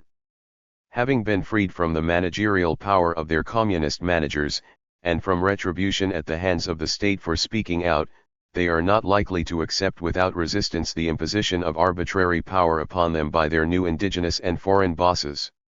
Most of the new regimes are already members of the International Monetary Fund and the World Bank, or have applied to join, and most of their leaders are, to all appearances, perfectly willing to accept the philosophy which membership implies. In essence, what is involved is the acceptance of drastic cuts in public expenditure, privatization and deregulation, tax concessions to national and international business, and whatever else capitalist rationality, as interpreted by bankers, entrepreneurs, and conservative economists, is deemed to require. That rationality, on the other hand, does not include the notion of full employment and the right to work. Nor does it include the notion that the state has a prime responsibility for the provision of a high level of social and collective services in health, education, transport, the environment, amenities, etc. What is wanted instead is the greatest possible recommodification of life and the enthronement of the cash nexus as the essential mechanism of social relations. There are now many voices everywhere in Eastern and Central Europe, and in the Soviet Union, to proclaim that high unemployment, rising prices, reduced social services, and all other ills that accompany the rule of the market are part of the price that must be paid, mainly by those least able to afford it, to achieve a healthy economy, a term which is itself laden with ideological and question-begging assumptions. Poland is one country which has already experienced the full effects of the shock therapy advocated by market fanatics and implemented since the beginning of 1990. The results have been catastrophic for the vast majority of the population, with a fall of some 30% in industrial production, a massive rise of unemployment, a drastic fall in purchasing power, and a considerable spread of dire poverty. Such shock therapy has had other consequences of which its advocates seldom take account, a vast increase in crime and prostitution, quick fortunes on the one side and multiplication of beggars on the other, and general demoralization and cynicism. On the strength of what has already happened in countries in Latin America where a similar shock therapy has also been administered, there is no reason to believe that this primitive capitalism is capable of curing the ills which it has produced. 3. A capitalist restoration in ex-communist countries will be based on a partnership between the new capitalist class and the controllers of the state. As in the case of all capitalist countries, the partnership will not be free of divergent purposes, tensions, and conflicts. Capitalists have interests which may conflict with those of power holders in the state, but there is sufficient congruity of purpose between them, including a dedication to the market economy, to ensure an adequate degree of accord. This new power bloc will be concerned to do what all such power blocs seek to achieve, namely maintain, defend, and strengthen the system which gives them their property, position, privileges and power. Such a purpose, in class societies, has large implications for the workings of the political system. As already noted, the new capitalists and the new power holders in the state will encounter a good deal of popular resistance to their endeavors. Such resistance has already occurred in many ex-communist countries in the form of sporadic strikes and other manifestations of popular discontent, and this must be expected to grow as the negative consequences of the rule of the market come to be increasingly felt. Also, elections which have been held in these countries since the revolutions of 1989 clearly indicate that while their populations repudiate the former regimes, they do not repudiate the social benefits which these regimes proclaim to be the due of all citizens, and which, however inadequately and imperfectly, they sought to provide in such realms as health, education, housing, transport, the right to work, etc. The enthusiasm which the new rulers display for the market economy is not shared by masses of people who rightly fear what it will mean for them. This indeed is one of the main problems which these new rulers face, and they speak with great feeling, at least in private, of how difficult it is to instill in the working class a new psychology, which would make it accept the notion that a healthy economy imperatively requires a great increase in inequality and the unfettered rule of the market. Governments faced with popular resistance to their policies, and strongly pressed at the same time by powerful internal and external forces to pursue these policies, tend to find that the democratic forms which define capitalist democracy are exceedingly inconvenient, and they are therefore driven by a compelling political logic to reduce the effectiveness of these democratic forms. One common way of doing this is greatly to increase the power of the executive to the detriment of legislative and other sources of protest and resistance. Another is to curb trade union rights, for instance by limiting the right to strike, and to curb civic and political rights in general. Yet another is to increase the power of the police and the military to control and curb pressure from below against unpopular policies, and even though it is no longer possible to describe protest and opposition as Soviet-inspired, there is still much life in the denunciation and the repression of protesters as communists, agitators, and agents of dark forces bent on sabotaging national renewal. All capitalist democratic regimes, for all their proclaimed dedication to pluralism, political competition, and freedom of expression, constantly seek to contain, deflect, subdue, and ultimately suppress inconvenient forms of dissent, and they all have a vast arsenal of emergency powers, which is readily drawn upon in times of crisis. In other words, the authoritarian side of these regimes, which is usually circumscribed in normal times, comes to the fore in conditions of stress, strife, and turmoil, when the regular functioning of the political system can no longer ensure stability. Given all the ills which a capitalist restoration in ex-communist regimes is certain to produce, circumstances would undoubtedly favor a creeping authoritarianism within the framework of constitutionalism, with a steady erosion and perversion of democratic forms, in the name of the national interest, national salvation, and indeed democracy. The state in these regimes would be very weak in relation to international capitalism, and would preside over dependent economies, but this need not prevent it from being quite strong vis-a-vis its own citizens. Latin America offers many examples of such a combination of weakness and dependency abroad and oppressive power at home. The tendency towards creeping authoritarianism is bound to be strengthened by the ethnic and national tensions which the demise of communist regimes has again brought to the surface, often in virulent forms. Communist regimes obviously failed to resolve these tensions, and only managed to suppress their overt expression. The extent of their failure in this respect is clearly shown by the eruption of murderous ethnic strife in different parts of the Soviet Union, where generation after generation of Soviet citizens was drilled into giving a superior allegiance to the Soviet Union as a whole, but where conditions on the ground were such as to keep alive, though hidden, ancient grievances and antagonisms, which immediately surfaced once the repressive apparatus was loosened. Much the same goes for Eastern and Central Europe, where the new regimes have come into a bitter inheritance of national, ethnic, religious, and racial enmities and prejudices, among which anti-Semitism occupies a choice place.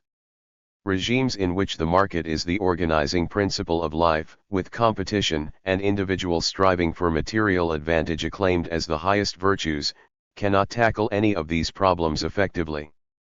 Nor can they generate the social morality which communist regimes, because of the contradiction between their socialist rhetoric and their actual practice, were themselves unable to foster. Even rich capitalist countries, ruled by the same organizing principle, have been unable to tackle effectively the economic and social ills which the system produces. Why should poor countries, faced with a plague of problems of every sort, be expected to do better under the rule of the market? The more reasonable expectation is that they will not, and that this will provide a very fertile terrain for the further growth of movements based on a nationalism that readily slides into an exclusive, aggressive, xenophobic chauvinism, with other movements drawing on the most backward and reactionary interpretations of religion. The influence of the Vatican in this respect should not be overlooked, for the present Pope does have a project, to re-Christianize ex-communist countries, and for that matter the rest of Europe, and beyond, in directions which point very firmly towards an obscurantist past in which Rome was the unquestioned legislator of the true faith. Times of crisis, with the political system under great strain, also offer a favorable terrain for the emergence of self-proclaimed saviors, spouting a populist rhetoric of national redemption, and fierce in their denunciations of a variety of suitable scapegoats. They would no doubt declare themselves to be ardent Democrats, but they would nevertheless be bent on reproducing the kind of strong regimes which were characteristic of most of the countries of Eastern and Central Europe in the interwar years. The revolutions of 1989 were largely fought in the name of freedom and democracy, and enormous efforts have been made by a multitude of official and unofficial sources in the West to persuade ex-communist countries that the essential, indispensable condition of freedom and democracy is free enterprise and the market, in other words capitalism. In fact, a capitalist restoration is much more likely to produce conditions where free enterprise does indeed flourish, but where freedom and democracy would be severely curtailed or even abrogated altogether. 4. One of the main arguments used by advocates of wholesale privatization and the rule of the market is that there is no alternative, or rather, that the only alternative is totally regimented economies. But this either/or categorization should be treated for what it really is, namely prejudice and propaganda masquerading as objective judgment. For the issue is not whether a market should exist, it is rather what place it should occupy in economic and social life, and what degree of regulation it requires. Even the most committed of free marketeers admit that some matters cannot be left to the market and the workings of free enterprise, and that the state has to intervene in some areas if civilized life is to be maintained. Indeed, the same people turn heavily statist when it comes to such issues as law and order, defense, and the curbing of trade union and other rights, and are not in such respects in the least reluctant to see the state's power greatly increased.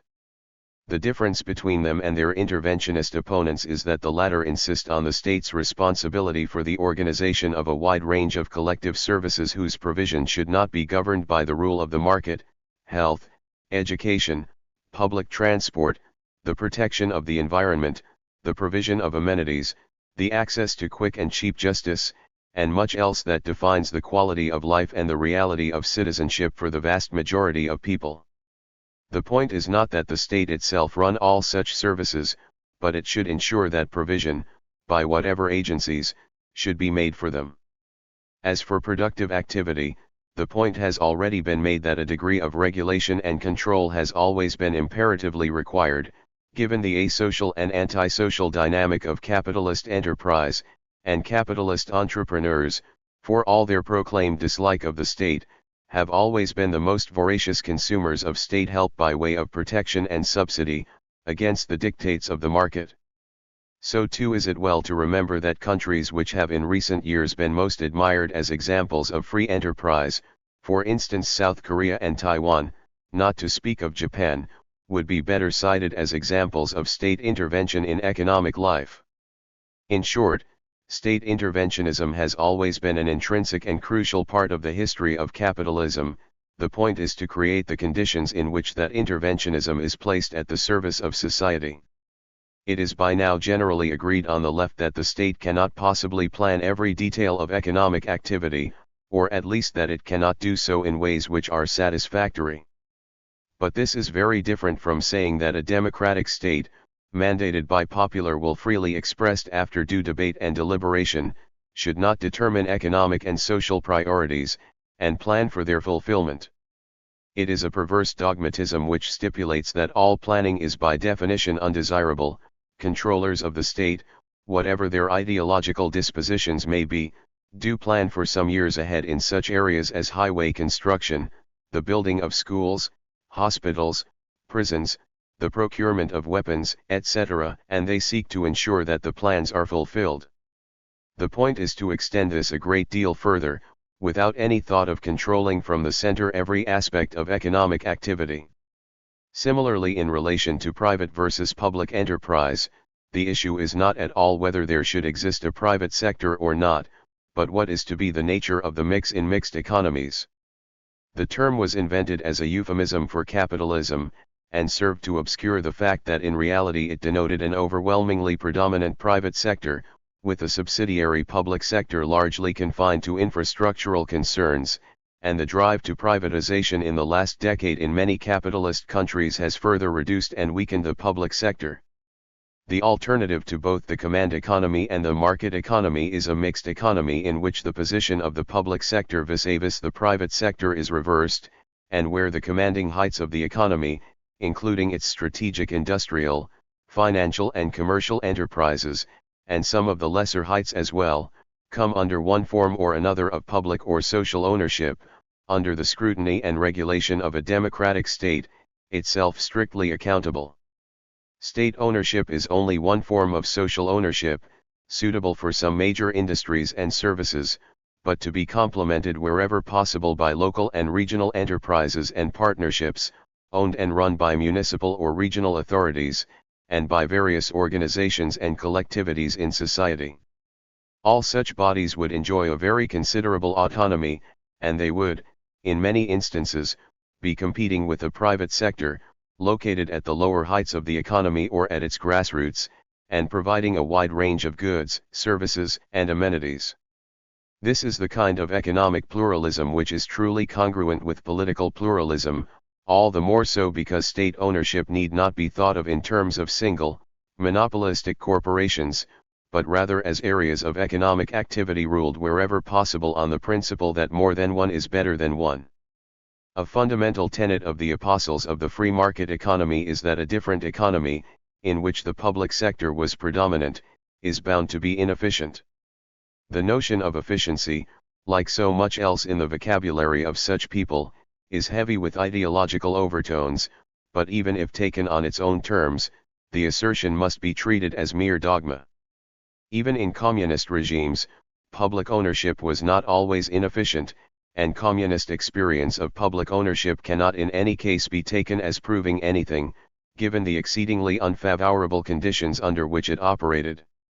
Also, the experience of public ownership in capitalist countries shows that it can, to put it no higher, be at as efficient, innovative, and entrepreneurial as capitalist-run concerns. There are, however, reasons other than efficiency for wanting a mixed economy with a predominant public sector. One crucial such reason is that public ownership removes from private hands the control of assets and resources which, as was noted earlier, are of essential importance to society.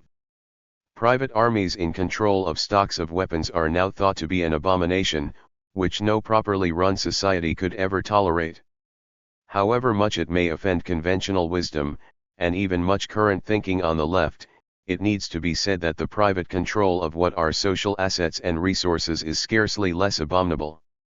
They too need to be subject to a degree of control, regulation, and direction which private ownership and control makes difficult, ineffective, or impossible. The power concentrated in the hands of the owners and controllers of large corporations, the great oligarchs of industry, finance, commerce, and communications, can only be effectively socialized by the transfer of the sources of their power into the public domain. Among the objections which are raised against any such transfer is that it entails the danger of an inflation of state power. Against this, it is worth recalling that the free market economy has itself not only been perfectly compatible with a dictatorial state, but also that it profoundly corrupts and degrades the democratic forms of capitalist democratic regimes.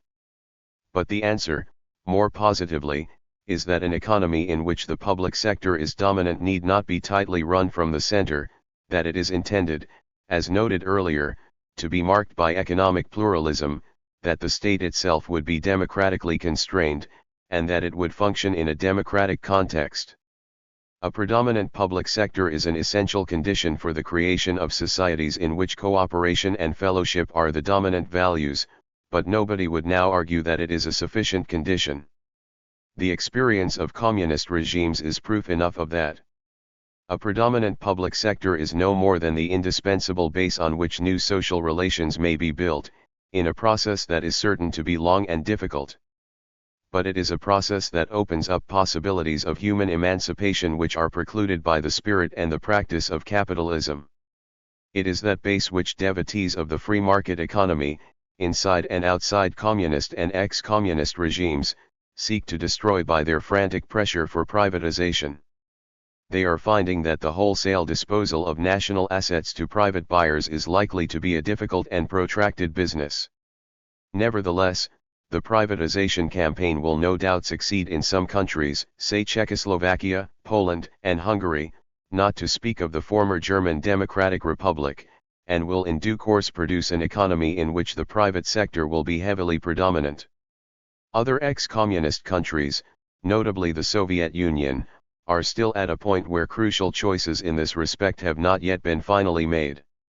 In the Soviet Union a struggle is still proceeding in a situation of great ideological confusion, but whose protagonists may be ranged, no doubt with many qualifications, into three sets of positions. First, there are the free marketeers, bent on wholesale privatization and the free market economy, i.e. capitalist restoration, who enjoy the support of the West, and who are freely dubbed reformers, radicals, Democrats, even though there are many such people in their ranks whose democratic credentials are exceedingly dubious.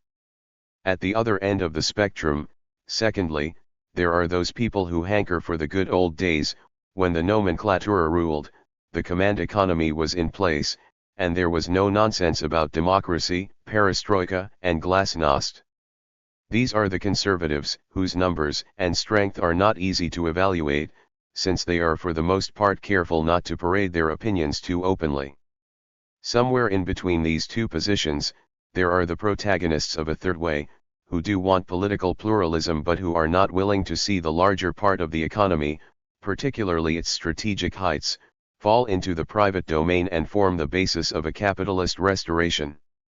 Such people are often assimilated to the conservatives, and reproved or denounced, because of their opposition to such a restoration. In fact, they are the best hope, in all probability the slender hope, that what will follow communist regimes may be something approximating to the beginnings of socialist democracy. So far, socialists in the West have done very little to give encouragement to such people in their search for a third way. The field has been virtually left to the right, with its glowing prospectus of the virtues of the free market economy. An urgent task for people on the left is to explain why the prospectus is fraudulent, and to help in the advancement of socialist alternatives to it.